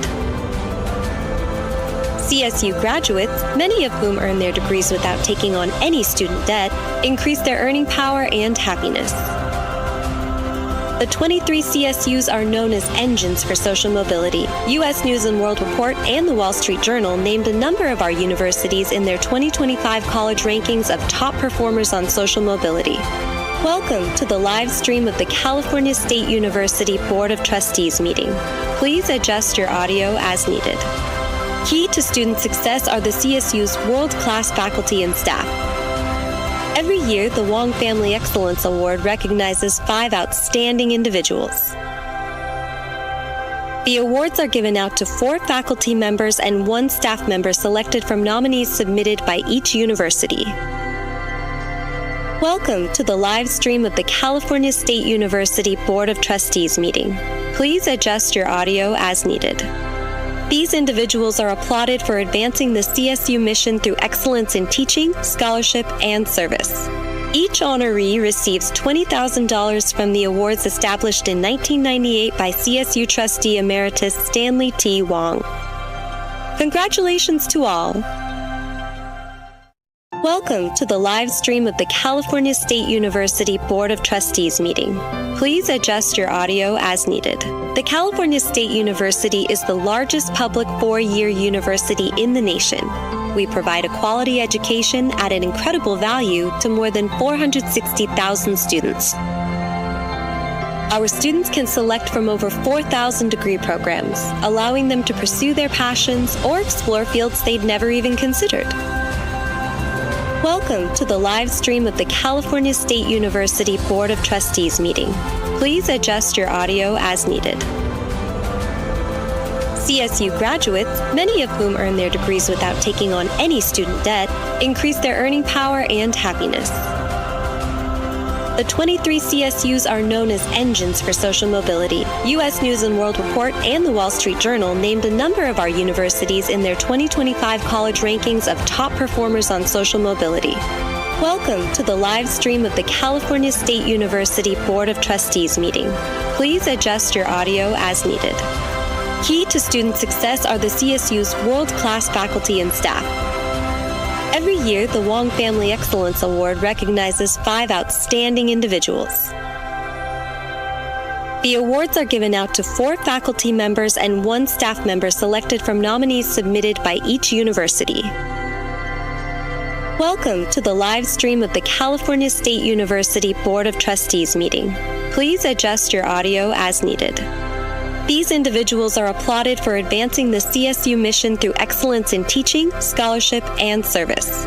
Each honoree receives $20,000 from the awards established in 1998 by CSU trustee emeritus Stanley T. Wong. Congratulations to all. Welcome to the live stream of the California State University Board of Trustees meeting. Please adjust your audio as needed. The California State University is the largest public 4-year university in the nation. We provide a quality education at an incredible value to more than 460,000 students. Our students can select from over 4,000 degree programs, allowing them to pursue their passions or explore fields they'd never even considered. Welcome to the live stream of the California State University Board of Trustees meeting. Please adjust your audio as needed. CSU graduates, many of whom earn their degrees without taking on any student debt, increase their earning power and happiness. The 23 CSUs are known as engines for social mobility. U.S. News & World Report and the Wall Street Journal named a number of our universities in their 2025 college rankings of top performers on social mobility. Welcome to the live stream of the California State University Board of Trustees meeting. Please adjust your audio as needed. Key to student success are the CSU's world-class faculty and staff. Every year, the Wong Family Excellence Award recognizes 5 outstanding individuals. The awards are given out to 4 faculty members and 1 staff member selected from nominees submitted by each university. Welcome to the live stream of the California State University Board of Trustees meeting. Please adjust your audio as needed. These individuals are applauded for advancing the CSU mission through excellence in teaching, scholarship, and service. Each honoree receives $20,000 from the awards established in 1998 by CSU trustee emeritus Stanley T. Wong. Congratulations to all. Welcome to the live stream of the California State University Board of Trustees meeting. Please adjust your audio as needed. The California State University is the largest public 4-year university in the nation.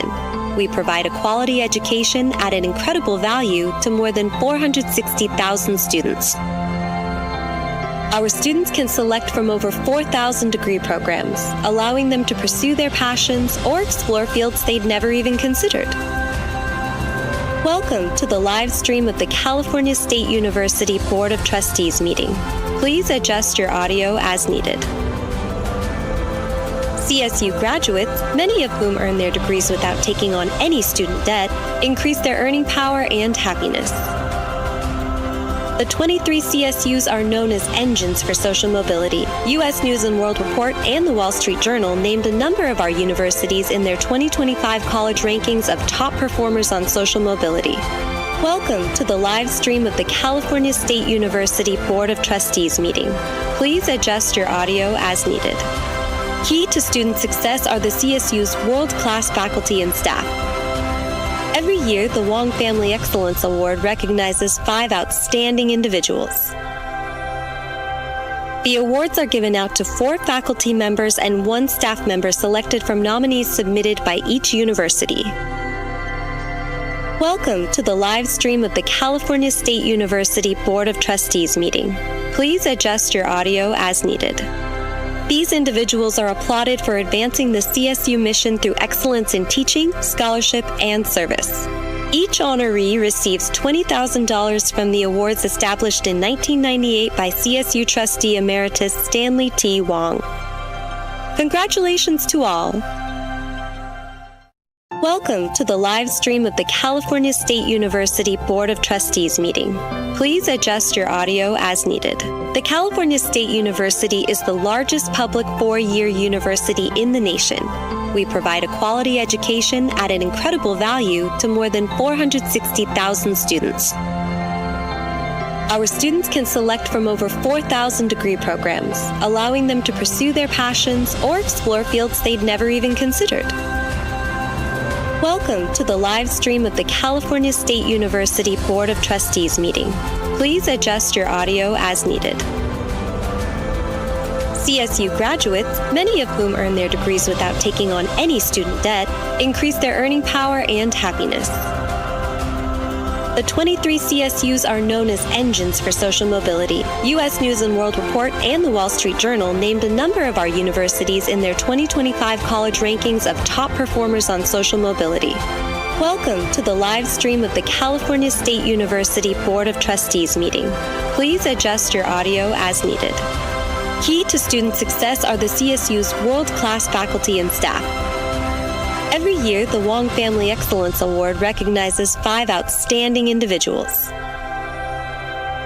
The awards are given out to 4 faculty members and 1 staff member selected from nominees submitted by each university.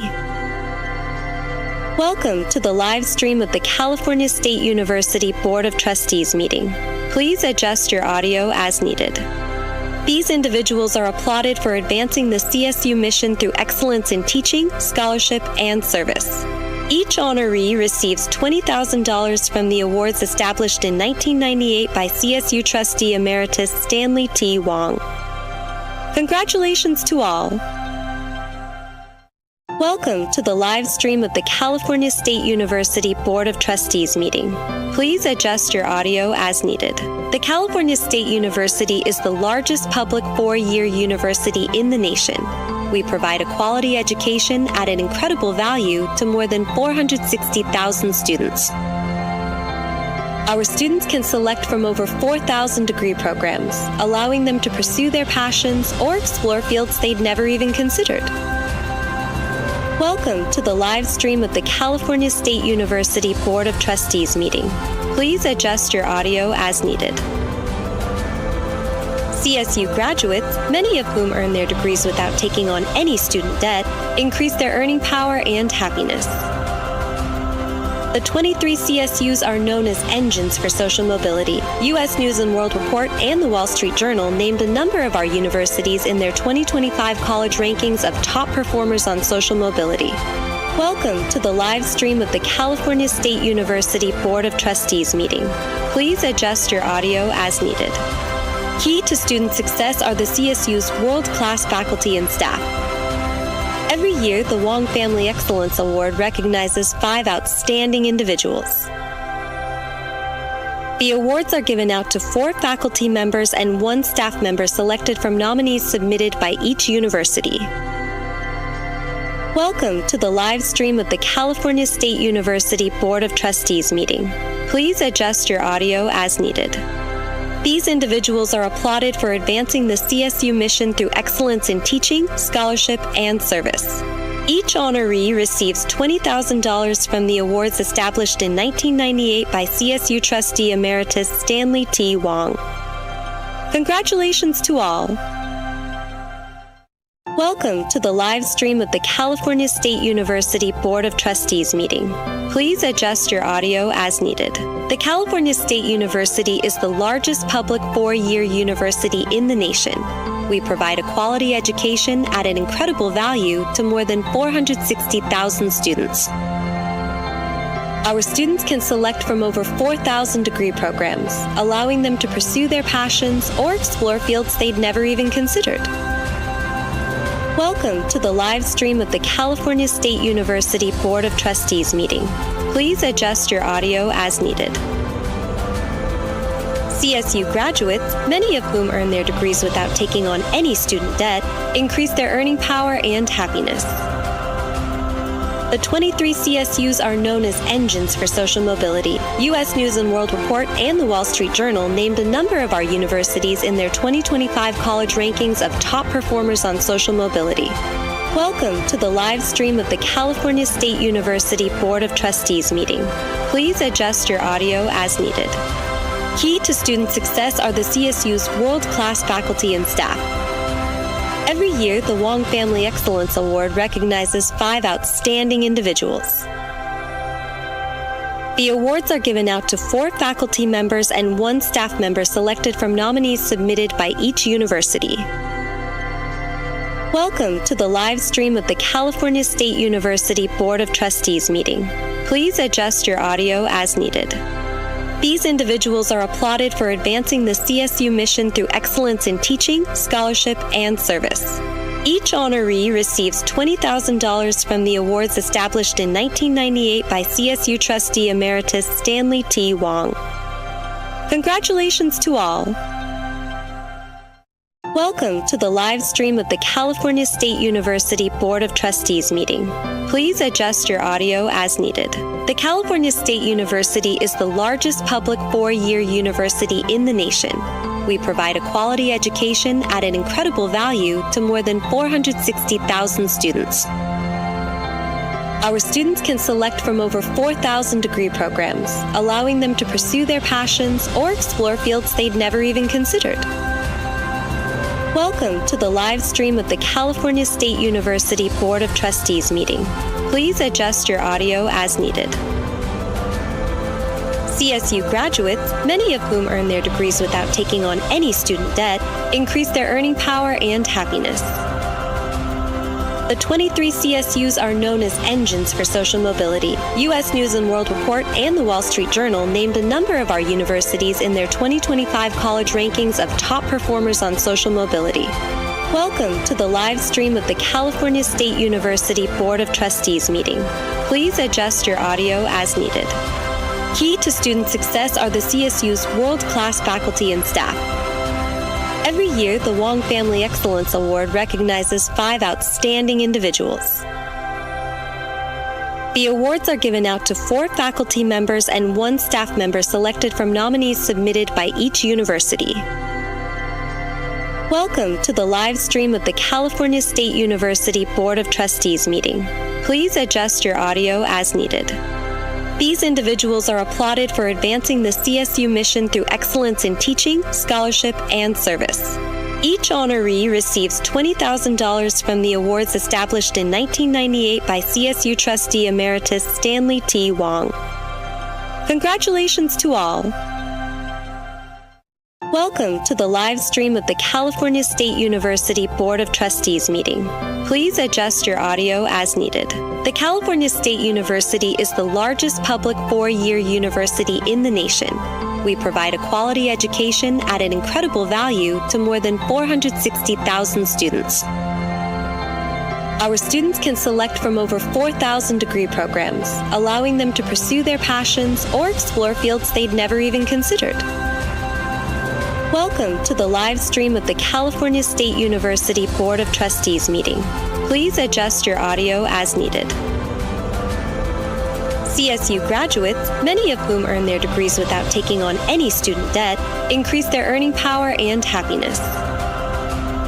The 23 CSUs are known as engines for social mobility. U.S. News & World Report and the Wall Street Journal named a number of our universities in their 2025 college rankings of top performers on social mobility. Welcome to the live stream of the California State University Board of Trustees meeting. Please adjust your audio as needed. Key to student success are the CSU's world-class faculty and staff. Every year, the Wong Family Excellence Award recognizes 5 outstanding individuals. The awards are given out to 4 faculty members and 1 staff member selected from nominees submitted by each university. Welcome to the live stream of the California State University Board of Trustees meeting. Please adjust your audio as needed. These individuals are applauded for advancing the CSU mission through excellence in teaching, scholarship, and service. Each honoree receives $20,000 from the awards established in 1998 by CSU Trustee Emeritus Stanley T. Wong. Congratulations to all. Welcome to the live stream of the California State University Board of Trustees meeting. Please adjust your audio as needed.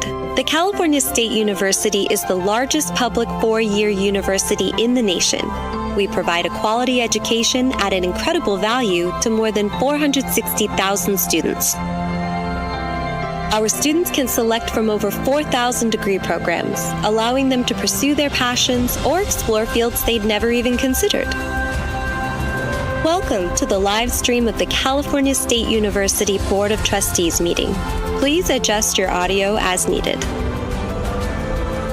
CSU graduates, many of whom earn their degrees without taking on any student debt, increase their earning power and happiness. The 23 CSUs are known as engines for social mobility. U.S. News & World Report and the Wall Street Journal named a number of our universities in their 2025 college rankings of top performers on social mobility. Welcome to the live stream of the California State University Board of Trustees meeting. Please adjust your audio as needed. Key to student success are the CSU's world-class faculty and staff. Every year, the Wong Family Excellence Award recognizes 5 outstanding individuals.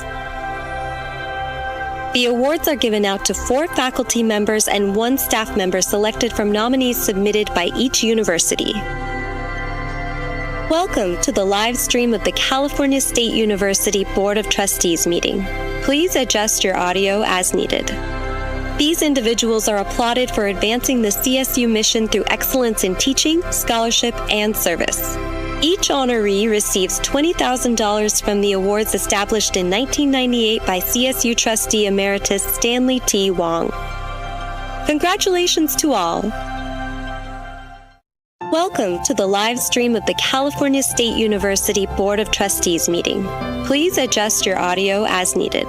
The California State University is the largest public four-year university in the nation. We provide a quality education at an incredible value to more than 460,000 students.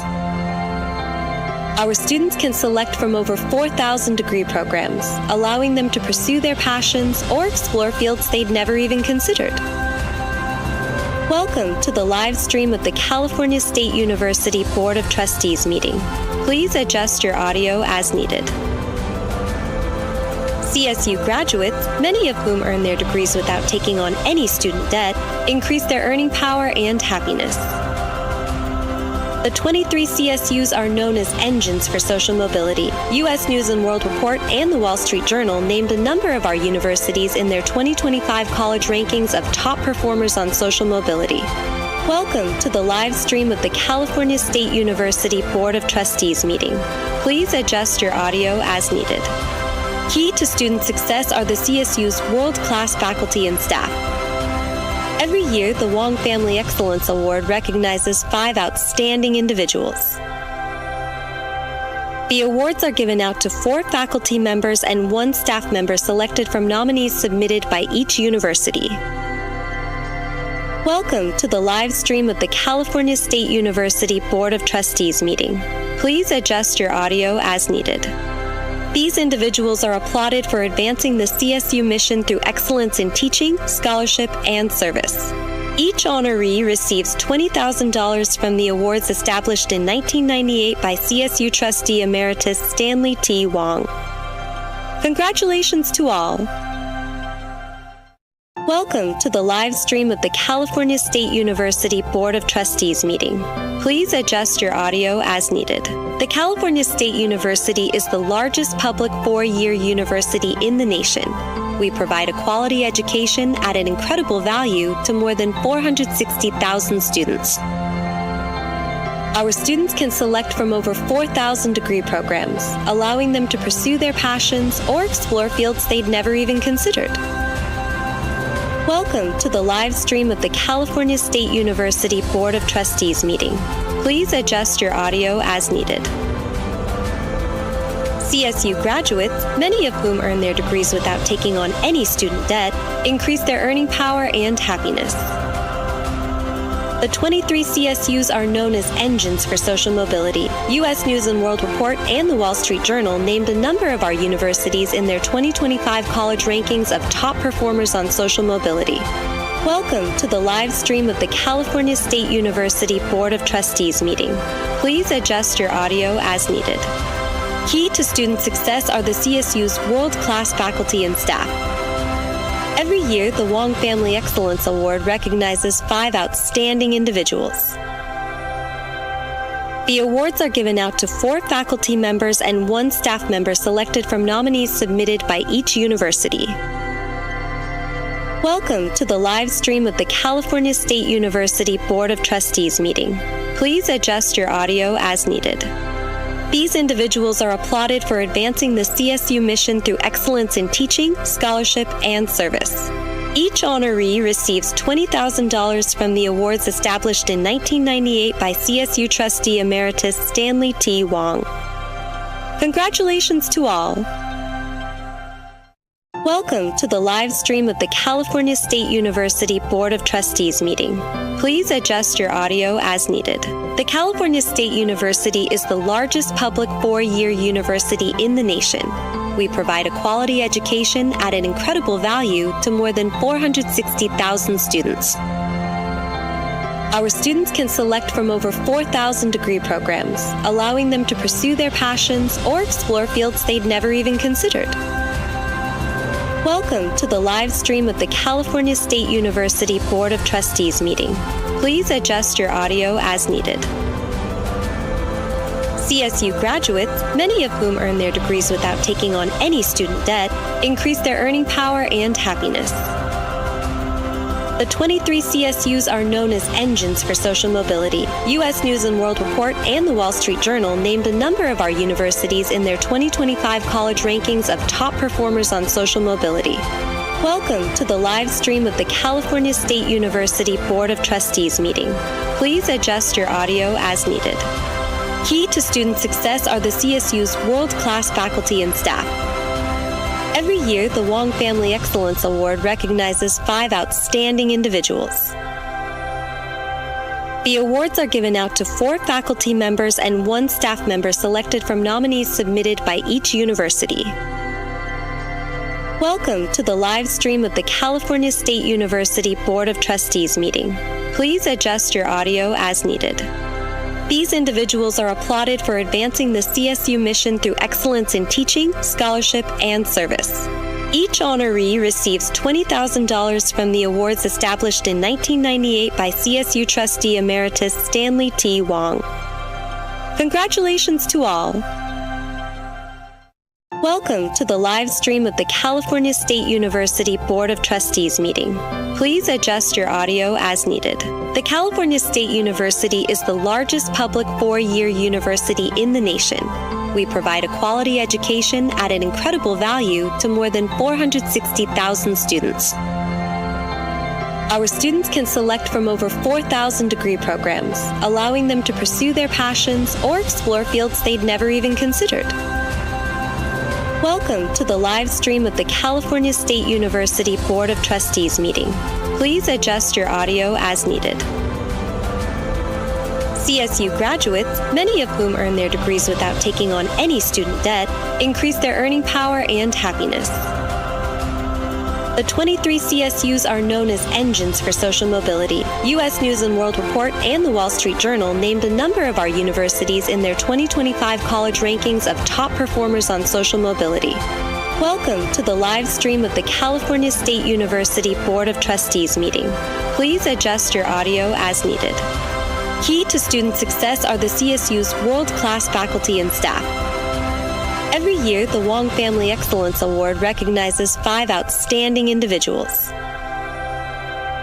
The awards are given out to 4 faculty members and 1 staff member selected from nominees submitted by each university. Welcome to the live stream of the California State University Board of Trustees meeting. Please adjust your audio as needed. These individuals are applauded for advancing the CSU mission through excellence in teaching, scholarship, and service. Each honoree receives $20,000 from the awards established in 1998 by CSU Trustee Emeritus Stanley T. Wong. Congratulations to all. Welcome to the live stream of the California State University Board of Trustees meeting. Please adjust your audio as needed. The California State University is the largest public four-year university in the nation. We provide a quality education at an incredible value to more than 460,000 students. Our students can select from over 4,000 degree programs, allowing them to pursue their passions or explore fields they'd never even considered. Welcome to the live stream of the California State University Board of Trustees meeting. Please adjust your audio as needed.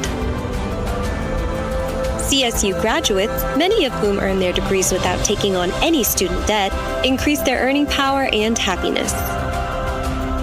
The 23 CSUs are known as engines for social mobility. U.S. News & World Report and the Wall Street Journal named a number of our universities in their 2025 college rankings of top performers on social mobility. Welcome to the live stream of the California State University Board of Trustees meeting. Please adjust your audio as needed. Key to student success are the CSU's world-class faculty and staff. Every year, the Wong Family Excellence Award recognizes 5 outstanding individuals. The awards are given out to 4 faculty members and 1 staff member selected from nominees submitted by each university. Welcome to the live stream of the California State University Board of Trustees meeting. Please adjust your audio as needed. These individuals are applauded for advancing the CSU mission through excellence in teaching, scholarship, and service. Each honoree receives $20,000 from the awards established in 1998 by CSU Trustee Emeritus Stanley T. Wong. Congratulations to all. Welcome to the live stream of the California State University Board of Trustees meeting. Please adjust your audio as needed. The California State University is the largest public four-year university in the nation. We provide a quality education at an incredible value to more than 460,000 students. Our students can select from over 4,000 degree programs, allowing them to pursue their passions or explore fields they'd never even considered. Welcome to the live stream of the California State University Board of Trustees meeting. Please adjust your audio as needed. CSU graduates, many of whom earn their degrees without taking on any student debt, increase their earning power and happiness. The 23 CSUs are known as engines for social mobility. U.S. News & World Report and the Wall Street Journal named a number of our universities in their 2025 college rankings of top performers on social mobility. Welcome to the live stream of the California State University Board of Trustees meeting. Please adjust your audio as needed. Key to student success are the CSU's world-class faculty and staff. Every year, the Wong Family Excellence Award recognizes 5 outstanding individuals. The awards are given out to 4 faculty members and 1 staff member selected from nominees submitted by each university. Welcome to the live stream of the California State University Board of Trustees meeting. Please adjust your audio as needed. These individuals are applauded for advancing the CSU mission through excellence in teaching, scholarship, and service. Each honoree receives $20,000 from the awards established in 1998 by CSU Trustee Emeritus Stanley T. Wong. Congratulations to all. Welcome to the live stream of the California State University Board of Trustees meeting. Please adjust your audio as needed. The California State University is the largest public four-year university in the nation. We provide a quality education at an incredible value to more than 460,000 students. Our students can select from over 4,000 degree programs, allowing them to pursue their passions or explore fields they'd never even considered. Welcome to the live stream of the California State University Board of Trustees meeting. Please adjust your audio as needed. CSU graduates, many of whom earn their degrees without taking on any student debt, increase their earning power and happiness.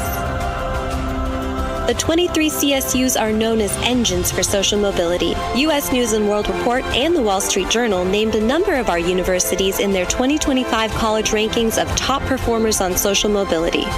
Welcome to the live stream of the California State University Board of Trustees meeting. Please adjust your audio as needed. Key to student success are the CSU's world-class faculty and staff. Every year, the Wong Family Excellence Award recognizes 5 outstanding individuals. The awards are given out to 4 faculty members and 1 staff member selected from nominees submitted by each university. Welcome to the live stream of the California State University Board of Trustees meeting. Please adjust your audio as needed. These individuals are applauded for advancing the CSU mission through excellence in teaching, scholarship, and service. Each honoree receives $20,000 from the awards established in 1998 by CSU trustee emeritus Stanley T. Wong. Congratulations to all. Welcome to the live stream of the California State University Board of Trustees meeting. Please adjust your audio as needed. The California State University is the largest public 4-year university in the nation. We provide a quality education at an incredible value to more than 460,000 students. Our students can select from over 4,000 degree programs, allowing them to pursue their passions or explore fields they'd never even considered.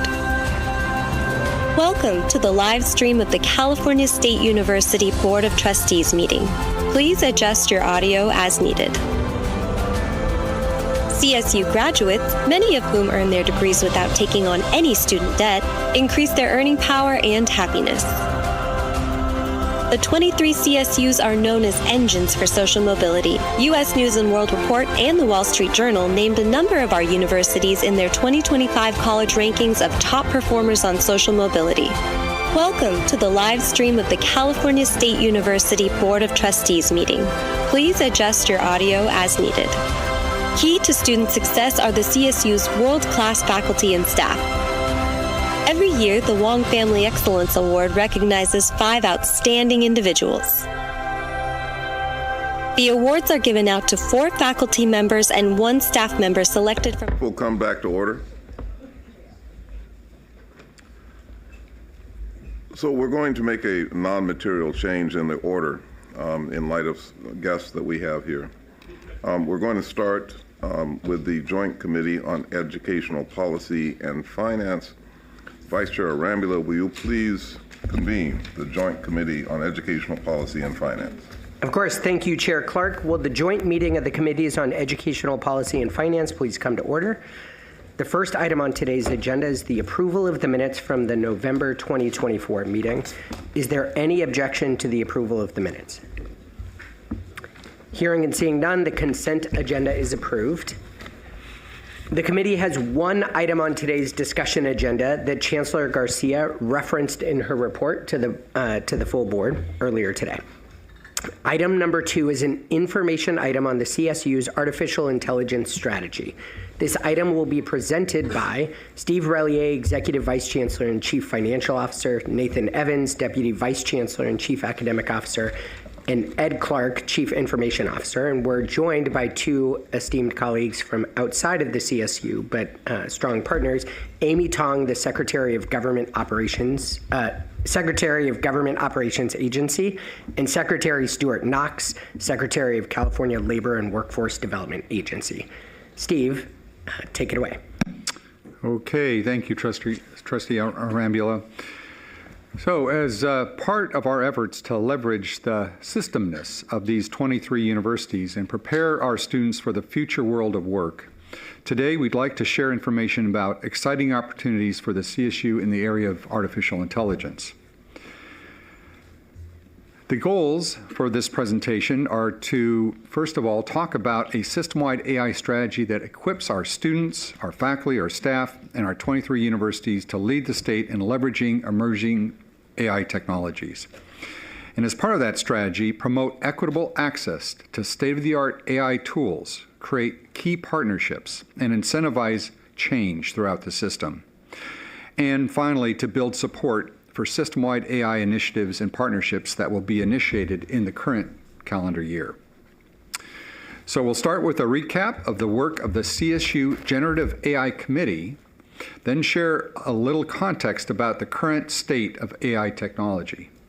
We'll then cover our emerging AI strategy and finally end up with our proposed next steps. So with that, Deputy Vice Chancellor Nathan Evans will now discuss the work of the CSU Generative AI Committee. Thank you, EVC Royer, and good afternoon, everyone. The CSU Generative AI Committee formed in January 2024 and met 5 times throughout the past spring semester, with many other subcommittee meetings complementing the work. The committee was co-chaired by myself and Chief Information Officer Ed Clark, who you'll hear from later this afternoon, and consisted of a wide range of CSU community stakeholders, including representatives from CSSA, the Academic Senate CSU, academic deans, chief information officers, and academic technologists from across the system. The plan that you will see presented today is a reflection of many of the recommendations and principles that were generated by the Generative AI Committee report published in summer 2024. To start, Chief Information Officer Ed Clark will now provide some context for the current state of AI technologies, along with an overview of the CSU AI strategy. Dr. Clark? Thank you, DBC Evans. Let me start with a brief definition of what we are discussing today. Generative AI refers to artificial intelligence systems that can create new content such as data, text, images, music, computer code, or even videos based on patterns learned from training data. These systems use sophisticated technologies to generate original material that can be used in many contexts, from academia to the workforce. You might think of generative AI as an intelligent computer assistant that learns by studying lots of examples of things like articles, pictures, and songs. After learning from these examples, it can create brand new things on its own, just like how someone might draw their own pictures after looking at other drawings. And full disclosure, AI was used to generate this definition. Before I get into the details of our emerging AI strategy, it might be helpful to share some of the current context of the generative AI market.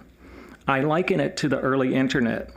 A lot of the names that you see here, Lycos, Netscape, etc., no longer exist, but were once leading firms in the early web. Similarly, many of the AI companies you hear about today will also disappear. The AI Top 50 list created by Forbes to track the current top firms in AI is already significantly different in 2024 from the 2023 version.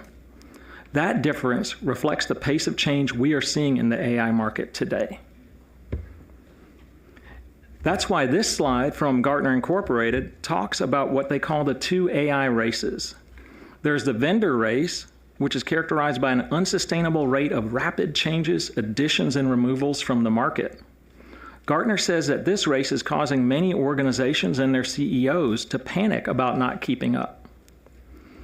But race number 2 is the one we should focus on, delivering AI outcomes strategically, safely, and effectively. And there's no need to feel pressured to adopt all the latest AI technologies. Our emerging AI strategy, the AI-empowered CSU, builds on the recommendations from the CSU Generative AI Committee. Naturally, we want to put our students first and their learning, their experience, and their outcomes. And to do that, we will need to support faculty during this transformational moment. And of course, we will also transform as a university system, using AI technologies to become more efficient and effective overall. In doing these things, we will not only impact the CSU, but California and beyond. I will now address each of these items in turn. For our students, we are dreaming big. We want to ensure that every student across the CSU will have access to AI tools and know how to use them in their contexts, from humanities majors to STEM majors. They will be prepared for the workforce and will be highly desirable to employers and graduate schools alike. For our faculty, we will provide access to the latest tools and the training and support required to use them. As every field and every career changes through the impacts of AI, these changes will be reflected in our curriculum and our programs. And we, of course, must address faculty concerns about academic integrity, privacy, and intellectual property, while helping to incentivize change. And finally, for the CSU, we will leverage AI to become an even better system by empowering the work of our staff, optimizing operations, reducing duplication of effort, and working more effectively with our massive data sets. To achieve these goals, we're advancing 3 key initiatives: an AI Workforce Acceleration Board, a CSU AI Commons Hub, and a focus on AI educational innovations. We will now go through these items in more detail. The AI Workforce Acceleration Board is an exciting opportunity to bring together AI industry leaders, members of Governor Newsom's cabinet, and CSU stakeholders to advance our shared goals. Together, we will work to identify and advocate for the AI skills needed in California's workforce and beyond. Some brief context that may explain why our industry partners and the governor's office are so enamored with this idea.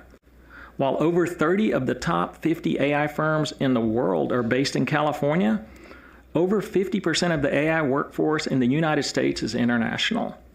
So the question being asked is, who will develop the AI workforce in California?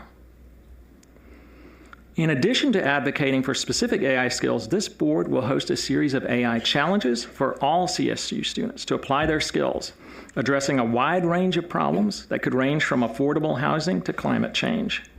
And of course, the outcome of this is that CSU students will receive valuable internships and employment after graduation. This slide, which includes a who's who of leading AI and technology firms, reflects the excitement that I talked about earlier. We have organizations from Amazon to OpenAI and all the biggest players in between, along with the governor's office and the CSU at the center of this partnership. This slide reflects our confirmed membership so far.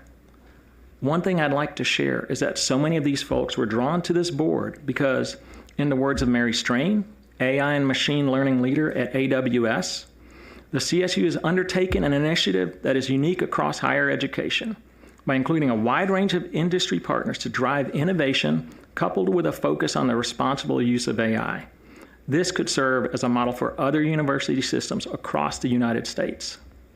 Similarly, Dr. Elka Walsh, Microsoft's leader for higher education transformation in the Americas, said, "The California State University system is demonstrating leadership in preparing Californians to thrive in the AI-empowered workforce.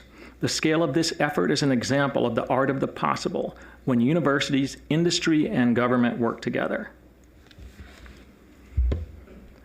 I will now invite Secretary Amy Tong and Secretary Stuart Knox of the Governor's Office to share the state of California's AI priorities and how this CSU AI strategy aligns with them. They have been fantastic partners to us throughout this initiative, and they're both proud CSU alumni. Wow. Good afternoon, everyone. It's just a pleasure to be here and joined by my colleague, Secretary Stuart Knox. I also wanted to take a moment to thank the board and the Chancellor for inviting us here, as well as moving this agenda, knowing that many of us are busy dealing with the fire, unfortunate response in LA, and as well as this very, very important meeting that we are at.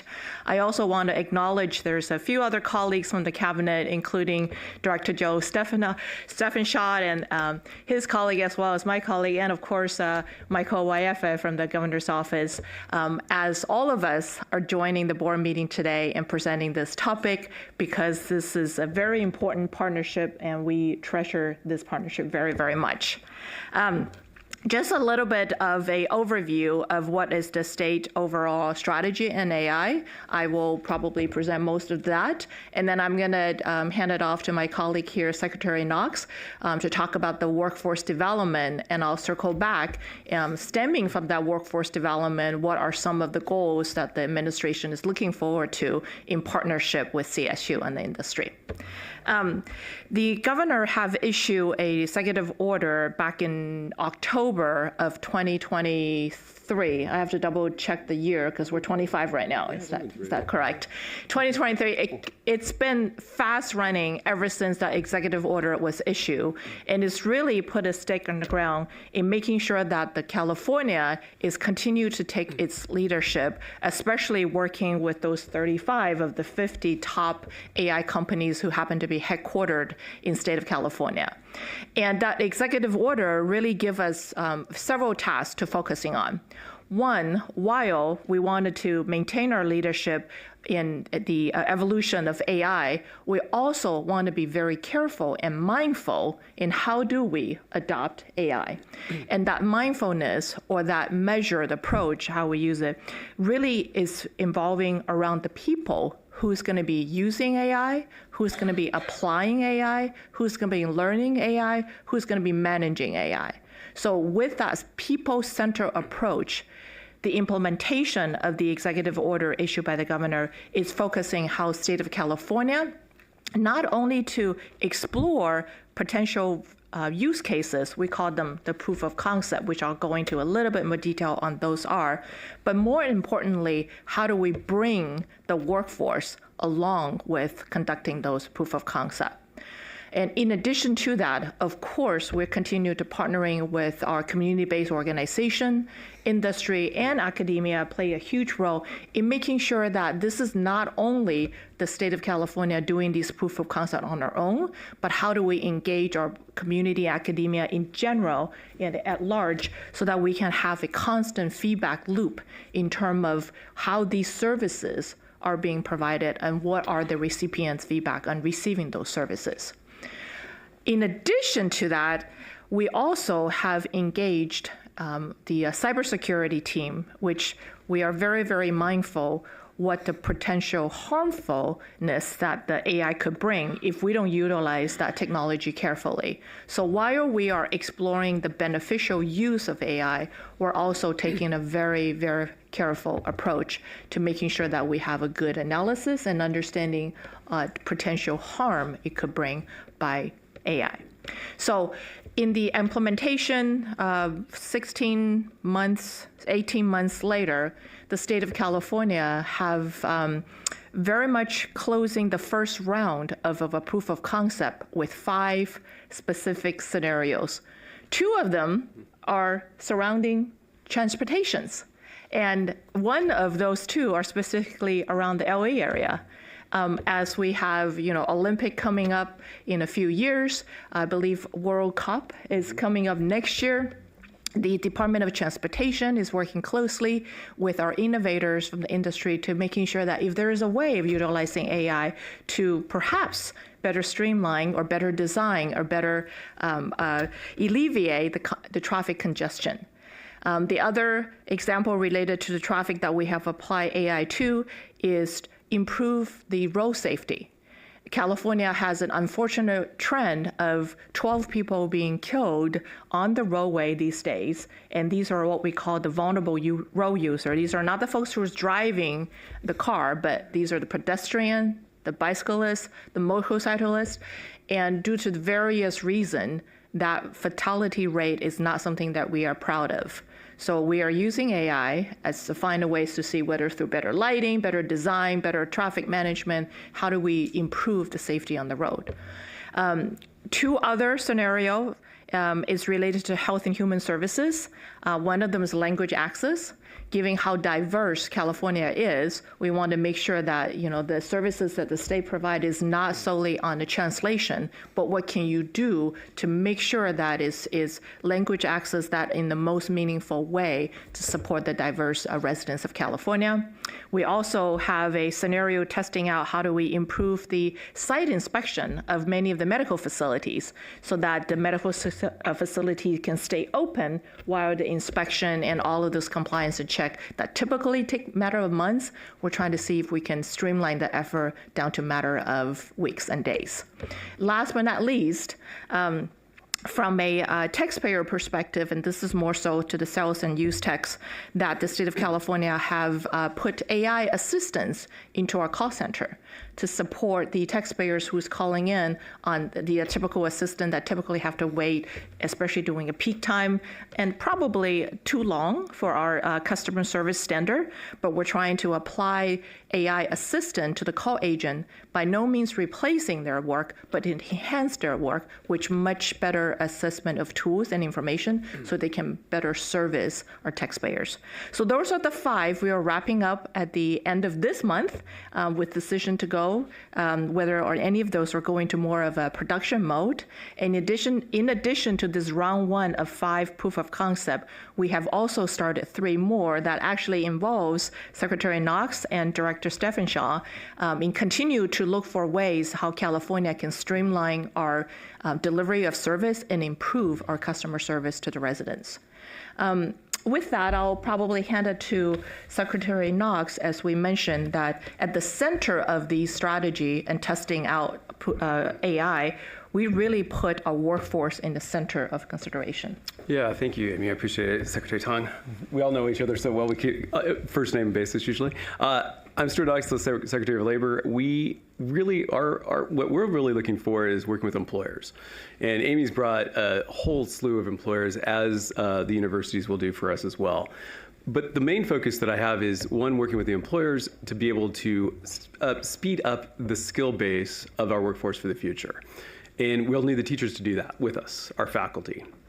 Being a Chico State grad, understanding that the faculty needs will come first, is we want to ensure that the people at the table are included in this discussion. And I think that was what we really learned from the governor's briefing that we did early on in 2023 around this, is really developing strategy where labor, teachers have the voice, that the people that, when this is elevated and goes out, as it already has, as we know, we're test casing some of that as well, is that we have the ability to have a voice at the table. So I think that's the most important piece that we bring with this. We do run about $4 billion in workforce development programs under the labor agency as well. And so I've been working with Amy and her team often and a lot on this to be able to engage with our employer groups, but also our community colleges and our CSUs to make sure that, one, our investments are well done, but others have a voice at the table while we're there. And likewise, to what Secretary Knox is leading effort with the broader workforce development effort with this AI in mind, the state of California has about 250,000 employees, and many of them are also, start getting trainings as well as firsthand experience on utilization of AI, in addition to those 5 use cases and 3 more to come for the state of California. In that process, we have proactively engage with our labor partners to making sure that they are at the table, not only to sitting on the sideline to watch what we're doing, but really at the table and discussing whether this is a good use case, whether this is a good effort to bring our workforce along. And when designing the training material, we're also the first one that are talking with them to make sure they have a chance to provide input. And similar partnership that we're also doing with the legislature, which also have really, what we call the whole state approach in terms of this joint exploration of what AI means in the state of California.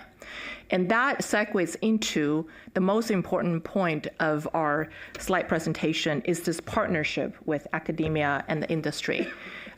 We, as similar to Secretary Knox, I'm also a product of CSU, graduate from Sac State. I'm looking at the president behind me, Dr. Wood. We were very quickly putting our pins on, so we have both the CSU pin as well as our campus pin. So there you go. Thank you. With that, we know workforce, not just today, but years to come, the best place to prepare our workforce is through our academia system. And as a product of CSU myself, I had firsthand experience in knowing that how important it is as a student to receive that investment of content, and in this case, by the work of the governor's office with Secretary Noxon here, we are also in the process of entering multiple MOUs with the industry to make sure that they not only provide the latest content to our students and working with you all to the faculty, but more importantly, provide internship opportunities. Because nothing beats first-hand experience when you're learning something new. And so far, we have great response from the industry partner who has already signing up these MOUs. And earlier, you have heard from Ed that the partners in that logo are all of the ones that we're continuing to be working with. And that internship opportunity coupled with resources that these industry partner can bring specifically to academia, we hope this is a great partnership that we can enter into and continue to support CSU in this particular case to making sure that our students get firsthand information and our faculty, most important, are being part of this evolution of AI. So with that, we are concluding our presentation, open to any questions or comments. Oh, yes, I'm going to hand it back to you. Thank you so much, Secretaries, for your comments. And Nathan Evans is going to talk about the next aspect of our strategic plan, the AI Commons Hub.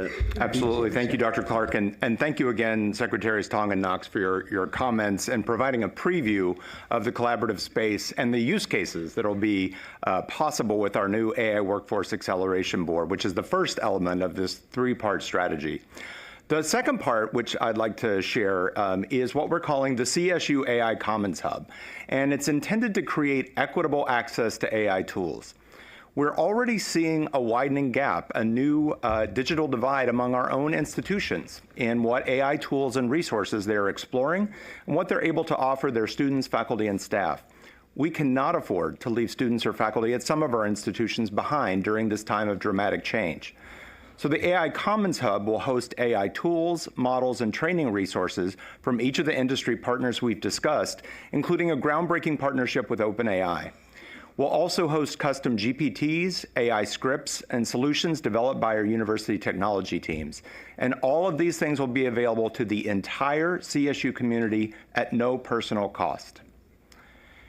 And finally, the AI Education Innovations Program, the third part of the strategy, is focused on supporting CSU faculty and staff through innovation, evaluation, and adoption. There is also already outstanding AI-related faculty development being created by individual CSU faculty. This program envisions systemness, system-wide sharing of collaboratively designed faculty and professional development that reflects the tools and trainings from the AI Commons, supported by designated resources, incentives, and recognition programs. Each of these will help prepare faculty and staff and students to evaluate opportunities for the inclusion of AI in teaching and learning across all disciplines and help develop a generation of AI leaders. With that, I'll now turn back to EVC Royer to conclude the presentation.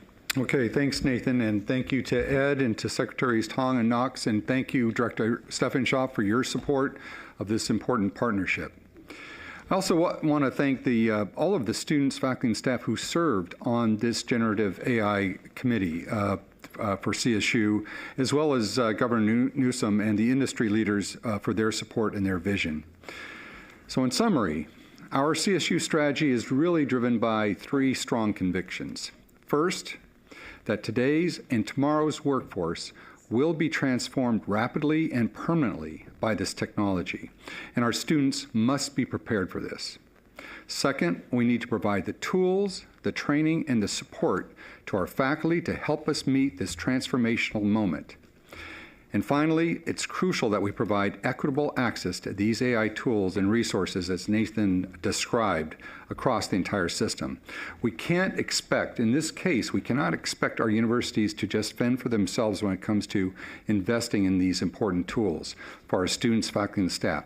We must target a more equitable approach that provides every student, every faculty member, every staff member, regardless of their economic circumstances, access to these resources. That's why we're making these investments to promote this bold strategy at this time. The provision of this resource for nearly 500,000 members of our university community represents a scope, as the Chancellor said earlier this morning, that has never been offered to any other university system in the world. And most importantly, our commitment to our students is when they graduate, they will be prepared to enter a rapidly evolving job market with the tools for their success. So with that, Trustee Arambula, that concludes our presentation, and we're happy to take any questions. Thank you so much. I see a couple of trustees. I'm going to go Trustee Furstenberg, Trustee Kimbell, Trustee Yee Millikar. I cannot thank you enough for this presentation. It's the most encouraging, exciting development that we are at the front of the line. And I thank the secretaries for being here, and I thank the governor for having California in the lead.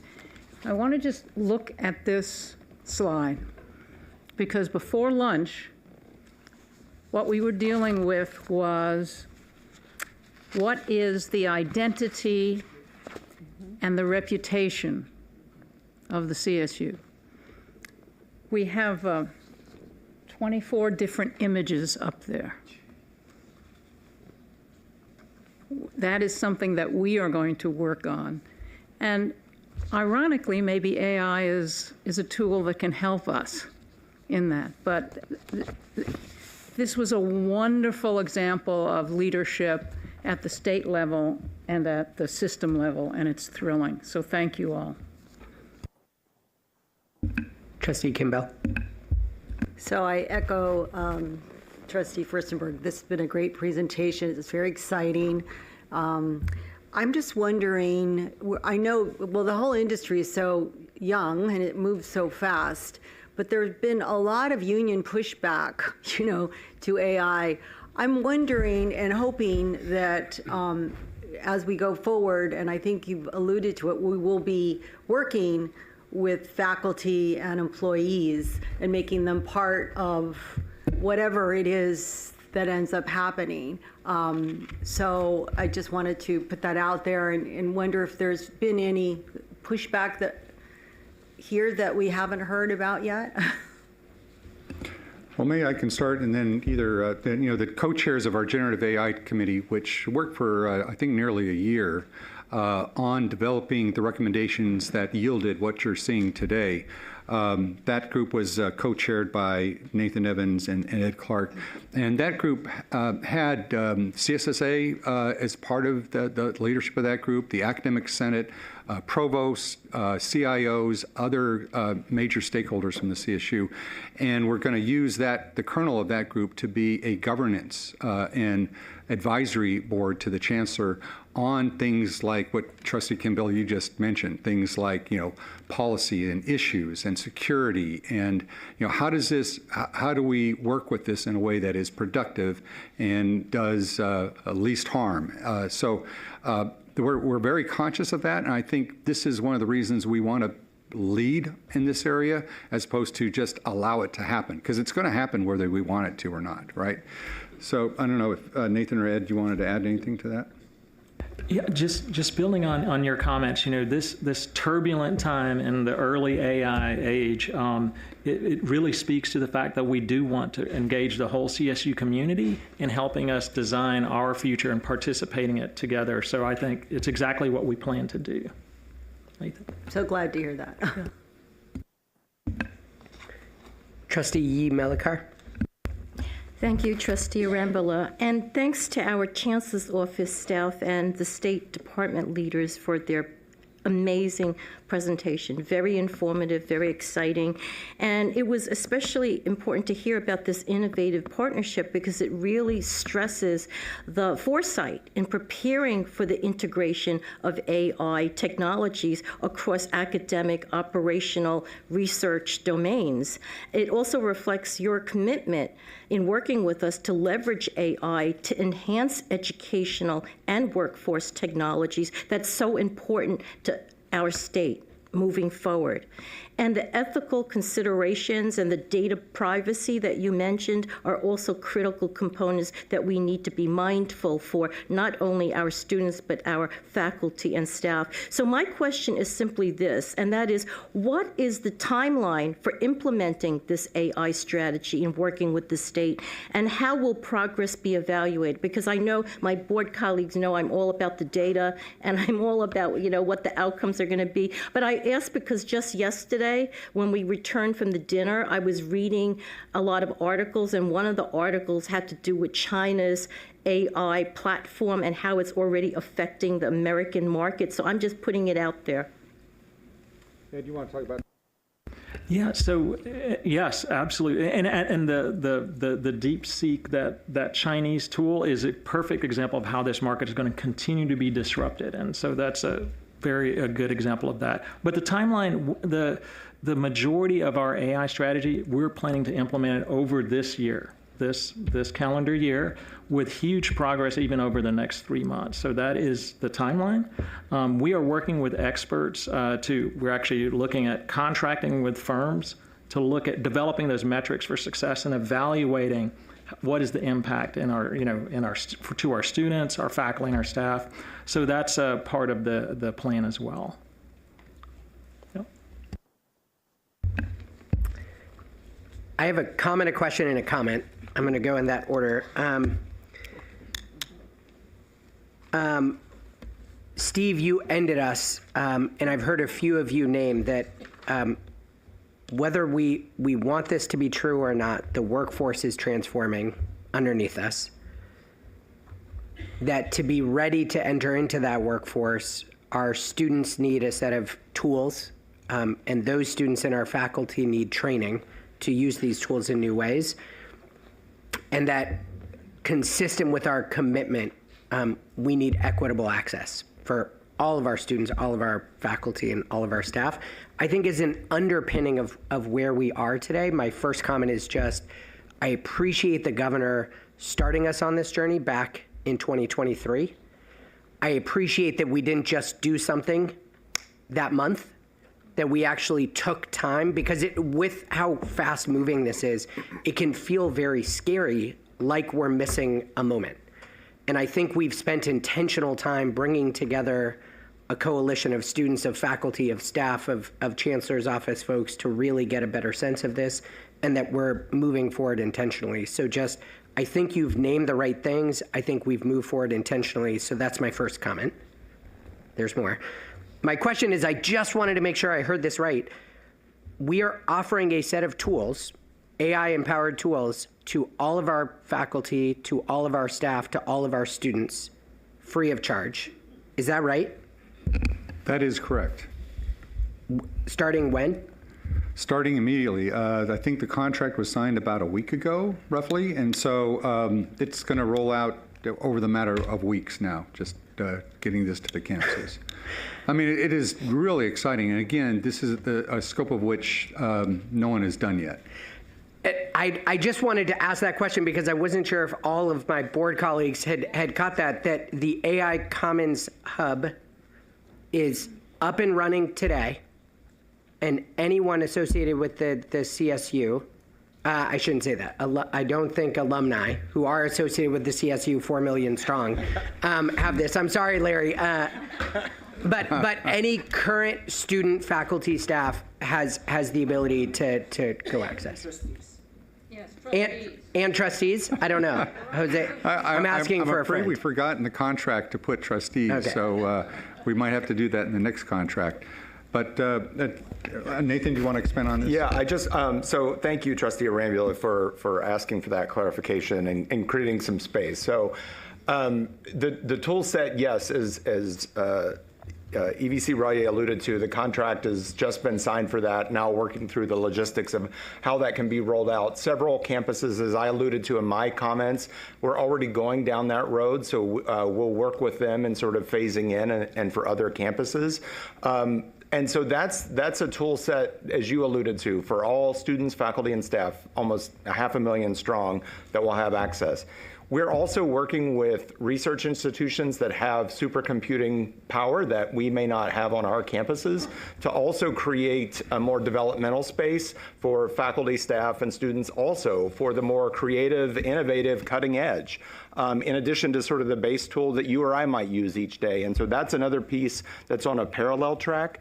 But to one of your other comments and something I referenced, one of the things that was amazing as part of navigating this as a system-wide committee is how much work was already happening on our campuses. I mean, it's not surprising, but to bring it all together, I know as you saw a preview of, and Trustee Melikar saw a preview of that, the space where we are bringing all those resources that are already developed, faculty development tools that they've been developing for their peers, and not individually doing it, but now collectively doing it, that are speaking to the tools and our partners in the state. And so we're about ready to turn that on live as well, because so much was compiled. And so, yes, thank you for creating the space to sort of double down. It's not just the tool set, but the other elements, the partnership with the state, those are all in flight. And we're really excited about the rollout.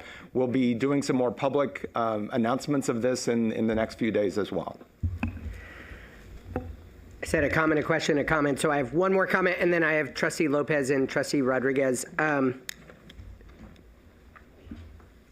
Secretary Knox, I'm sure you're seeing this every day. The need for students who are entering the workforce to come prepared, either to enter in directly to help build some of the next tools, to use AI in new industries in new ways, or just to come ready to use AI tools in existing jobs is ever present in any conversation I'm having with employers.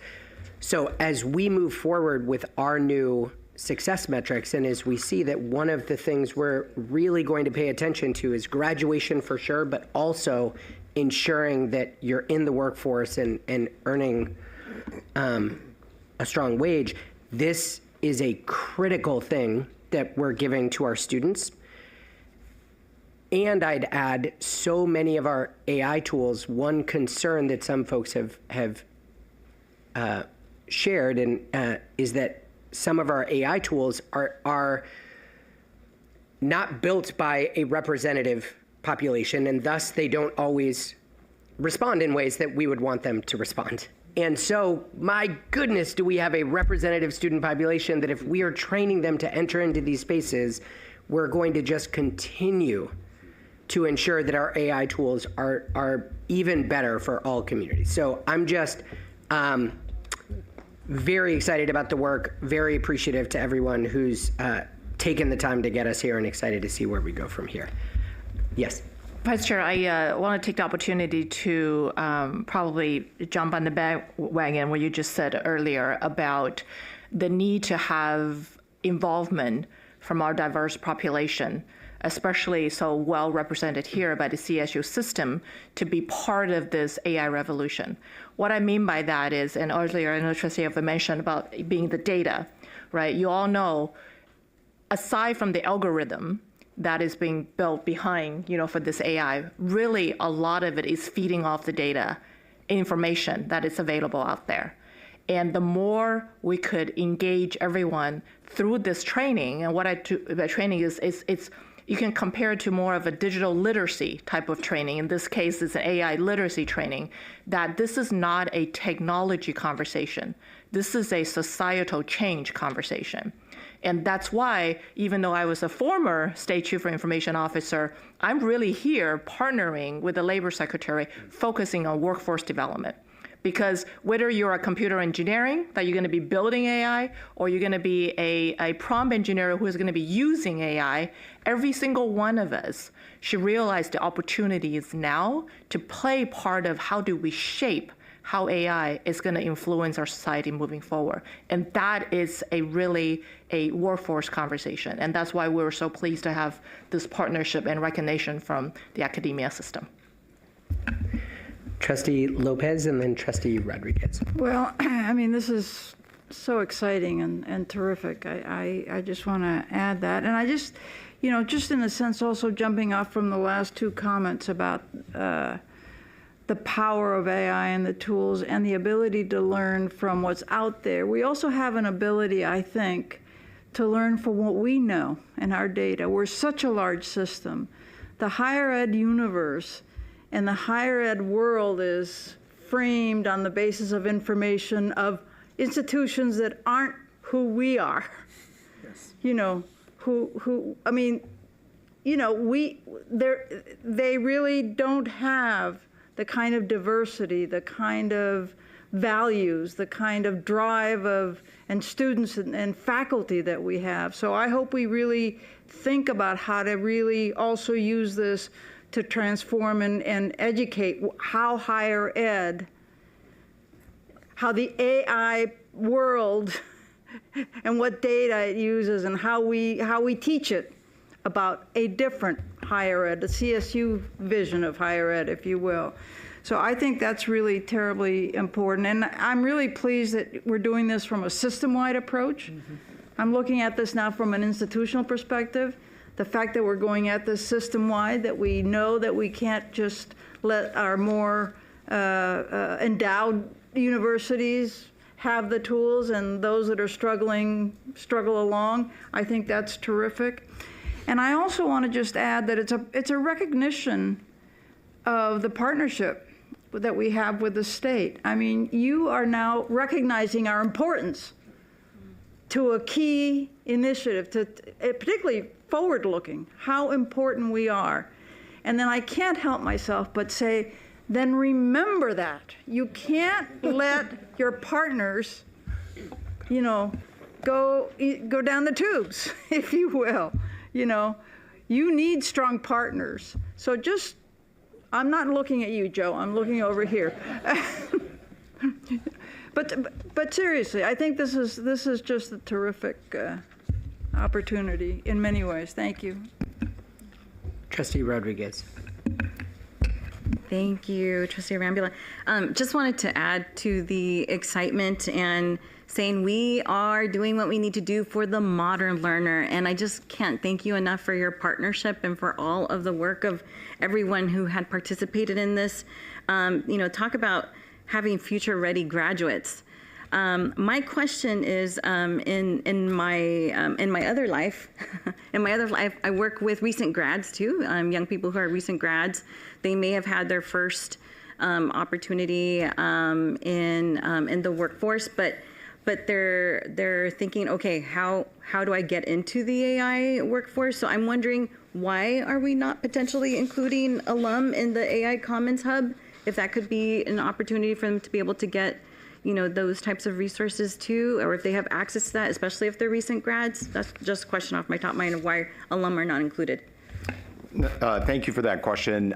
You know, I think this discussion came up as I know that we were thinking through the contract. I think the door is open for us to continue these conversations as we go forward.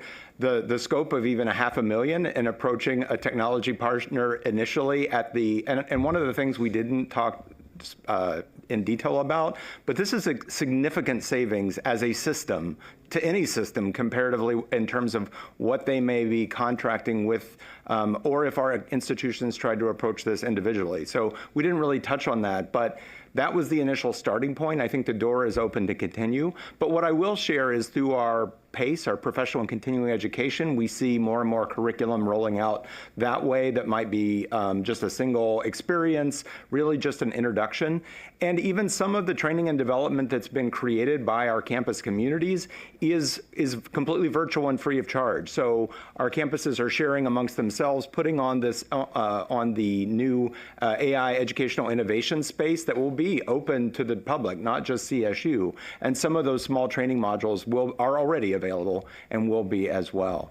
I wanted to make one other acknowledgement, and it was a thread that showed up in the conversations. I want to acknowledge also the state of California issued a set of guidelines, which I also think, I know you can't see this, so I'll read the title, The State of California Guidelines for Evaluating Impacts of Generative AI on Vulnerable and Marginalized Communities. And the state of California released that in December. And I think you heard in the both secretaries' comments comments the commitment that the state has, and it is so well aligned with the conversation that we're having around generative AI in the CSU.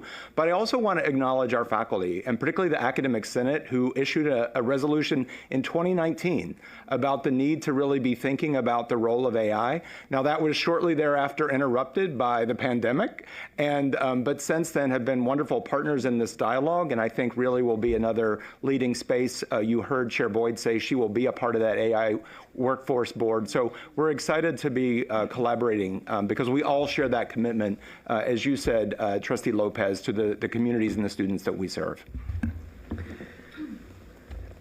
I'll close this out by just saying thank you once again. Thank you for the intentionality. Thank you for knowing that a tool without training and support such that it can be deeply integrated by faculty and staff is just a tool and isn't nearly as powerful. So I'm so excited for what we've done to date, and I know there's more to come, and we as a board stand excited to hear more about this in the coming months and years. Thank you. And with that, it's the second time today I've forgotten to say the last part. I think those are all the questions and comments from the board. Chair Clark, this concludes the business of the Joint Committees on Educational Policy and Finance. Thank you very much, Mr. Vice Chair. Excuse me. As you all are leaving, I want to particularly thank Secretary Tong and Secretary Knox for making the long trip. I really appreciate this. You all are always welcome here, and we hope to see you again soon. Oh, and the Director of Finance, Mr. Joe Stephensaw, we really appreciate you coming. Again, you're always welcome here. Please come again. All right, we're making up time.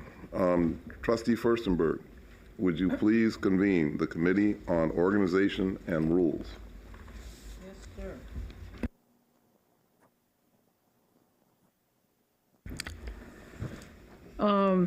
Will the Committee on Organization and Rules please come to order? It's now time for the committee to consider today's consent agenda. Does any committee member wish to remove any item for separate discussion? I'm assuming not. Hearing none, the consent agenda is approved, and that concludes the business. So we're right on. We're moving right along. I really appreciate your diligence on that. Thank you, Trustee Furstenberg.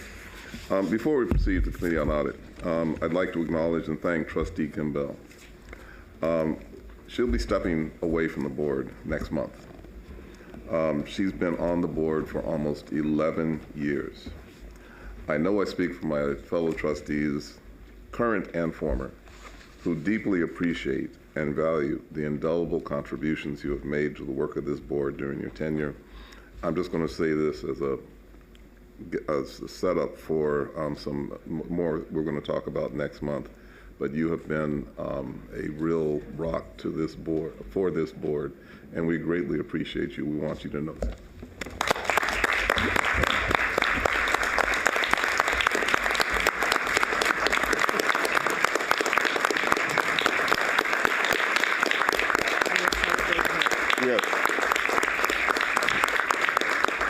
See, they like you so much, they're going to stand, even though they're going to have to stand next month, too. You're going to make me cry.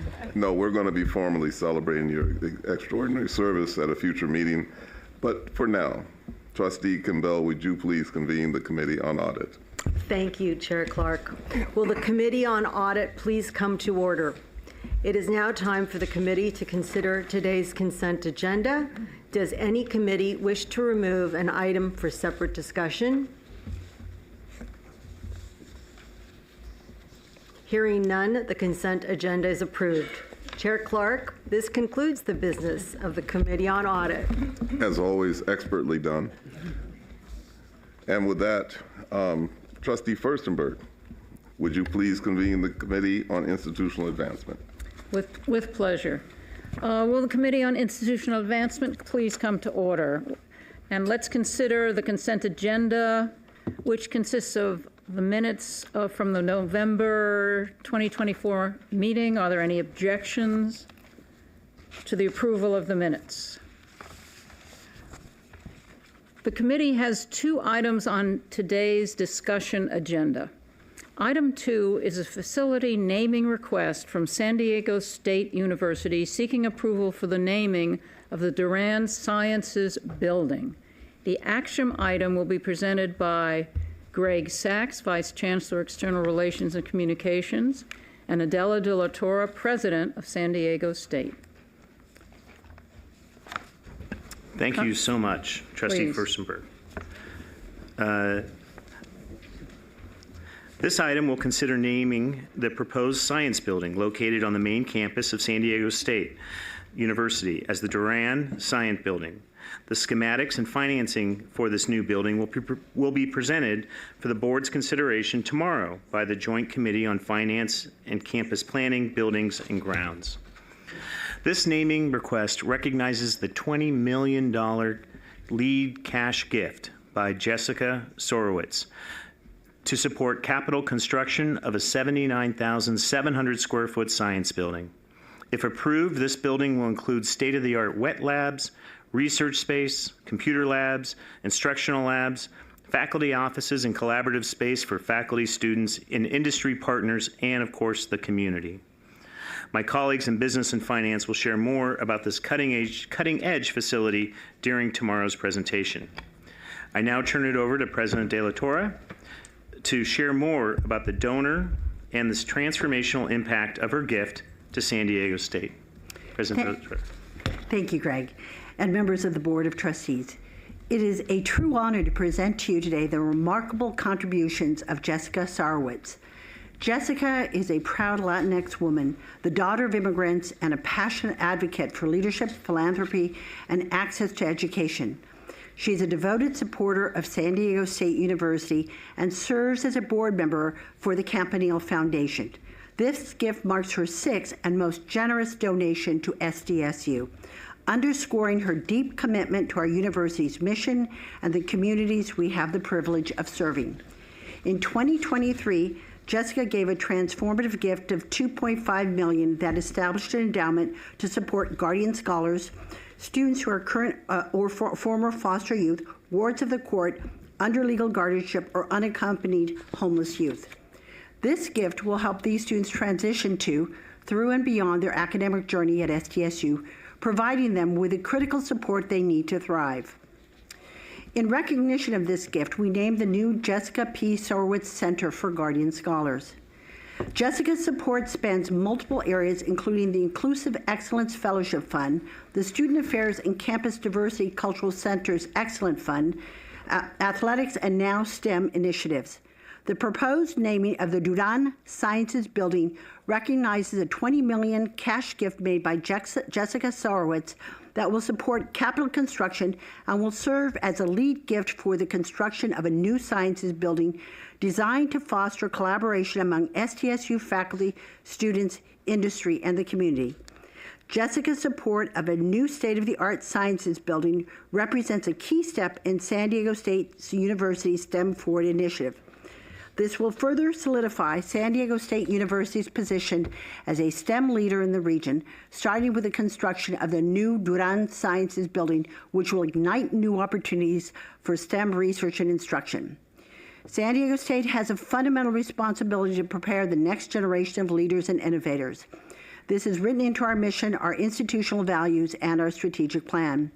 By investing in science, research, and education, we provide students with the skills, knowledge, and experience necessary to prepare them to tackle the world's most complex challenges after graduation and to thrive in fields that will shape the future. With this gift, Jessica has expressed a desire to honor her parents, Enrique and Ellie Duran. This gesture reflects both her gratitude for her roots and her own ongoing commitment to advancing educational opportunities for all students. We are deeply grateful for her generosity and vision, and I ask for your consideration in approving this meaningful naming opportunity. Thank you. Thank you. May I have a motion from a committee member to approve the item?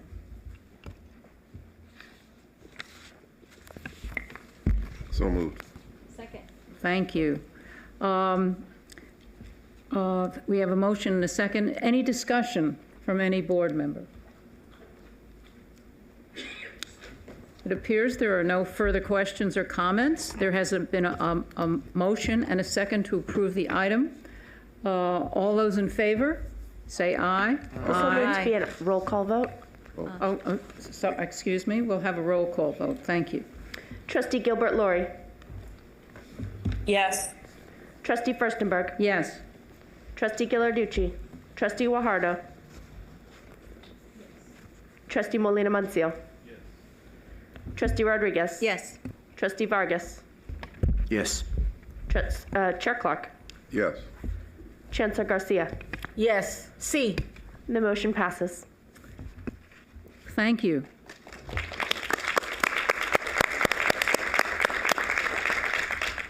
Ms. Jessica Sarwitz was unable to be here in person, but her Director of Private Giving, Megan McKenna, is joining us via Zoom. But Chancellor Garcia, will you please share a few remarks before we hear from Ms. McKenna? With this facility naming, we express our heartfelt appreciation for Jessica Sorowitz's extraordinarily generous donation that will serve as the lead gift for the construction of a state-of-the-art facility at San Diego State that will foster inclusion, collaboration, and innovation across scientific fields. But on a deeper, more fundamental level, we celebrate a life dedicated to righting wrongs, to elevating individuals, families, and diverse communities. Jessica's visionary generosity, her endless compassion and passion, and kind heart permeate every realm of her life. Whether she is overseeing investments emphasizing racial and gender equality through 4S Bay Partners, providing opportunities for multicultural filmmakers and artists at Starker Street Creative, amplifying the stories of marginalized groups through the documentaries produced by Miraflores Films, or working to fund global philanthropic initiatives through a social impact lens at the Julian Grace Foundation. This is a life of deep meaning, of boundless vision and optimism, and of incalculable impact. Jessica, the California State University is grateful for you. We are also inspired by you. And we are so pleased that the Duran Sciences Building will bear the name of your family and honor its rich heritage. Ms. Sarwitz is traveling internationally and unable to be with us today, but I am extremely pleased that Megan McKenna, Director of Private Giving at 4S Bay Partners, is joining us remotely to say a few words on her behalf. Megan? Hi, good afternoon. Can you hear me okay? Yes, we can. Perfect. Thank you. Never sure. Good afternoon. As mentioned, my name is Megan McKenna, and it's really, truly my honor to be here with you today, the Board of Trustees and all of the other distinguished attendees and participants in the meeting. And more than anything, it's really my honor to be here to represent Jessica Sarwitz, who is indeed a generous and kind leader and philanthropist, as described in these beautiful words from the trustees. We really appreciate that.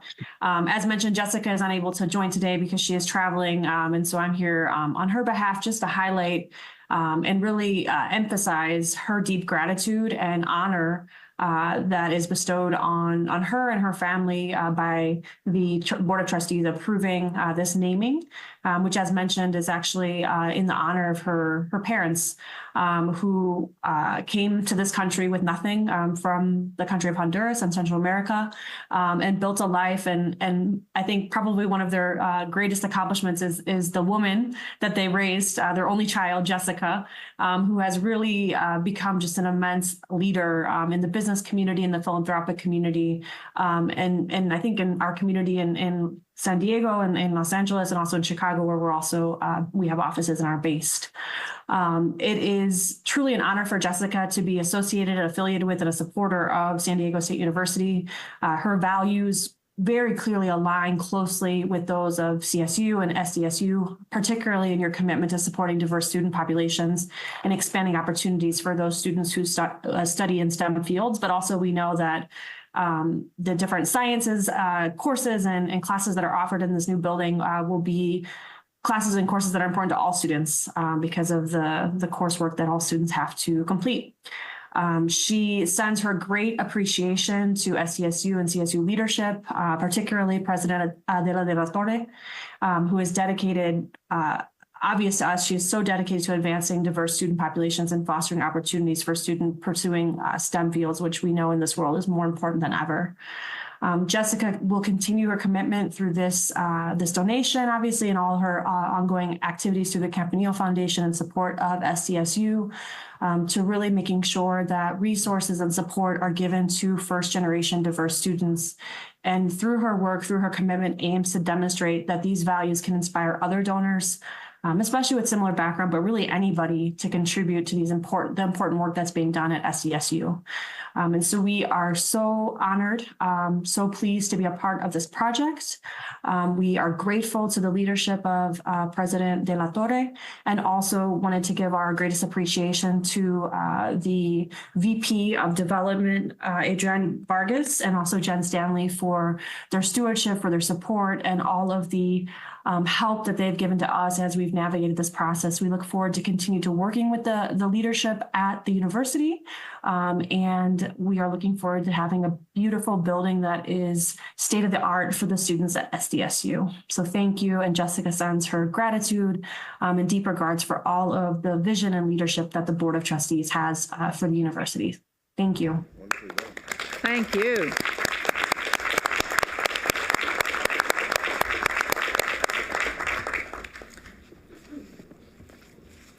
That was fun. Item 3 is the 2023-2024 CSU report on donor support. As required by the Education Code, this report is submitted yearly to a joint legislative budget committee in the Department of Finance. The action item will be presented by Greg Sachs, Vice Chancellor for External Relations and Communications, Melissa Watkins, Assistant Vice Chancellor for System-Wide Advancement, and Ellen Neufeld, President, CSU San Marcos. Will you please begin, Vice Chancellor Sachs? I will be happy to begin. And thank you so much again, Trustee Furstenberg. Well, today we have the privilege of showcasing the impact of private philanthropy across the California State University system. Generous donor support is a powerful engine for innovation and student success, reinforcing the profound value of the CSU not only to California, but to the nation as a whole. It is important to understand that while philanthropy is no replacement to the critical allocations the university system receives from the state of California, we certainly can't fundraise our way out of this particular budget crisis. It plays a vital role in empowering and elevating the success of the system. In this presentation, we'll provide an overview of the private philanthropy we received during the 2023-24 fiscal year, and we will illustrate how these contributions fuel our mission. To bring this to life, we'll highlight a compelling story of impact that reflects the larger transformational effect donor support has on our university and, most importantly, on the students we serve. While the impact of donor support to meet the mission of the CSU is happening at all of our universities, I'm sure you will appreciate hearing how philanthropy is helping meet a key workforce goal at CSU San Marcos. Lastly, we'll ask for your approval of the annual report on donor support for 2023-2024, so it may be submitted to the Joint Legislative Budget Committee and the Department of Finance as mandated by California Education Code. All right, so thanks to the generosity of our donors, I am pleased to share that in 2023-2024, the CSU received over $626 million in gift commitments and nearly $448 million in gift receipts, an 8% increase in commitments compared to the previous year. I again want to emphasize that 99% of these contributions are designated by donors for specific programs, scholarships, and facilities across the system, reflecting their passions and priorities. By law, we honor these designations in full accordance with donor intent.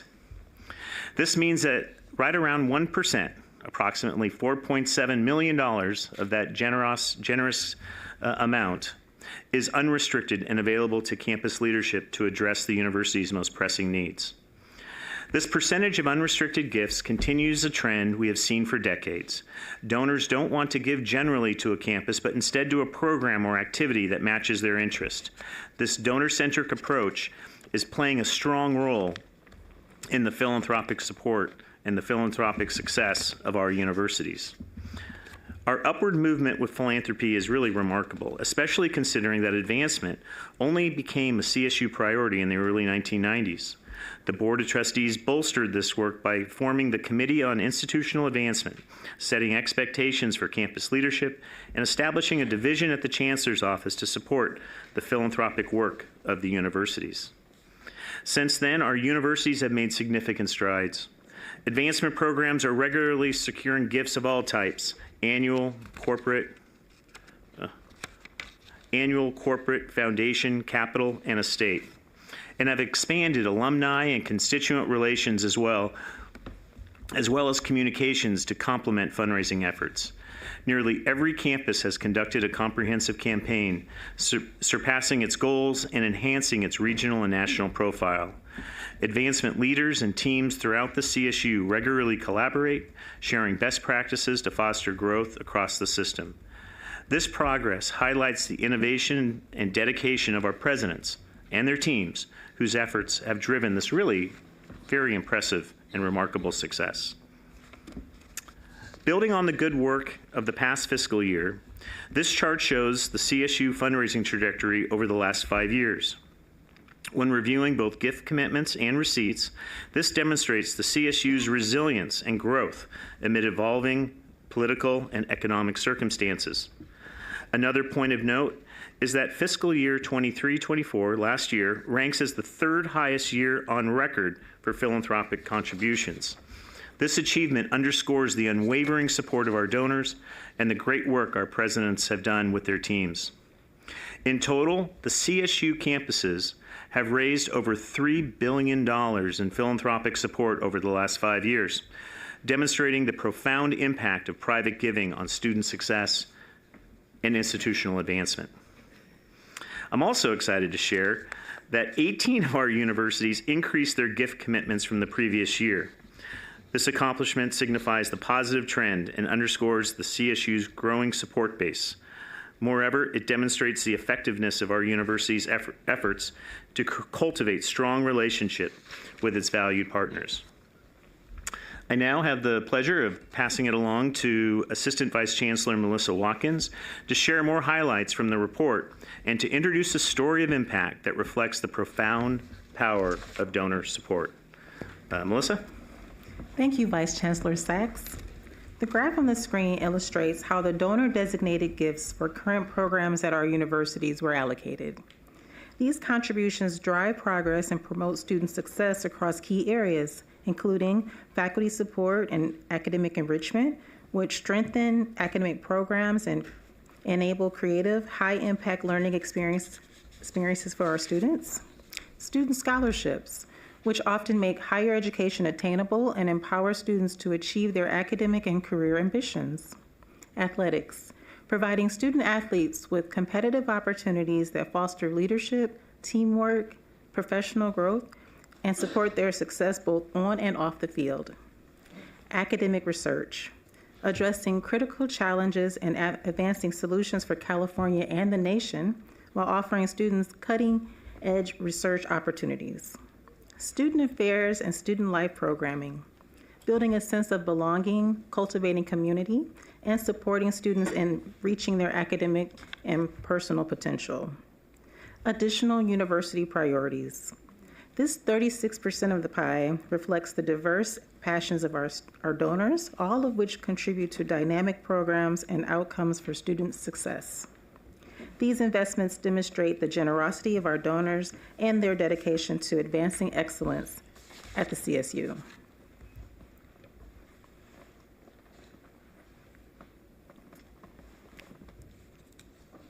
Okay, thank you. To emphasize Vice Chancellor Sachs' earlier comment on the importance of the allocation the CSU receives from the state of California, this chart reflects the percentage of gift receipts that are designated to specific programs. This chart reflects the past 3 years of gift receipts that are restricted versus those that are unrestricted. To state the obvious again, today we are seeing philanthropy being directed to the passions of our donors and not to campus general funds. The CSU's combined endowment market value reached a record high of $2.8 billion, driven by robust investment performance and $87 million in donor contributions. These funds ensure lasting support for university programs and student scholarships, benefiting generations to come. Over the past 5 years, $457 million was contributed to endowment funds across the CSU. During this time, the endowment market value has experienced impressive growth, increasing by 47%. This consistent expansion reflects the sound management by our staff, the solid fiduciary oversight of our volunteer boards, and the support of our donors. Our annual philanthropic achievements stand out even more when we compare them to similar university systems. For example, the 19 four-year universities in the State University of New York system have comparable fundraising staff, endowment market value, and gift receipts to the CSU. In fiscal year 2023-24, these SUNY universities raised $298 million with a combined endowment market value of $2.3 billion. The CSU surpassed SUNY in both fundraising and endowment value, reflecting the exceptional generosity of our donors and the strength of our collective advancement offices. To provide a national context for the CSU philanthropic growth, we compared our performance to the national trend in charitable giving. The CSU's year-over-year increase exceeded the national trend, and according to Giving USA's most recent survey, overall philanthropic giving grew by 1.8 nationally. The CSU's higher growth rate is well beyond that number and reflects the strong confidence of our donors that our donors have in our universities. Our system-wide success is bolstered by the achievements of comprehensive campaigns across our universities. During the reporting fiscal year, 2 of these campaigns reached successful conclusions. Cal Poly Humboldt's Boldly Rising campaign, the university's first comprehensive effort, raised over $59 million, exceeding its $50 million goal. This groundbreaking philanthropy has increased access, created new opportunities, and helped position California's newest polytechnic institution for a bold future. Cal State Long Beach's No Barriers campaign significantly surpassed its original goal of $275 million, raising over $313 million. Focused on advancing student achievement, empowerment, and equity, the campaign is shaping California's future workforce while strengthening the CSU Long Beach community. Congratulations to both universities on their remarkable accomplishments. Currently, 7 additional CSU campuses are engaged in various stages of comprehensive campaigns.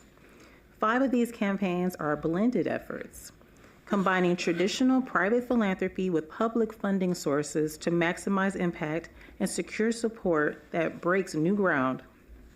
This innovative approach, though less common in educational advancement, has yielded strong results for our universities and positions the CSU as a leader in this work. Donor support impacts many areas across the CSU, enabling our universities to serve as powerful engines of social mobility, a distinction consistently reflected in our top rankings. A key indicator of social mobility is professional success. And philanthropy plays a critical role in preparing our students to be workforce ready, allowing them to enjoy meaningful careers. One example is a recent gift to CSU San Marcos, which addresses the growing regional demand for skilled mental and behavioral health professionals, directly contributing to the development of a workforce that meets the needs of the community. To share more about this impactful initiative, I invite President Neufeld to speak. Thank you so much. I am honored to introduce the SWIFT program to you today. SWIFT stands for Scholars in Wellness and Innovation Fast Track. And as this photo suggests, this innovative program is a result of many partners inspired by philanthropy, working to benefit our students, our community, and our region. Here with me today, representing Cal State San Marcos, we have an amazing team. Our Dean of the College of Education, Health, and Human Services, Dr. Jennifer Ostergren, Vice President of University Advancement, Jessica Berger, and our partners at Vista Unified School District are represented here, including Principal Dr. Jose Villarreal, Teacher Marty Napier, and probably most importantly, Karina Dominguez, who is a student at Rancho Buena Vista High School, as well as a proud CSUSM Cougar, all at the same time.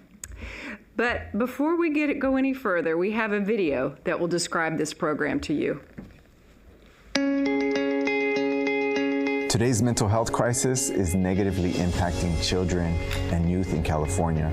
I believe that what we need is more people that are able to support our young people in living to their potential and flourishing, because nobody does that alone. The pandemic really taught us to not only pay attention to our physical health, but also mental health. And so that's really been, one of the driving forces to improve the workforce around mental health and behavioral health. In the College of Education, Health, and Human Services at Cal State San Marcos, we have a new and innovative program called Scholars in Wellness and Innovation Fast-Tracked Health Programs, or SWIFT for short. You can graduate with a Bachelor of Arts within 3 years. The program is offered for the Bachelors of Science in Public Health and the Bachelors of Arts in Human Development. Students in specific regional high schools can take university-level coursework while enrolled in high school. So when you're dual enrolled at a high school, you're able to use those credits specifically for Cal State San Marcos SWIFT Health Program. And that helps you get even a little bit ahead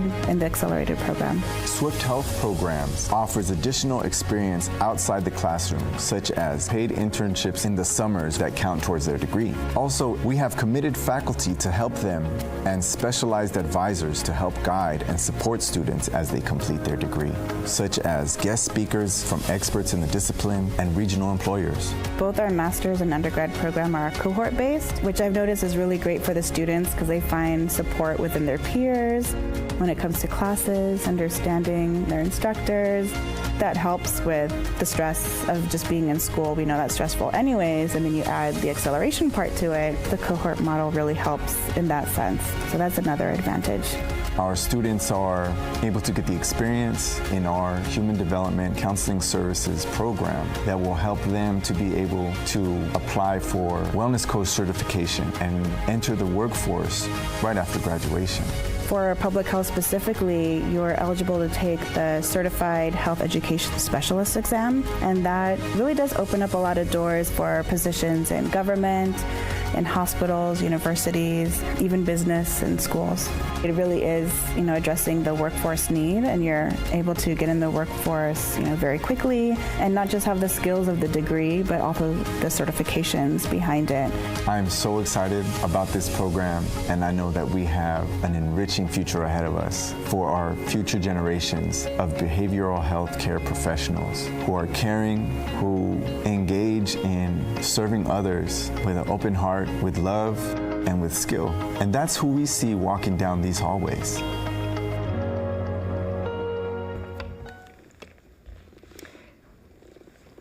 The SWIFT program is a shining example of how visionary philanthropy can drive meaningful change. By reducing the time to degree completion, preparing students for the workforce, and providing comprehensive support, this program removes barriers and empowers students to succeed. Graduating hundreds of students in under 4 years, SWIFT has the potential to significantly transform the labor market and create life-changing workforce opportunities. This would not be possible without the visionary support of our philanthropy partners. The story of how this $10 million grant came to be is built on relationship building over the last decade with Price Philanthropies and a deep commitment to pioneering new approaches to social challenges, which is directly in line with the vision of Price Philanthropies founder, Saul Price. For this transformative gift from Robert and Allison Price and Price Philanthropies, it was truly about meeting of missions. Robert and Allison are dedicated to the transformative power of education and innovative degree programs, especially in the areas of mental health. You know, Robert was excited to attend this meeting today, but unfortunately a conflict arose that didn't allow him to join us. But I want to make sure you understand that their focus is tied directly to our mission of social mobility and dovetailed with our faculty and deans' innovative work and leadership in behavioral health fields. I'd be remiss not to mention the part of the story that includes Foundation Board Director and Campaign Committee Honorary Co-Chair Daniel J. Epstein and his wife Phyllis, who provided a $10 million unrestricted matching gift to the CSUSM community that has already touched nearly every area across campus. This gift goes hand in hand at the same level as the Price Philanthropies gift and has led to the 2 largest gifts in our university's history. Truly, it involved all of us working together in one room, sharing vision for what is possible and making it happen.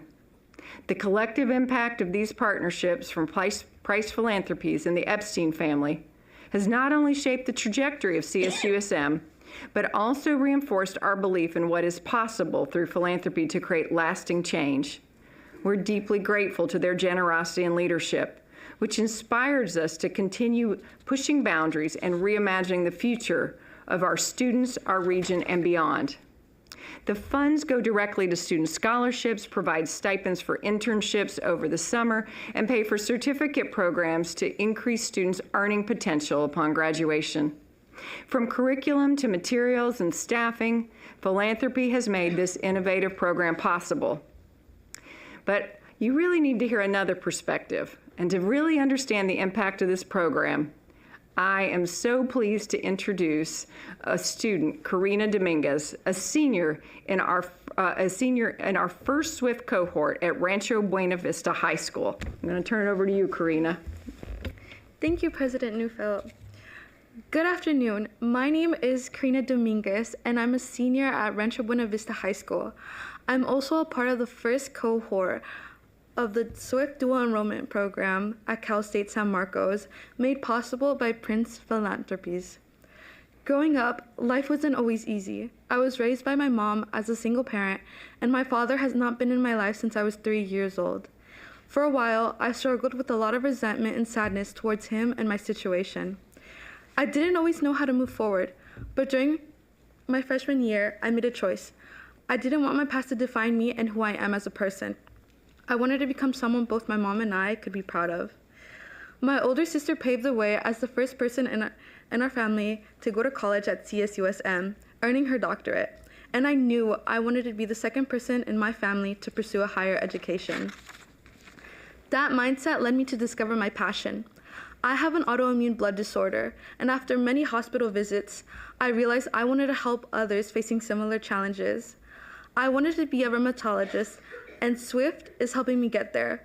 Through the Health and Wellness program, I've gained knowledge, experience, and skills to prepare me for college. And I want to give a special thanks to my teacher, Ms. Napier, who encouraged me to take the class.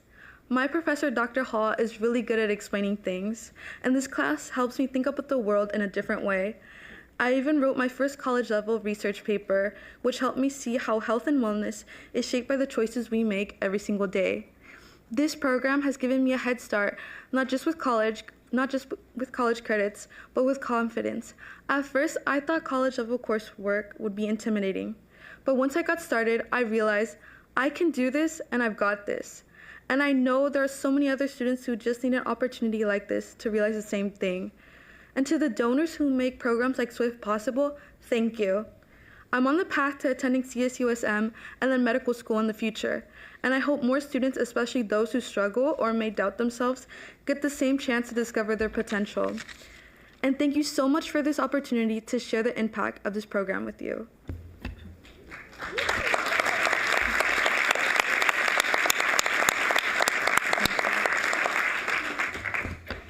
Thank you, Karina. I can't wait to see you continue your education at CSUSM. As social mobility is at the core of everything we do, this program exemplifies our mission in action. We want students to understand that they have a clear pathway to a fulfilling college education and a successful career that can empower them, their families, and their communities. You know, I still remember this day, the day here on the slide, as I got to greet the students. I got to go up to the podium after Principal Virial also said welcome, and I got to say, "Welcome, Cougars," because they were already our students. And then I gave them some CSUSM swag. This isn't the script, but I felt like Oprah for all of those that remember that day and age. You know, these were already our students, and many of them proudly wore their blue CSUSM sweatshirts, and they just weren't going to take them off, despite the fact that it was 90 degrees that day outside. You know, we are so proud to partner with Price Philanthropies on such a powerful new workforce-connected accelerated bachelor's degree program, bringing a first-of-its-kind model into the state of California to address surging behavioral and mental health employment demands. Additionally, we've been able to leverage this program to attract additional donors, media coverage, grant support, and it continues to build momentum. This fall, we're excited to launch our largest campaign yet in university history, which will be a blended campaign combining traditional funding sources with public-sponsored research and grants, so that it is truly a university-wide campaign. Thank you for your support and partnership as we continue to create opportunities through philanthropy and move forward in changing lives. Thank you so much.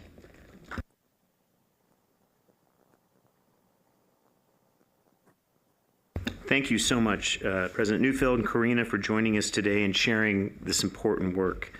The SWIFT program at San Marcos is just one of the many examples showcasing how donors help the CSU transform lives and elevate families and communities and make sure that we're workforce ready.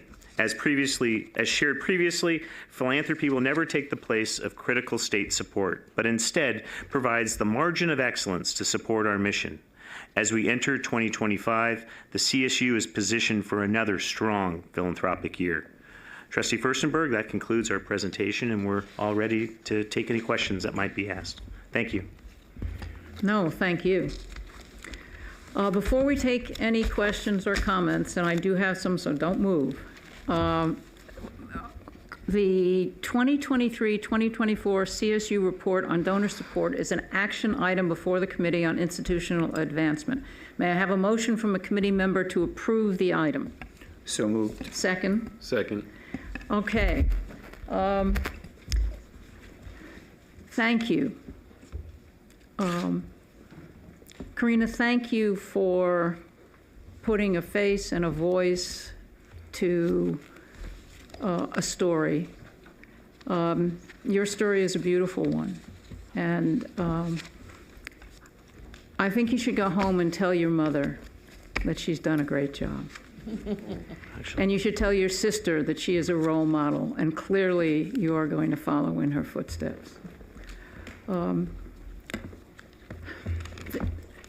I chaired this committee for a number of years, and it meant a great deal to me, because I spent almost 28 years of my life in this area.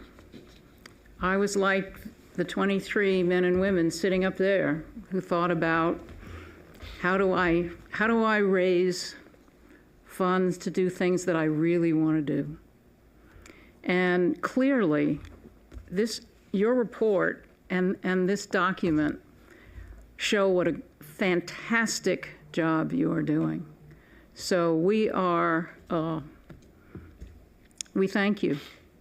And Greg, I think you just showed things in a little different way that highlight the amazing success that the entire system has had in this past year compared with the rest of the country.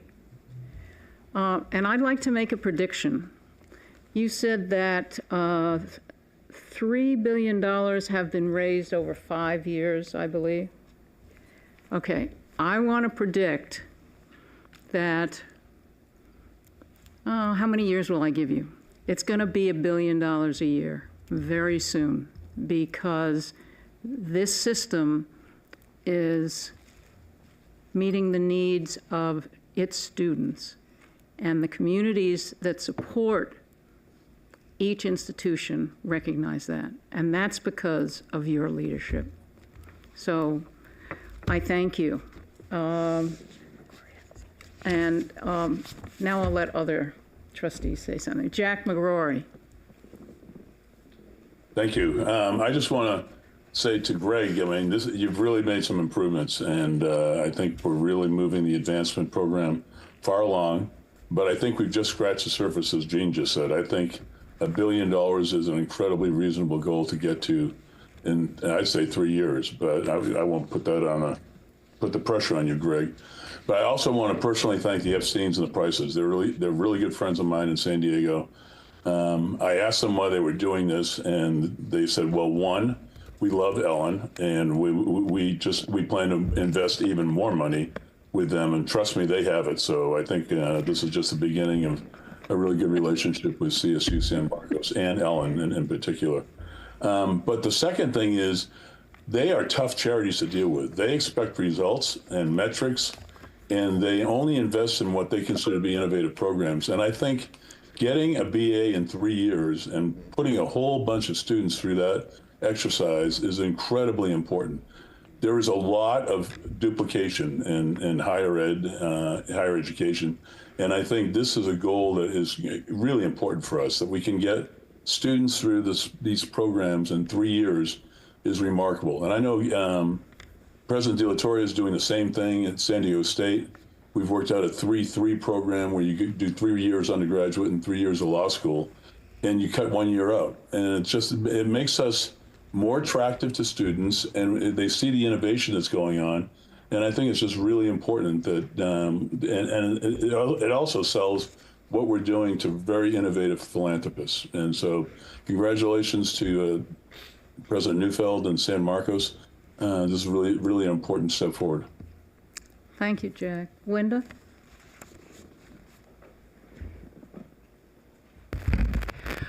Well, what an incredible presentation. And I just want to thank President Neufeld for allowing me and Chancellor Garcia to meet the Prices and the Epsteins. They, as Trustee McGrory had said, they are those who contributed $10 million each, but also they do expect that we deliver, and I know that you have.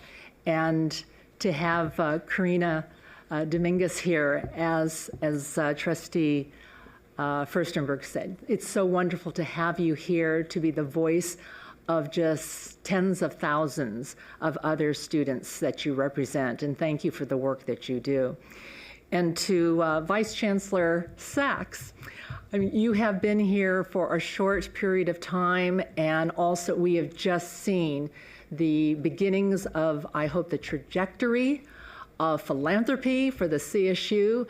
And the Epsteins and the Prices are just an example of what I hope will inspire the rest of us, the faculty, staff, community, alumni, industry leaders, to support the CSU. And Vice Chancellor Sachs, in order to grow money, get money, we have to have a team of advancement people. The advancement team teams that we have across all of our 22, 23 universities have been wonderful, but maybe you can address the small group of people that we have and what we may need to enlarge that team so that we can grow our philanthropy. Thank you very much, and thank you for the question. Oftentimes when I think of philanthropy, and I think of the philanthropy on our campuses, it really is driven from the presidents and the priority that the presidents have placed on community engagement, engaging with philanthropic partners, and also understanding the unique role and special relationship that our graduates have. And building with engagement is really huge. I think the other thing to think about when building and growing philanthropy is making sure that our campuses are investing in the infrastructure that's required, that while you can put more money in frontline fundraisers, which is very, very important, you need to make sure you're working smarter, not necessarily just churning through prospects. And I've seen more and more of that in our campuses, being able to be really thoughtful in making sure that whether it be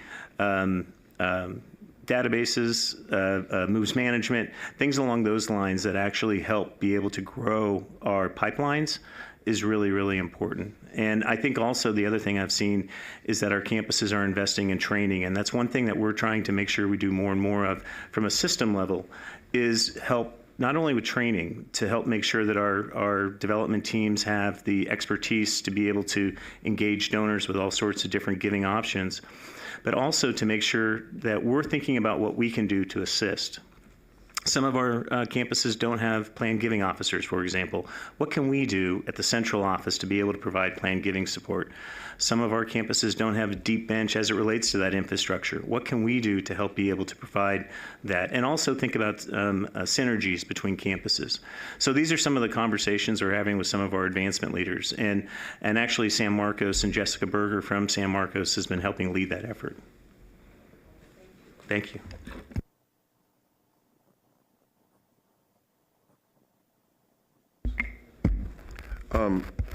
First, well, thank you, Madam Chair. Two things. Vice Chancellor Sachs, you said, I believe, philanthropy will never take the place of critical state support. I'm going to ask you about that, but before I do that, Ms. Dominguez, you're remarkable. And I mean, when I was your age, if I were to come into a space like this, I'd have been under the table. And I just want to tell you how impressive you are. I'm never going to forget you. And God bless you. Now,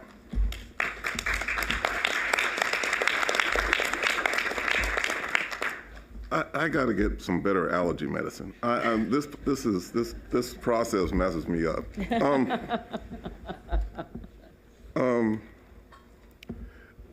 I was looking at slide 7 in particular, restricted versus unrestricted gift receipts. Would you, and by the way, I'll be very clear, I do have an agenda by this question, because people come into these meetings and they say, well, you've got money in this pot, you've got money in this pot. How come you're not using the money to do things across campuses? Would you explain the reasoning behind your statement that philanthropy will never take the place of critical state support? And also talk about this issue of restricted versus unrestricted gifts to universities. Absolutely. Thank you very much for the question. So nationally, there was once a time where many different donors would make gifts to where most needed or to a generic fund for a campus. I think those days are long gone. If you look nationally, that's just not happening anymore. Donors want to be able to follow their passions. They want to see impact, and they don't necessarily want to see that in kind of a general gift to a university. What we're finding much more is that they want to give to an area of their interest. Think about a graduate who they want to give to the club that they were a part of, or to support a faculty member that made a huge difference, or a department that they graduated from. And what I'm finding throughout, certainly it was my experience at my previous institution, and I'm seeing it throughout our universities, is that they're embracing that. They're not running from it, they're embracing it. And that's part of the reason why our giving is going up, is because you want to match, the goal of every donation is being able to match that donor passion with impact. And that oftentimes happens at a more micro level, as opposed to our universities of 10, 20, 30, 40,000 students. So that's why that slide shows that only 1% of all gifts are unrestricted.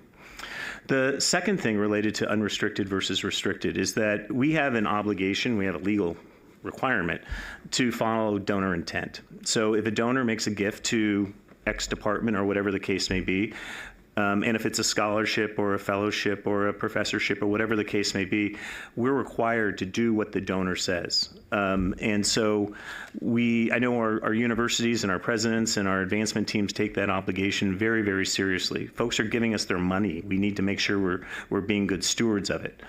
And so, when you combine the gift is being directed and our obligation to make sure that gift is going where it's supposed to, that pretty much is the answer to the question. At the same time, our donors, again, the idea of supporting the kinds of things in a more generic way that we're finding the state doing their work is just not as strong of interest. Thank you. It appears there are, Diego, sorry. Hi, Karina. I'm gonna start with you where Jack was.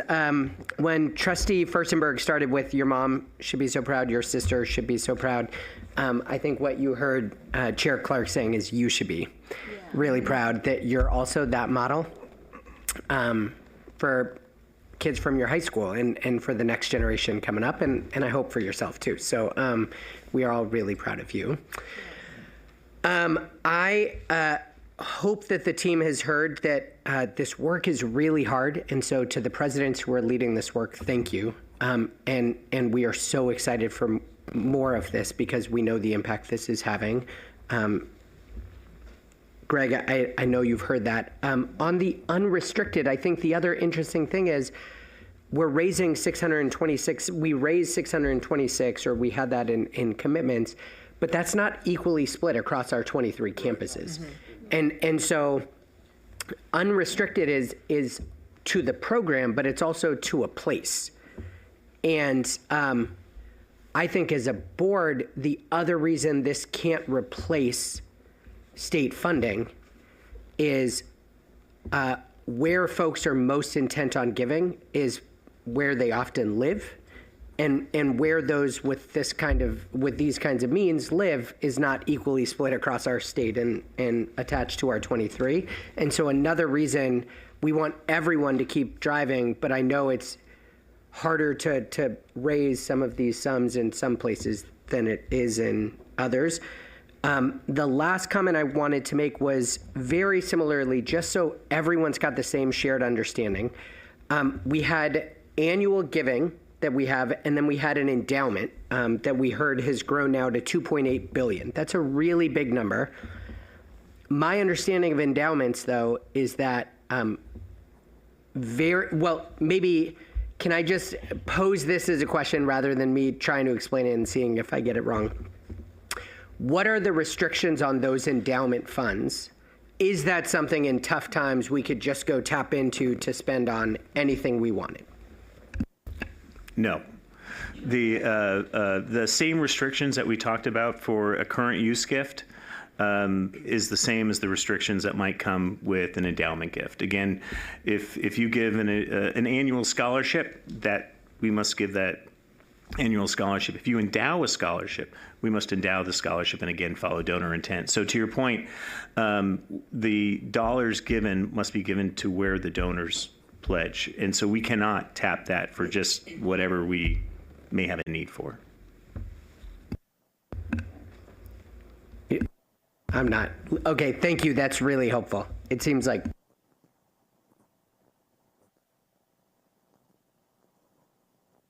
On the issue of why it can't replace, whether it replaces or not.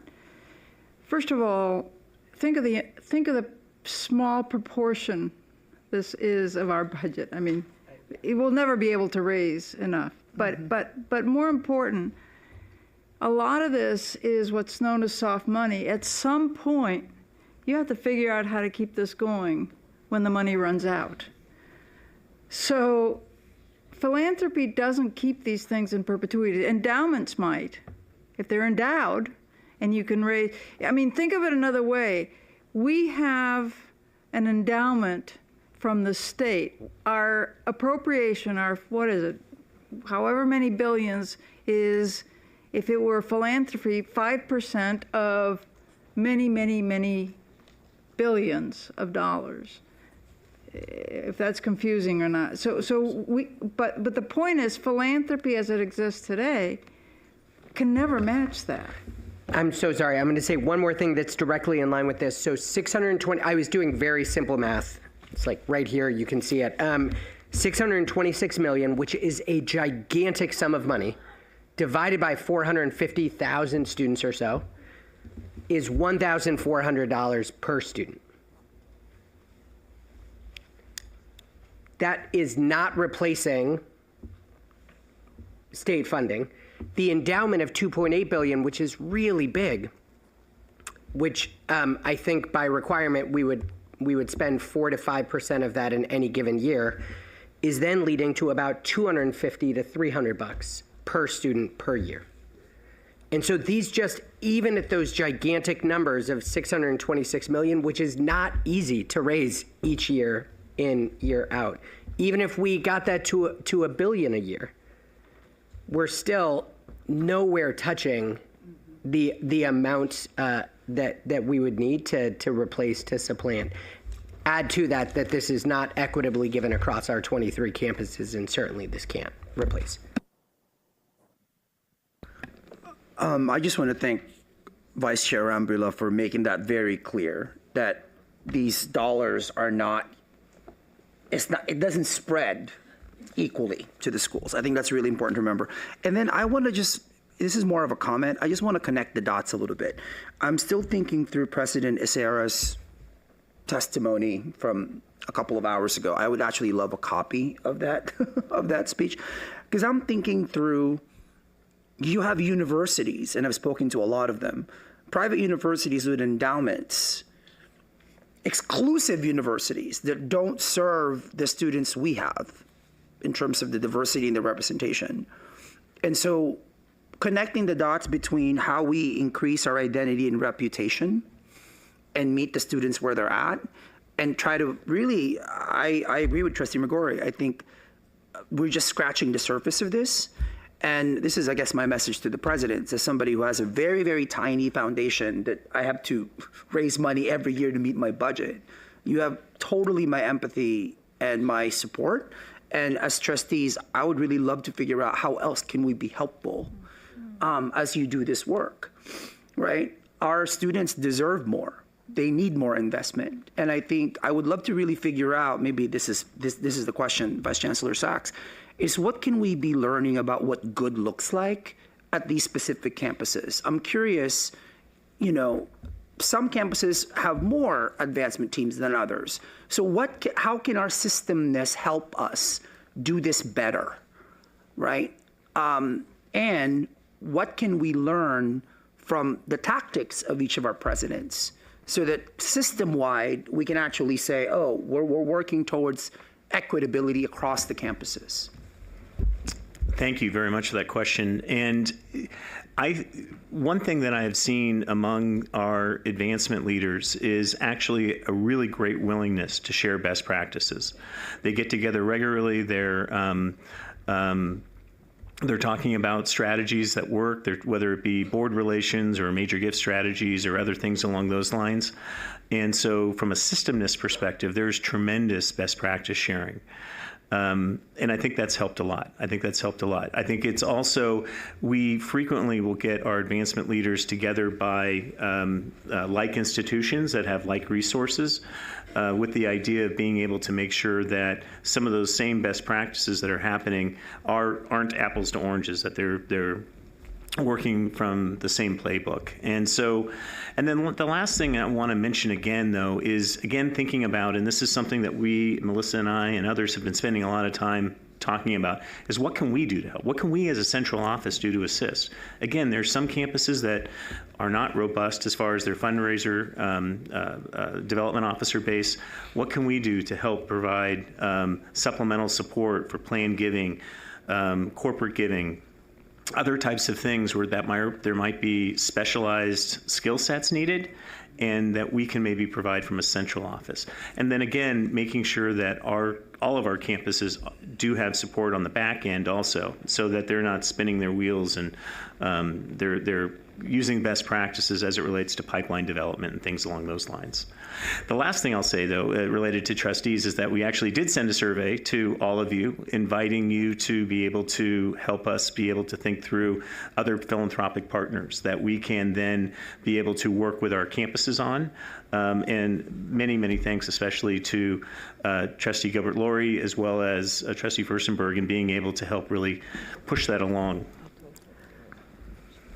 And I can just share with the other trustees the difference in the Chancellor's office leadership in terms of working with the campuses and providing leadership. And another example of that is the blended campaign, which was started in San Bernardino. And now we have, 7 campuses that have blended campaigns? So, Tomas, I mean, the systemness, I think, is really starting to work, and it's working because of the Chancellor's office. And the chair of the committee, Leslie, has been watching and waiting patiently to speak. Leslie, are you still there? How are you feeling? Yeah, hi. I'm very sad that I'm not there to be a part of this conversation, a part of all the conversation today. First, Karina, you were a highlight of my day, and so appreciated your comments. I only laughed at the one comment of your sister being your role model, because I thought how annoying that would be to my younger sister to hear that. But you are awesome, and we can't wait for you to come back and tell us how you're doing. In terms of I really agree with all the, I love that we are all thinking along the same lines of basically, let's assume we're just scratching the surface, and how can we do more? How can we as a board help you do more? And how can we as a board help the system facilitate collaboration? But, one other thought I had, I don't think it's an and or, is it the state? Can we replace the state? We can't ever replace the state, because what's the point of being a Cal State University if the state doesn't first and foremost recognize our power and the need for us in the state? I mean, our job is to bring the state along with us. But one thing that I noticed today, for example, is how the governor put together a group of 3 philanthropic leaders in Los Angeles to raise money to rebuild Los Angeles, because that's a crisis. Well, this is on the verge of a crisis too.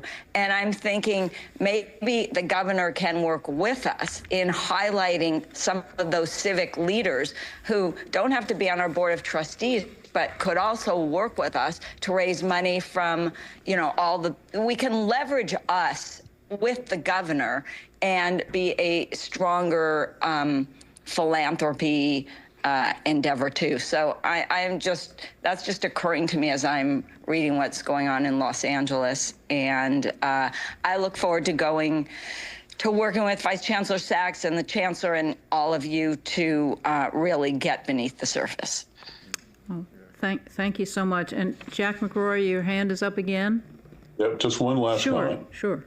Just my experience obviously has been at San Diego State, and I was president of the foundation, but when we started, and Dell, we can tell a story, 12, 13 years ago, we weren't getting any money in philanthropy. And it took a major investment by the university in advancement staff to really move this forward. And I think, we don't like to talk about it too much, but $7 or $8 million in staff dedicated to advancement. And that's what kind of turned this thing around.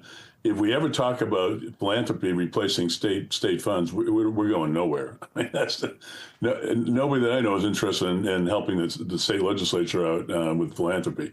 They've got to make the commitment, and then we can get it. But when you get it going, it's just the momentum carries these campaigns forward. But you've got to make the commitment in terms of staffing to make that happen. And you look at the campaigns that we ran at state. 20% of the money came from people who had no connection to state, and 10% came from the faculty and staff, which was an amazing number. But you've got to get the campaign going, commit to it, dedicate the staff, put great people on your foundation board who can raise money. That's what they're there for. And I think you can make this thing happen. Well, thanks to everyone for this wonderful conversation. There has been a motion and a second to approve the item. All those in favor?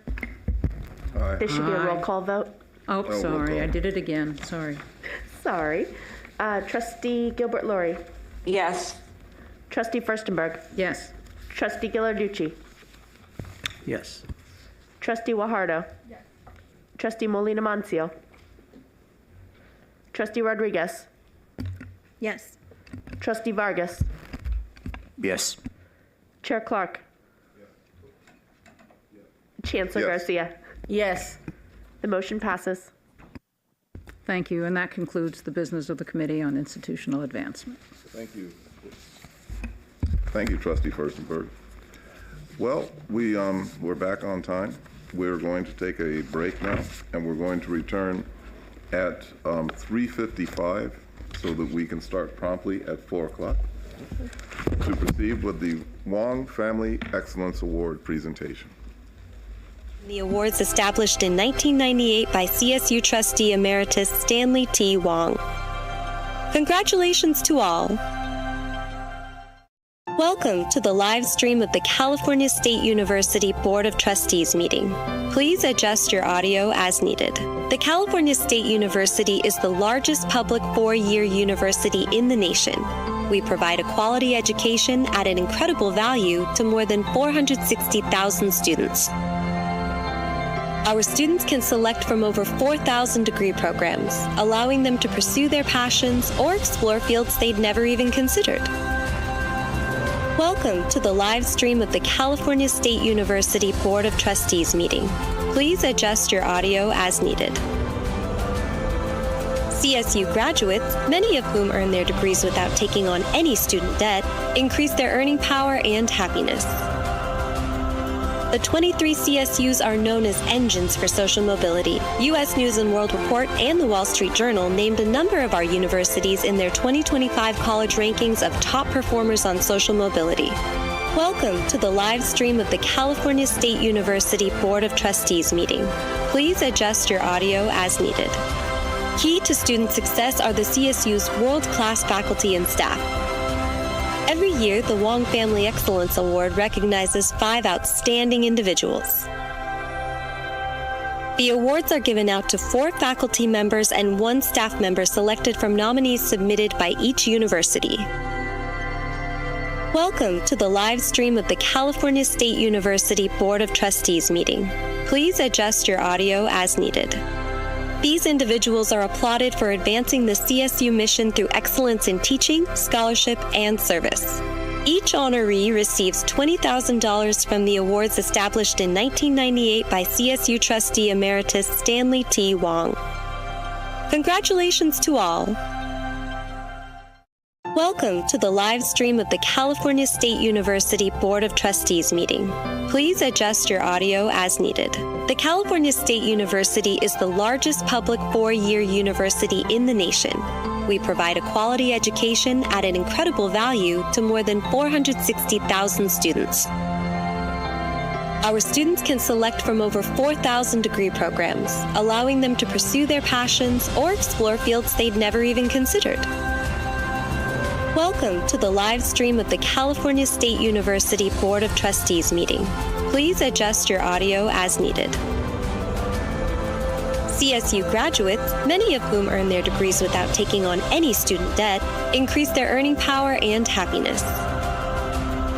The 23 CSUs are known as engines for social mobility. U.S. News & World Report and the Wall Street Journal named a number of our universities in their 2025 college rankings of top performers on social mobility. Welcome to the live stream of the California State University Board of Trustees meeting. Please adjust your audio as needed. Key to student success are the CSU's world-class faculty and staff. Every year, the Wong Family Excellence Award recognizes 5 outstanding individuals. The awards are given out to 4 faculty members and 1 staff member selected from nominees submitted by each university. Welcome to the live stream of the California State University Board of Trustees meeting. Please adjust your audio as needed. These individuals are applauded for advancing the CSU mission through excellence in teaching, scholarship, and service. Each honoree receives $20,000 from the awards established in 1998 by CSU trustee emeritus Stanley T. Wong. Congratulations to all. Welcome to the live stream of the California State University Board of Trustees meeting. Please adjust your audio as needed. The California State University is the largest public four-year university in the nation. We provide a quality education at an incredible value to more than 460,000 students. Our students can select from over 4,000 degree programs, allowing them to pursue their passions or explore fields they'd never even considered. Welcome to the live stream of the California State University Board of Trustees meeting. Please adjust your audio as needed. CSU graduates, many of whom earn their degrees without taking on any student debt, increase their earning power and happiness.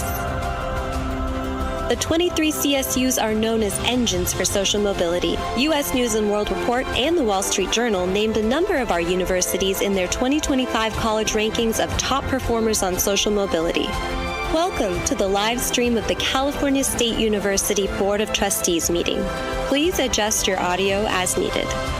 Key to student success are the CSU's world-class faculty and staff.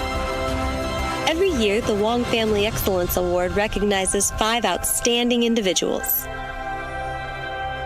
The awards are given out to 4 faculty members and 1 staff member selected from nominees submitted by each university. Welcome to the live stream of the California State University Board of Trustees meeting. Please adjust your audio as needed. These individuals are applauded for advancing the CSU mission through excellence in teaching, scholarship, and service. Each honoree receives $20,000 from the awards established in 1998 by CSU trustee emeritus Stanley T. Wong. Congratulations to all.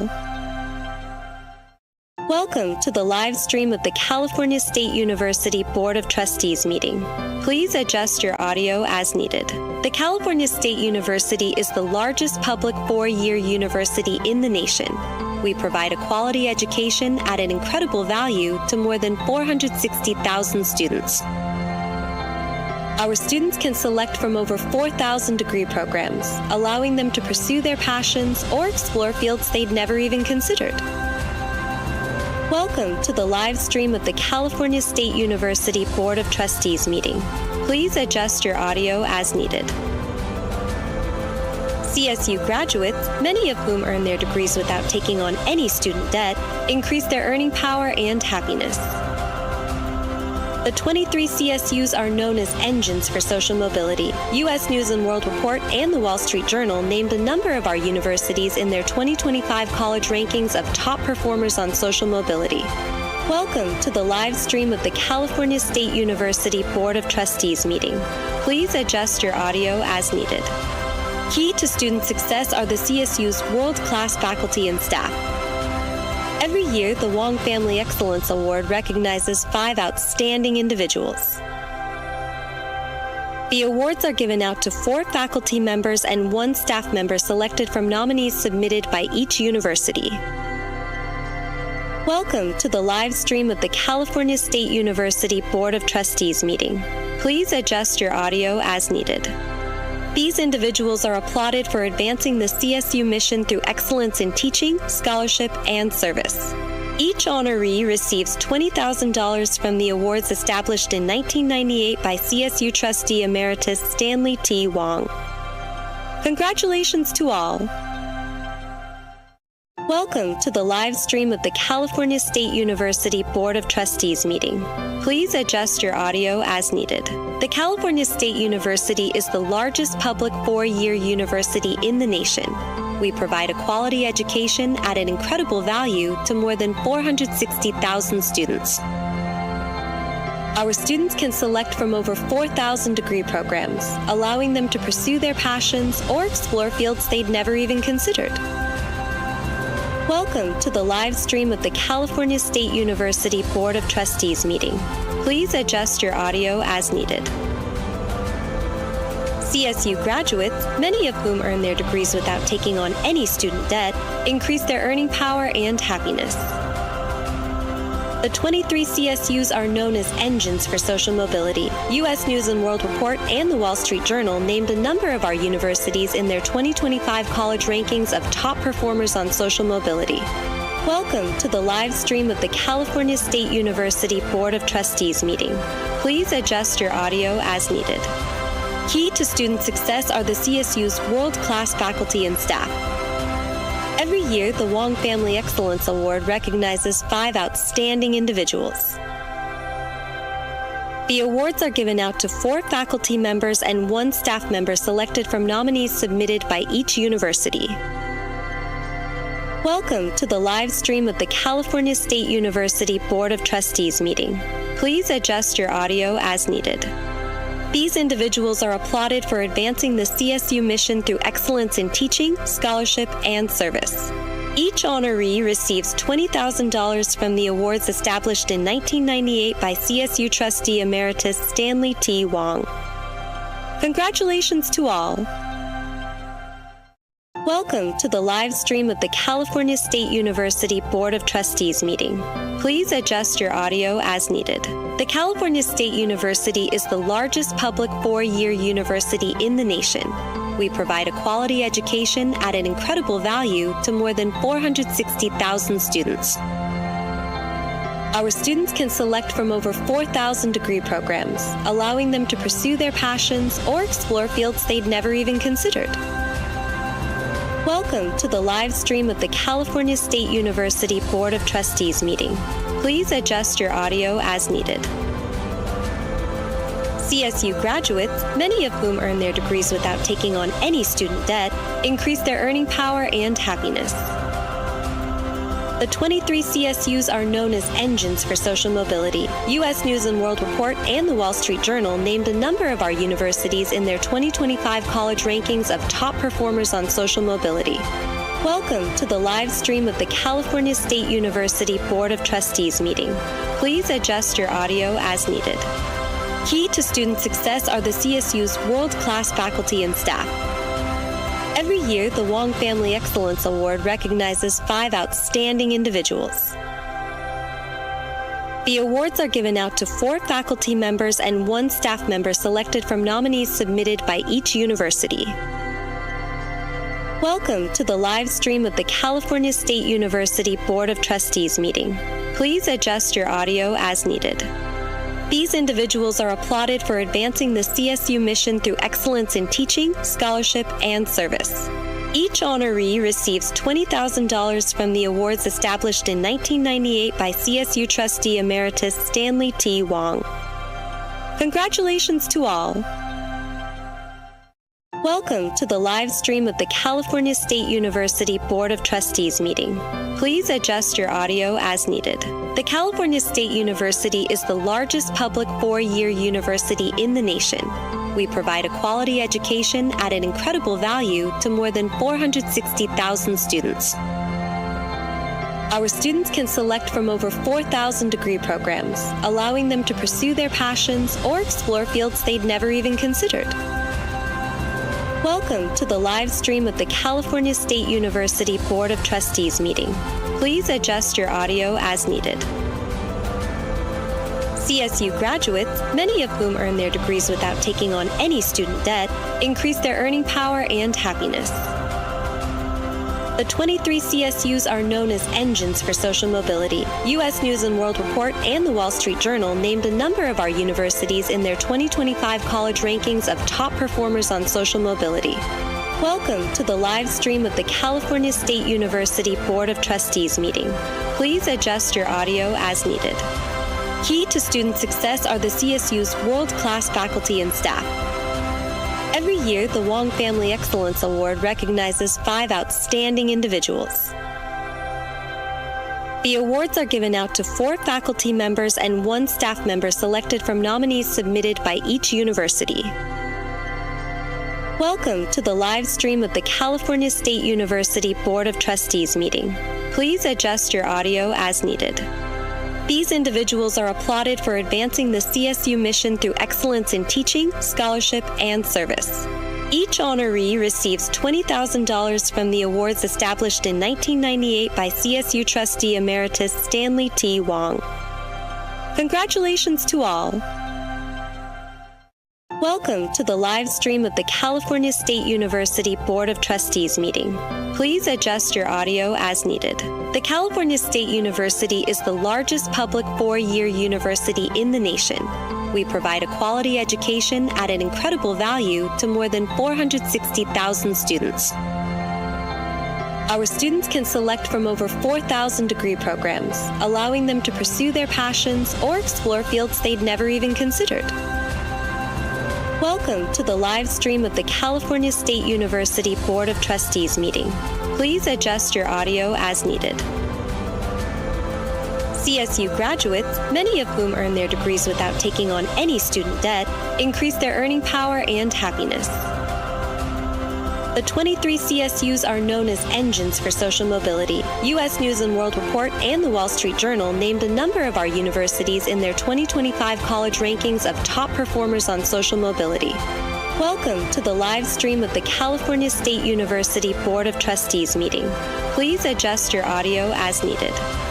Key to student success are the CSU's world-class faculty and staff. Every year, the Wong Family Excellence Award recognizes 5 outstanding individuals. The awards are given out to 4 faculty members and 1 staff member selected from nominees submitted by each university. Welcome to the live stream of the California State University Board of Trustees meeting. Please adjust your audio as needed. These individuals are applauded for advancing the CSU mission through excellence in teaching, scholarship, and service. Each honoree receives $20,000 from the awards established in 1998 by CSU trustee emeritus Stanley T. Wong. Congratulations to all.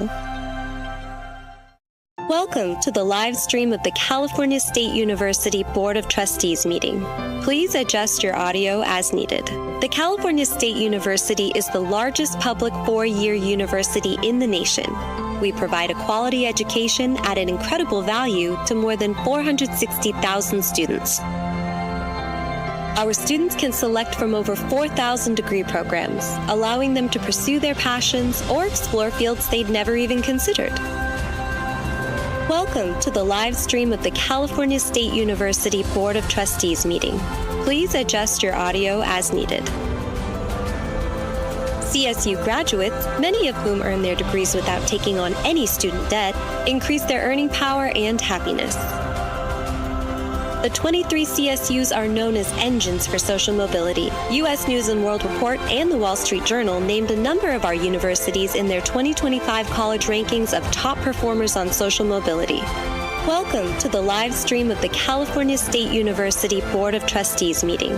Please adjust your audio as needed. Key to student success are the CSU's world-class faculty and staff. Every year, the Wong Family Excellence Award recognizes 5 outstanding individuals. The awards are given out to 4 faculty members and 1 staff member selected from nominees submitted by each university. Welcome to the live stream of the California State University Board of Trustees meeting. Please adjust your audio as needed. These individuals are applauded for advancing the CSU mission through excellence in teaching, scholarship, and service. Each honoree receives $20,000 from the awards established in 1998 by CSU trustee emeritus Stanley T. Wong. Congratulations to all. Welcome to the live stream of the California State University Board of Trustees meeting. Please adjust your audio as needed. The California State University is the largest public four-year university in the nation. We provide a quality education at an incredible value to more than 460,000 students. Our students can select from over 4,000 degree programs, allowing them to pursue their passions or explore fields they'd never even considered. Welcome to the live stream of the California State University Board of Trustees meeting. Please adjust your audio as needed. CSU graduates, many of whom earn their degrees without taking on any student debt, increase their earning power and happiness. The 23 CSUs are known as engines for social mobility. U.S. News & World Report and the Wall Street Journal named a number of our universities in their 2025 college rankings of top performers on social mobility. Welcome to the live stream of the California State University Board of Trustees meeting. Please adjust your audio as needed. Key to student success are the CSU's world-class faculty and staff. Every year, the Wong Family Excellence Award recognizes 5 outstanding individuals. The awards are given out to 4 faculty members and 1 staff member selected from nominees submitted by each university.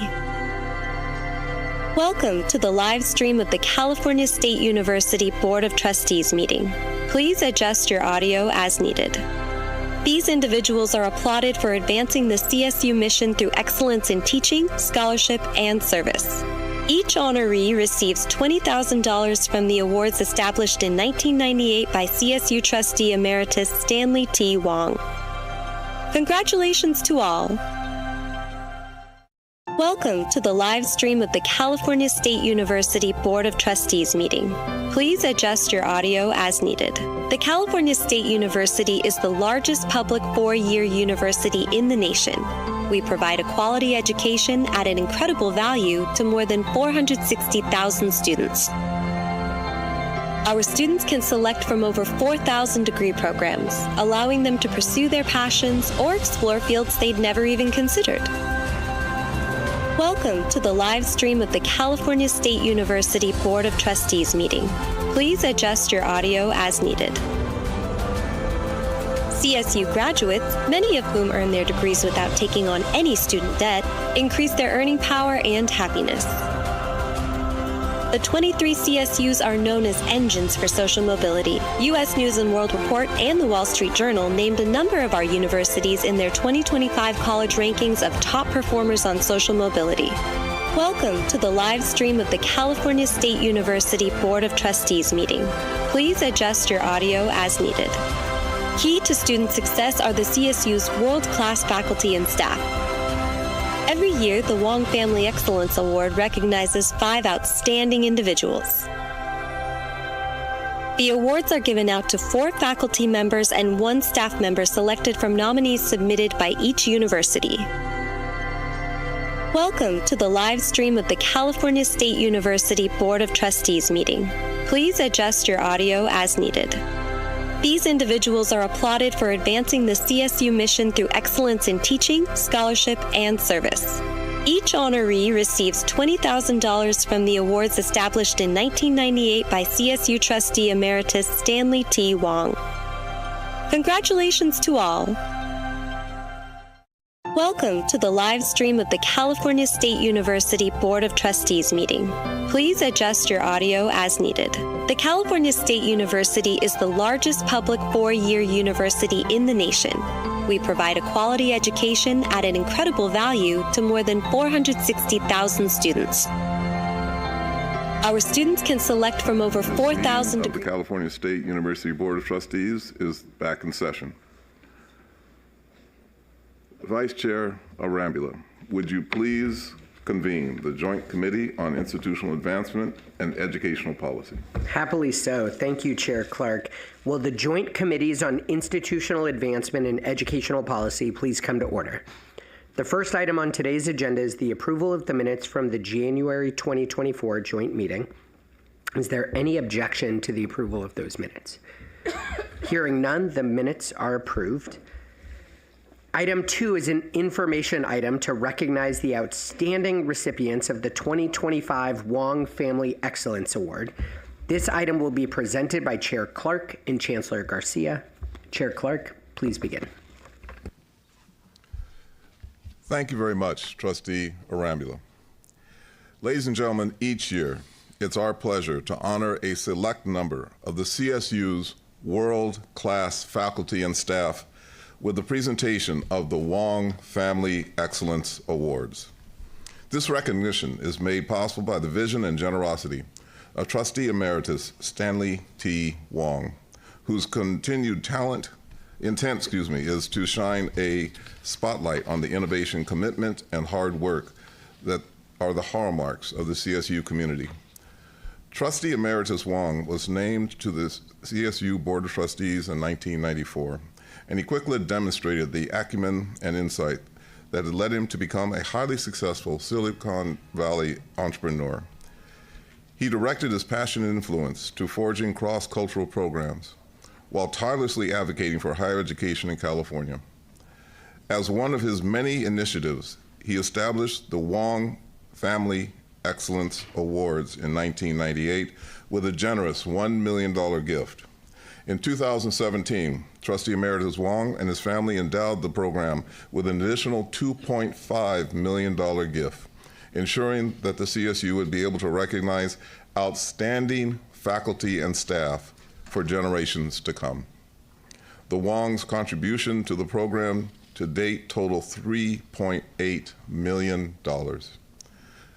Trustee Emeritus Wong's legacy will continue today and for decades to come, and we're honored to recognize exemplary California State University faculty and staff in his family's name. Each year, our selection committee stands in awe of the quantity, quality, and diversity of the exceptional nominations we receive from across the CSU. It is my only regret that time constraints keep us from sharing our nominees' collective achievements with you. To all who were nominated, please accept our respect and gratitude for the remarkable and impactful work you do on behalf of our institution and our students. From that extraordinary group, just 5 honorees were selected. The difficult task of winnowing nominations was thoroughly and carefully handled by this year's Wong Family Excellence Awards committee consisting of Nathan Evans, Deputy Vice Chancellor of Academic and Student Affairs and Chief Academic Officer, Al Lindecoat, Interim Vice Chancellor for Human Resources, Dr. Elizabeth Boyd, Chair of the Academic Senate of the CSU, Trustee Darlene Yee Melikar, Faculty Trustee and Vice Chair of the Committee on Educational Policy, Jasmine Guajardo, Student Trustee, Kelly Ainsley-Young, 2024 Wong Award recipient for Outstanding Faculty Innovator and Student Success. Committee members, thank you for the time and deliberation you invested in making these extremely difficult decisions.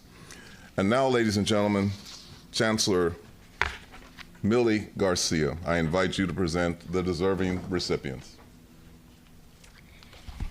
Thank you, Chair Clark.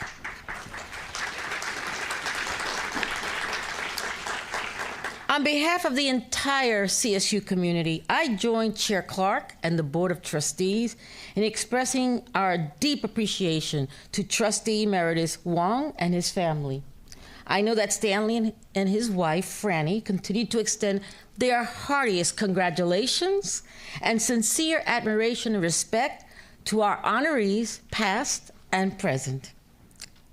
Each year, these prestigious awards established in the Wong family name enable the CSU to recognize and advance the exceptional work of 4 faculty and 1 staff member.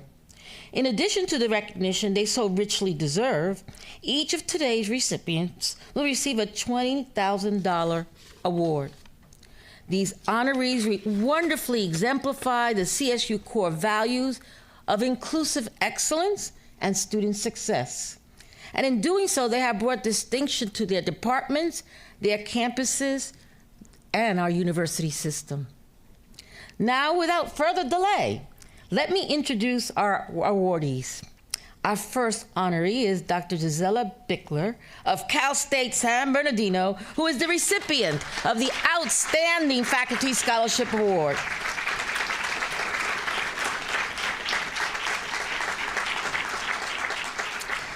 Dr. Bickler is a professor of criminal justice and co-founder of the Center for Criminal Justice Research at Cal State San Bernardino, where she has become internationally recognized as a leader and innovator in crime analysis, situational crime prevention, and social network analysis. She is a prolific author and researcher whose work has been cited nearly 2,000 times and who has given more than 100 research presentations to audiences around the world. Over the last 5 years alone, she has published, and I quote, Understanding Criminal Networks, a Research Guide, unquote, with the University of California Press.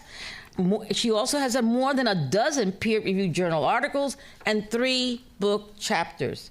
Many of her scholarly works have included students as co-authors, providing them with invaluable and impactful experiences.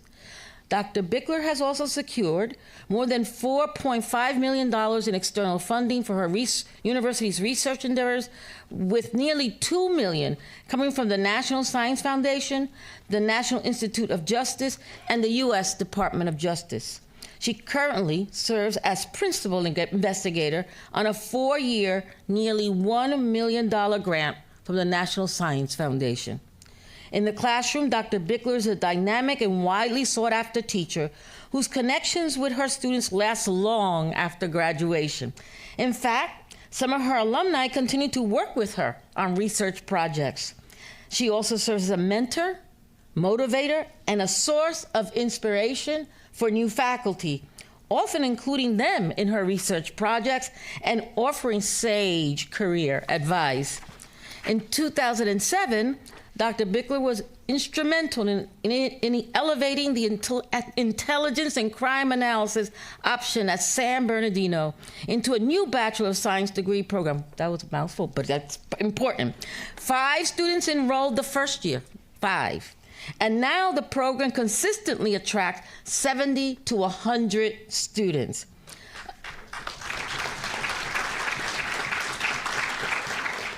Additionally, she has served for 5 years on her university's High Impact Practices Steering Committee and the Faculty Research Advisory Council, among others. Serving the global community, Dr. Bickler consistently provides pro bono support to local and national police departments and public service agencies to help them analyze crime patterns.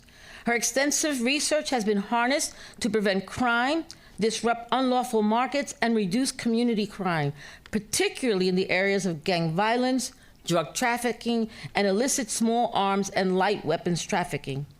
Please join me in congratulating Dr. Bickler on receiving the Outstanding Faculty Scholarship Award.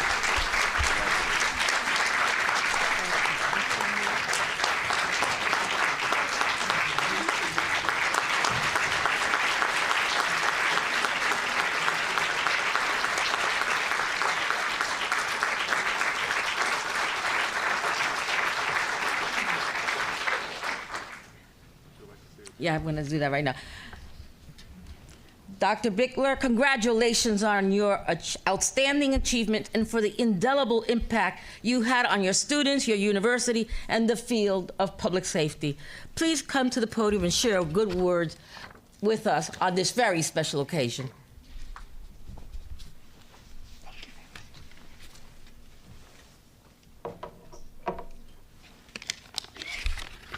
Thank you, everybody, for your patience. I'm a little bit wiggly right now. It's the excitement I feel on the inside is now showing up on the outside because my Parkinson's is getting a little out of control today. So, good afternoon. I am deeply honored to be chosen as one of the 2025 recipients of the prestigious Wong Family Excellence Awards. I would like to thank the Wong family for making this honor possible and the selection committee for choosing to bestow this prestigious award on me today. This recognition of excellence validates my commitment to multidisciplinary research aimed at advancing the science of crime prevention in the fields of intelligence and crime analysis. Dealing with modern crime problems requires going beyond knowledge silos. Working with computer scientists, engineers, network scientists, political scientists, urban planners, geographers, and so forth, to uncover the vulnerabilities of our social, economic, and political systems that are exploited by criminals. While this recognition feels personal, it truly belongs to a diverse network of gifted people, only some of whom are named in my record of performance. Missing are all the folks I worked with on grant proposals that went unfunded, projects that ended prematurely, and manuscripts that were not published. I appear before you because of the totality of this experience. For this reason, I would like to extend a heartfelt thank you to my named and unnamed mentors, collaborators, and students for contributing to the award I'm receiving today. I would also like to thank the UEC staff, IRB committees, sponsored research units, and all the CSUSB administrative teams I have worked with for the past 25 years. Their support paved the way for the work I'm being honored for. I would also like to acknowledge that I would not be here today without the unconditional love and encouragement of a network of family and friends, led by my superfan, Ilya Robertson, partner for nearly 30 years. Thank you for believing in me.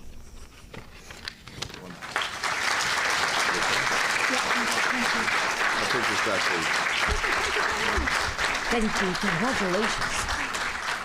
Thank you and congratulations again, Dr. Bickler. And let's make sure she's okay. Our next awardee is Dr. Rashida Crutchfield from Cal State Long Beach, who was selected in the category of Outstanding Faculty Service. As a professor in the School of Social Work, Dr. Crutchfield has significantly changed higher ed's understanding of how housing and food insecurity create barriers to student success. Dr. Crutchfield is a founding advisor of the Cal State Long Beach Basic Needs Program, a critical campus resource that helps students gain access to food, housing, grants, and other essential needs. Since she first began studying impacts on CSU students experiencing basic needs insecurity in 2015, she and a small community of colleagues have essentially forged a basic needs movement in policy and practice across the country. In 2016, the Chancellor's Office provided funds for Dr. Crutchfield to develop and implement, through collaborative leadership, the first CSU Basic Needs Conference for CSU staff, faculty, administrators, students, and partners to enhance and scale promising practices. In 2018, along with two other CSU colleagues, Dr. Crutchfield co-created the CSU Basic Needs Research Consortium, which continues to regularly convene experts from across the system. She was also part of a team that developed the California Higher Education Basic Needs Alliance, a group that includes representatives from all three segments of California public higher education, working together to support progress in basic needs policy, practice, and research. Extending her reach beyond basic needs, in spring 2021, Dr. Crutchfield founded the CSULB Center for Equitable Higher Education, a research center that aims to amplify student voices and to support practitioners, policymakers, and other decision makers in promoting equitable higher education. This is just one example of her many examples of service to her campus. Dr. Crutchfield also serves on the President's Equity and Change Commission, participated in the Dean's Black Health Equity Group, and has led the College of Health and Human Services and Long Beach Community Task Force to address homelessness. As the campus primary contact for research regarding students experiencing homelessness and food insecurity, she has participated in dozens of interviews for print media as well as radio and television. And today's award is certainly not Dr. Crutchfield's first. She received the 2018 Faculty of the Year Award from the Cal State Student Association and the 2024 Humanitarian of the Year Award from the California Conference for Equality, and Justice. And so, let's add to your collection, Dr. Crutchfield, with the Outstanding Faculty Service Award.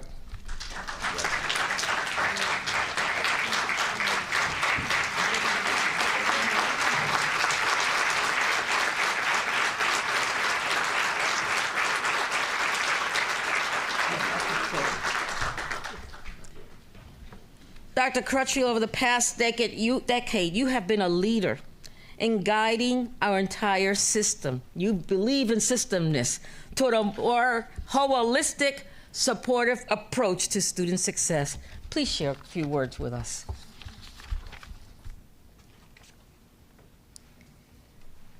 Thank you so much, Chancellor Garcia. To all of you, to the review committee, and to the Wang family for this prestigious award. It is incredible to be amongst these amazing awardees. I'm a product of the CSU. I earned my bachelor's and doctoral degrees at Cal State Long Beach, and now I'm a proud professor of social work. It is with this community of folks that I am honored to receive this award. As you said so well, this isn't just about me. It is really not about me. It is about the many folks, our staff, hi Yadira, and our social work faculty and staff. It is about the family and friends that have supported me, but most profoundly, it is about our students and the power that they bring to their educational purpose and to our communities. My service activities are inextricably connected with my teaching and research, and I'm passionately committed to closing equity gaps, thereby enabling our students to achieve their full academic potential. Prior to becoming an educator, I was a practicing community-based social worker. And when I left practice for academia, I was clear that everything I did in our institution would be in service of students who are and continue to grow to be talented leaders.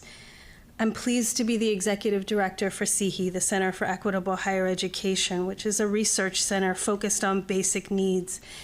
We see our job to be building evidence in partnership with students, faculty, and staff, and leaders, and you who are seeing students both for what they bring to us inside the classroom and also who they are in and outside the classroom.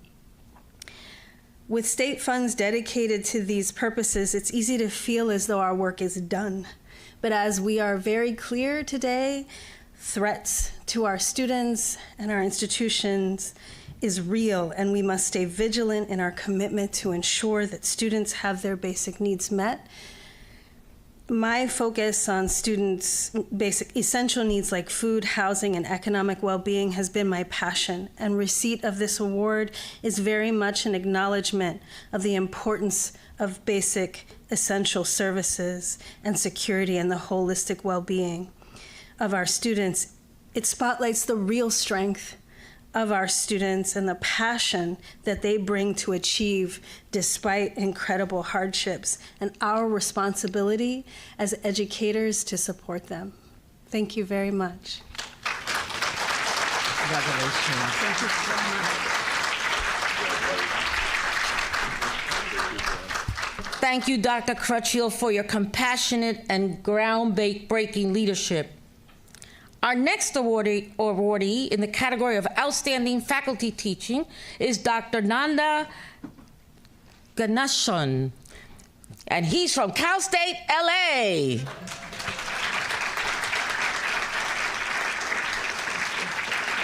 Dr. Ganeshon is a distinguished professor in the university's Department of Information Systems, where he has demonstrated a steadfast commitment to creative and innovative teaching practices. A leader in his field, he consistently revises and develops programs and curriculum to align with rapidly evolving industry advancements and student needs. He's also a leader on campus, having served as department chair multiple times. In this role, he has been instrumental in program development, curriculum revisions, and faculty recruitment, showcasing his commitment to advancing the department and supporting its faculty and students. Most notably, in 2024, he spearheaded a comprehensive update to the bachelor's degree program in Computer Information Systems at Cal State LA, introducing 3 critical specializations in cybersecurity, data analytics, and software development. This revision has modernized the program, offering current and future students targeted expertise in high-demand fields and equipping them for competitive careers in today's digital economy. Further demonstrating his commitment to excellent instruction, he established the Masters of Science in Information Systems program and founded 2 computer labs for hands-on learning. He also redesigned a critical course in Management Information Systems, which is one of only 2 courses in Cal State LA's College of Business and Economics to achieve Quality Matters certification, one of the highest recognitions for online course quality. Beyond his department, he has influenced the broader academic community through advisory roles and partnerships, sharing his insights on educational and technological advancements, both nationally and internationally. He has published extensively on effective teaching methods, focusing on online and hybrid learning models, and has produced over 40 hours worth of multimedia instructional videos. Dr. Ganashan, I hope I'm pronouncing your name. Oh, good. Dr. Ganashan has garnered numerous awards for his work, including recognition from the Cal State Student Association for pioneering the use of blended and hybrid learning technologies and being named Cal State LA's President's Distinguished Professor in 2024. And now, join me in congratulating Dr. Ganashan on receiving the Outstanding Faculty Teaching Award.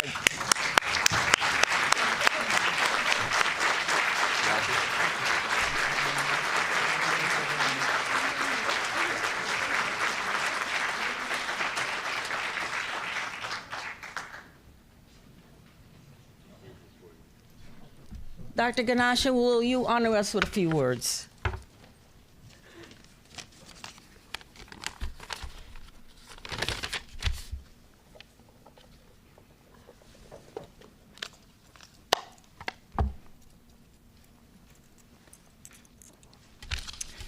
Good evening, and thank you very much for being here. First, I want to express my gratitude to Chancellor Mildred Garcia for the phone call I received just before Christmas, informing me of the award. It was indeed the best Christmas gift I ever have received. Thank you. I also want to thank the hardworking staff members in your office who provided us with all the detailed information, including emails on Sundays as well. Thank you. My heartfelt appreciation goes to the Wang family, the award selection committee for recognizing my contributions as a professor, department chair, advisor, and mentor.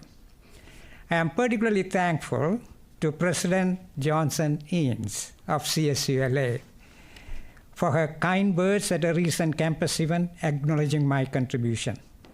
Your personal touch, madam, your frequent communication with faculty members, and your engagement with us resonate deeply and motivate us. I'm equally grateful to you for bringing a degree of stability to CSULA and creating an environment where we can grow and thrive. Thank you.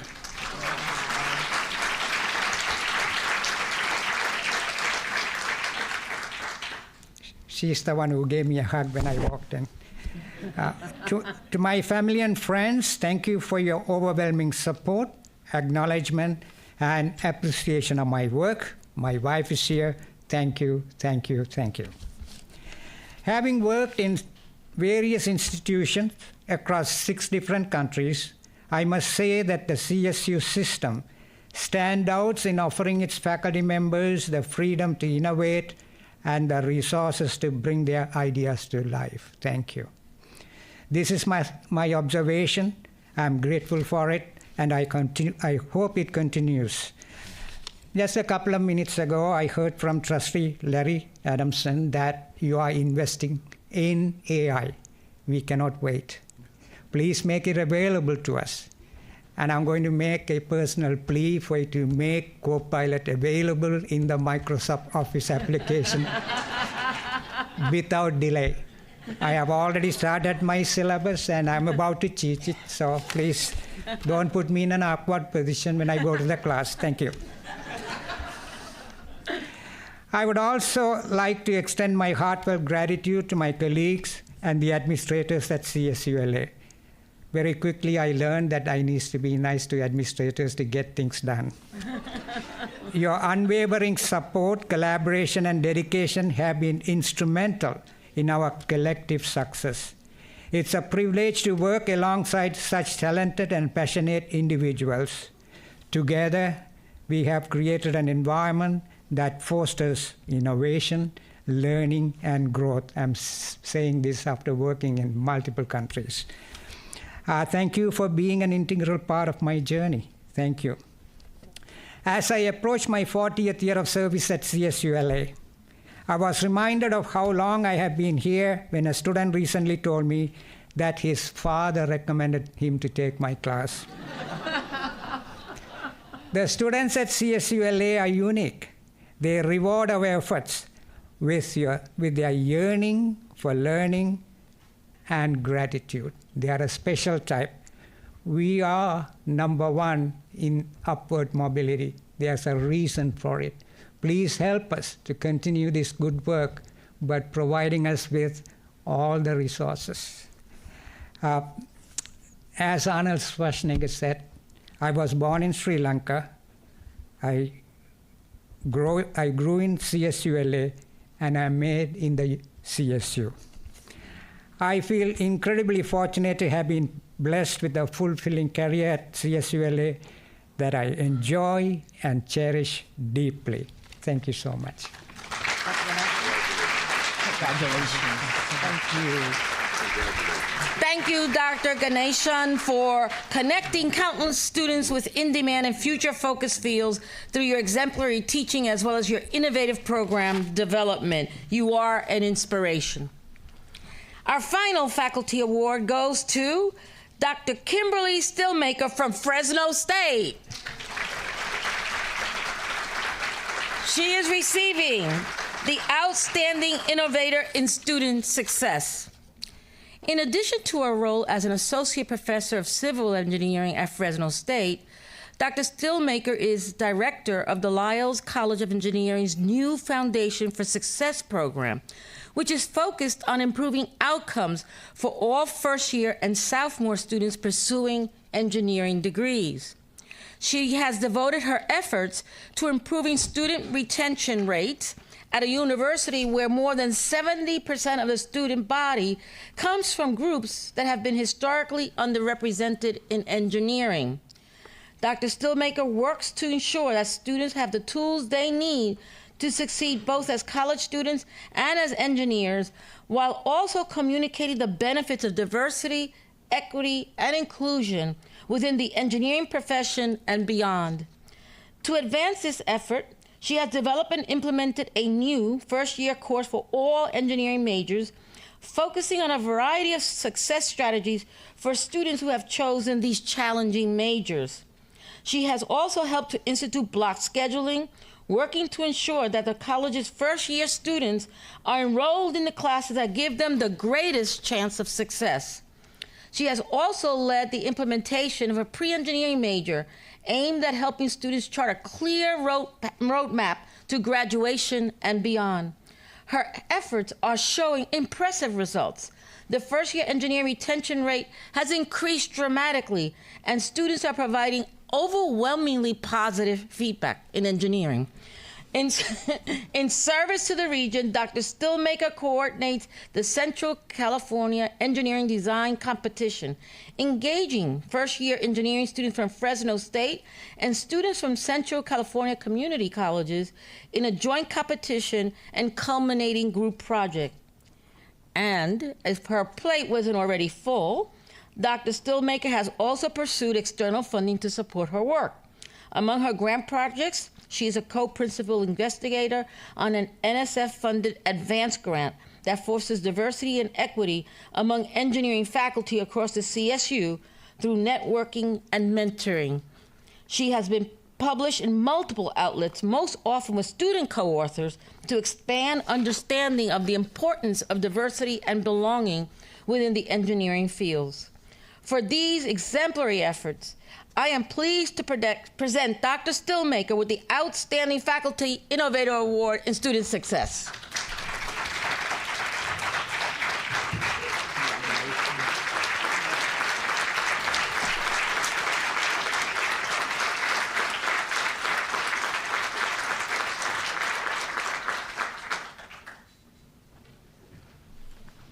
Dr. Stillmaker, thank you for your innovations that are having such a demonstrable impact on our students' success. We can't wait to see what more you're going to accomplish over the decades to come. Please honor us with some words. Thank you so much.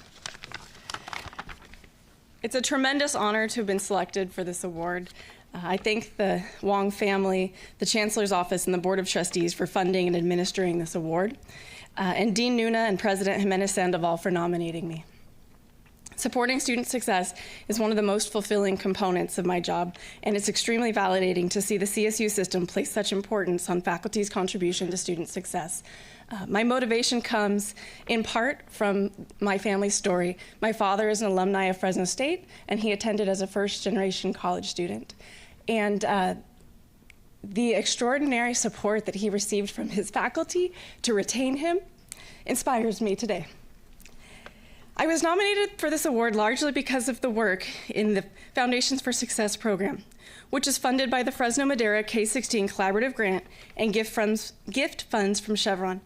I want to recognize the extraordinary dedication and work of the staff and faculty who play a role in this program, particularly my college's advising center and student services staff, faculty fellows, introductory course instructors, administrative assistants, technicians, and our students who work in the program as well. All of this innovation has generated additional work for my colleagues and required intentional cultural change. I'm extremely grateful to them for graciously accepting this work and buying into the mission and philosophy of the program. It is their actions that have made it a success. I also want to acknowledge my husband, Dr. Aaron Stillmaker, an incredible professor in his own right, who, as my spouse, tolerates my tireless work and fanatical dedication to student success, and as my colleague, appreciates and supports it. And to my 3 young daughters, whom I love dearly and work every day to be a positive role model for. And the village of people who make it possible for me to give so much of myself to my work. Finally, I feel the need to mention the reductions of course offerings that have become a necessary reality to deal with reduced state funding. These reductions have a direct negative impact on student success.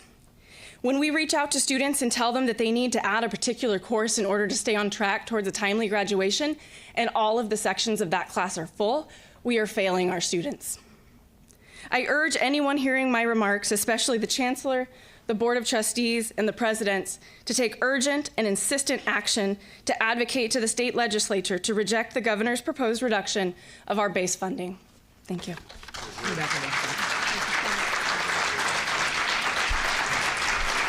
Thank you, Dr. Stillmaker, for your amazing work. I am now pleased to introduce the 2025 awardee in the category of Outstanding Staff Performance. And it is Dr. Freddie Sanchez from Cal State Northridge.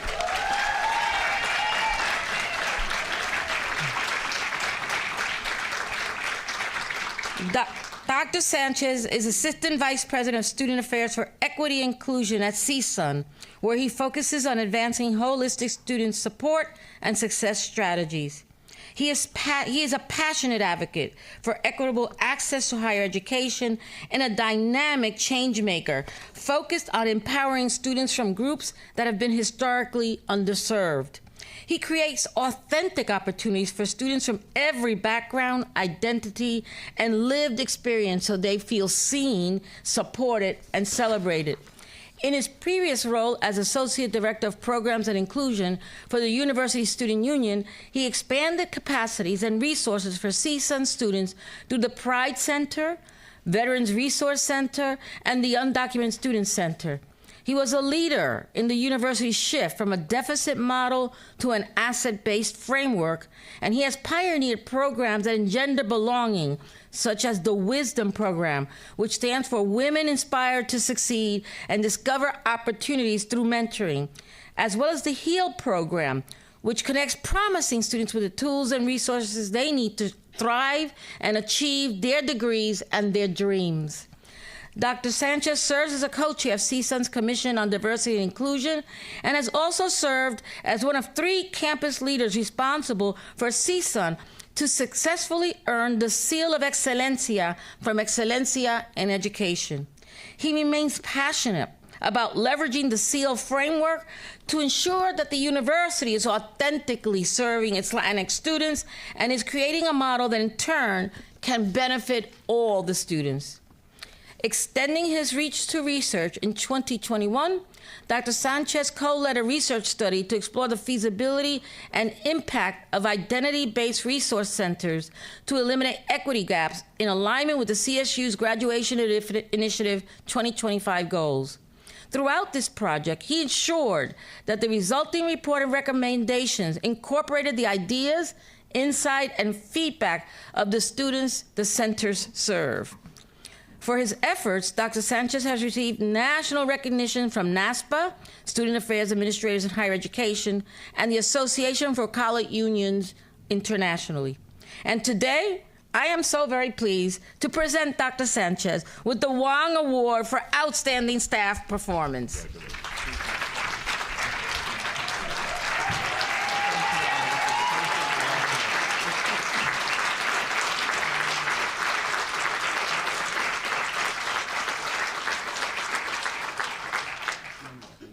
Don't go away. Dr. Sanchez, we are so fortunate to have you as part of the CSU family. Mil gracias. Thank you for your exemplary work. Would you please share some thoughts with you, from you to the audience? Thank you. Gracias, Chancellor. Thank you for this extraordinary recognition. I'm humbled to have been considered by CSUN President Erika Beck as our CSUN staff nominee. I'm thankful to the committee for reviewing the applications and recognizing the work that has allowed me to receive this honor, and to the Wang family for their financial contribution for this award. My recognition highlights beyond the impact I have at CSUN. It acknowledges the commitment of this system to be bold in our approach, to remove systemic inequities and support our students through their individual journeys at our institutions. As a child of immigrants to this country, I resemble the majority of the experiences of our CSUN students. My passion, my commitment, and my own values are aligned with ensuring that our students attend an institution that values inclusive excellence, a commitment to our campus espoused values.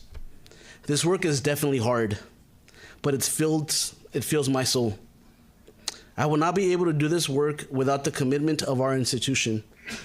Thus, I want to thank President Erika Beck and Dr. William Watkins, our Vice President for Student Affairs, along with the rest of the President's Cabinet, for doubling down on our commitment to equity and our focus on belonging. I want to thank Dr. Shelly Robles Bischoff, Dr. Melanie Bocanegra, and Dr. Amanda Quintero for being instrumental and collaborative with this work. Deborah Hammond, thank you for allowing me to dream on how to better support our students. Servant leadership has been instrumental to your teachings and has served as a vehicle to my work. Thank you for being an incredible colleague and a mentor. To my colleagues here and online, thank you for your continued contributions to the work we do. It is truly a collective effort. I also want to thank our CSUN students for their courage and commitment to change their own communities and generations to come by trusting us at CSUN to provide a quality education to them. Gracias, Apayama. Uf, I didn't think I was going to do this. All right. Por apoyarme desde niño y enseñarme cómo valorar el trabajo. Gracias por venir a este país por un futuro mejor. Cuando me apoyaron para irme a estudiar a Santa Barbara, eso cambió mi trayectoria para siempre. Y allí conocí a mi esposa. Para mis suegros que están por internet, gracias por siempre apoyarnos y por darnos lo que pueden. Lastly, and most importantly, I will not be able to do this work without the unconditional support of my wife, who has spent countless nights supporting my professional commitments. Thank you for your challenging me to think critically, for having the passion to change this world, and for always saying that we can do better. I love you. Thank you. Felicidades, mijo. Congratulations, Dr. Sanchez, and keep continuing on that student success work. Gracias.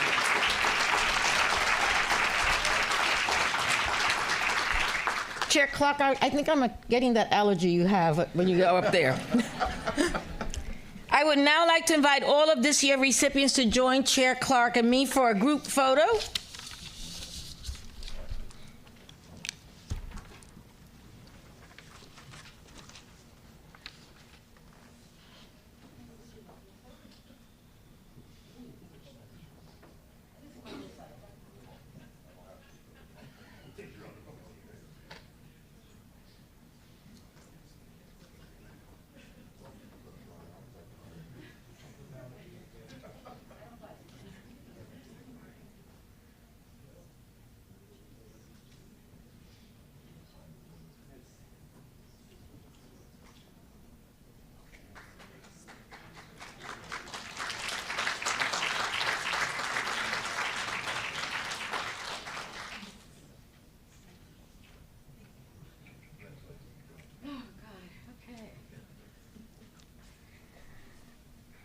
Wasn't that an extraordinary cohort? These 5 individuals represent the best of the CSU.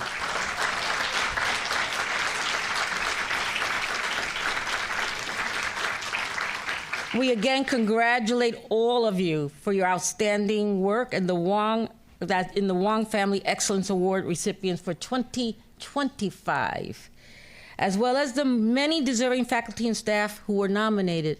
We have an amazing faculty and staff at the CSU. We are so fortunate to have them on our CSU team as we lead the nation in educating the new majority of America. Thank you very much for what you do. I hope you celebrate a lot this week. And Trustee Arambola, I turn the meeting back over to you. Thank you, Chancellor Garcia and Chair Clark. Congratulations once again. Having sat on the nominating committee in previous years, it is unbelievable what you 5 represent, and you represent hundreds and thousands of faculty and staff behind you doing equally amazing work on behalf of the students we serve. Thank you, Chair Clark. That concludes the business of the Joint Committees on Institutional Advancement and Educational Policy. Thank you, Vice Chair Arambula. Congratulations again to all the Wong awardees on the recognition of your extraordinary service to the CSU. I look forward to joining you and your guests at the reception. Ladies and gentlemen, that concludes today's business. The board will reconvene tomorrow morning promptly, trustees, at 8:30 in the Dumke. Thank you all. We stand adjourned. Welcome to the live stream of the California State University Board of Trustees meeting. Please adjust your audio as needed. Key to student success are the CSU's world-class faculty and staff. Every year, the Wong Family Excellence Award recognizes 5 outstanding individuals. The awards are given out to 4 faculty members and 1 staff member selected from nominees submitted by each university. Welcome to the live stream of the California State University Board of Trustees meeting.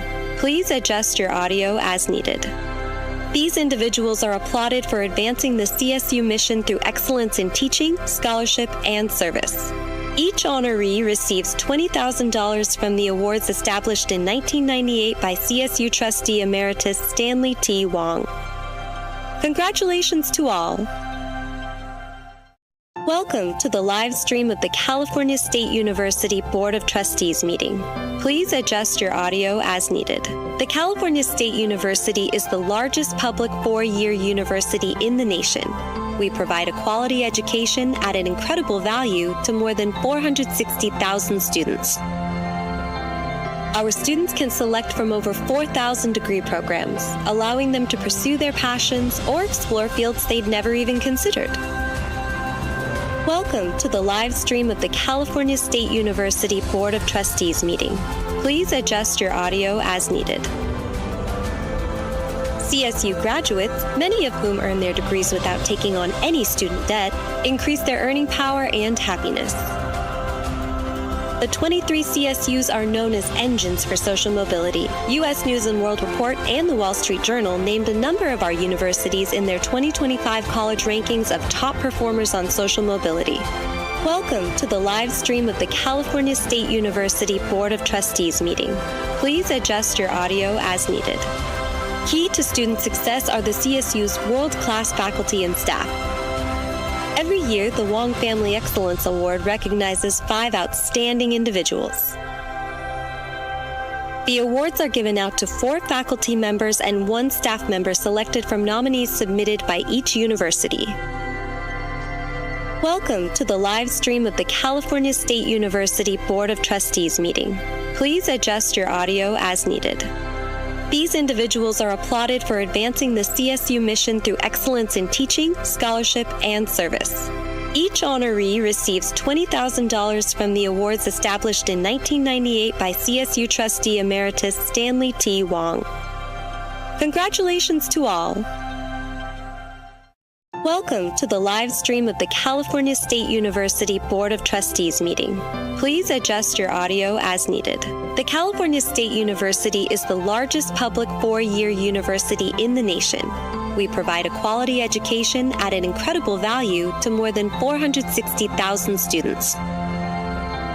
Our students can select from over 4,000 degree programs, allowing them to pursue their passions or explore fields they'd never even considered.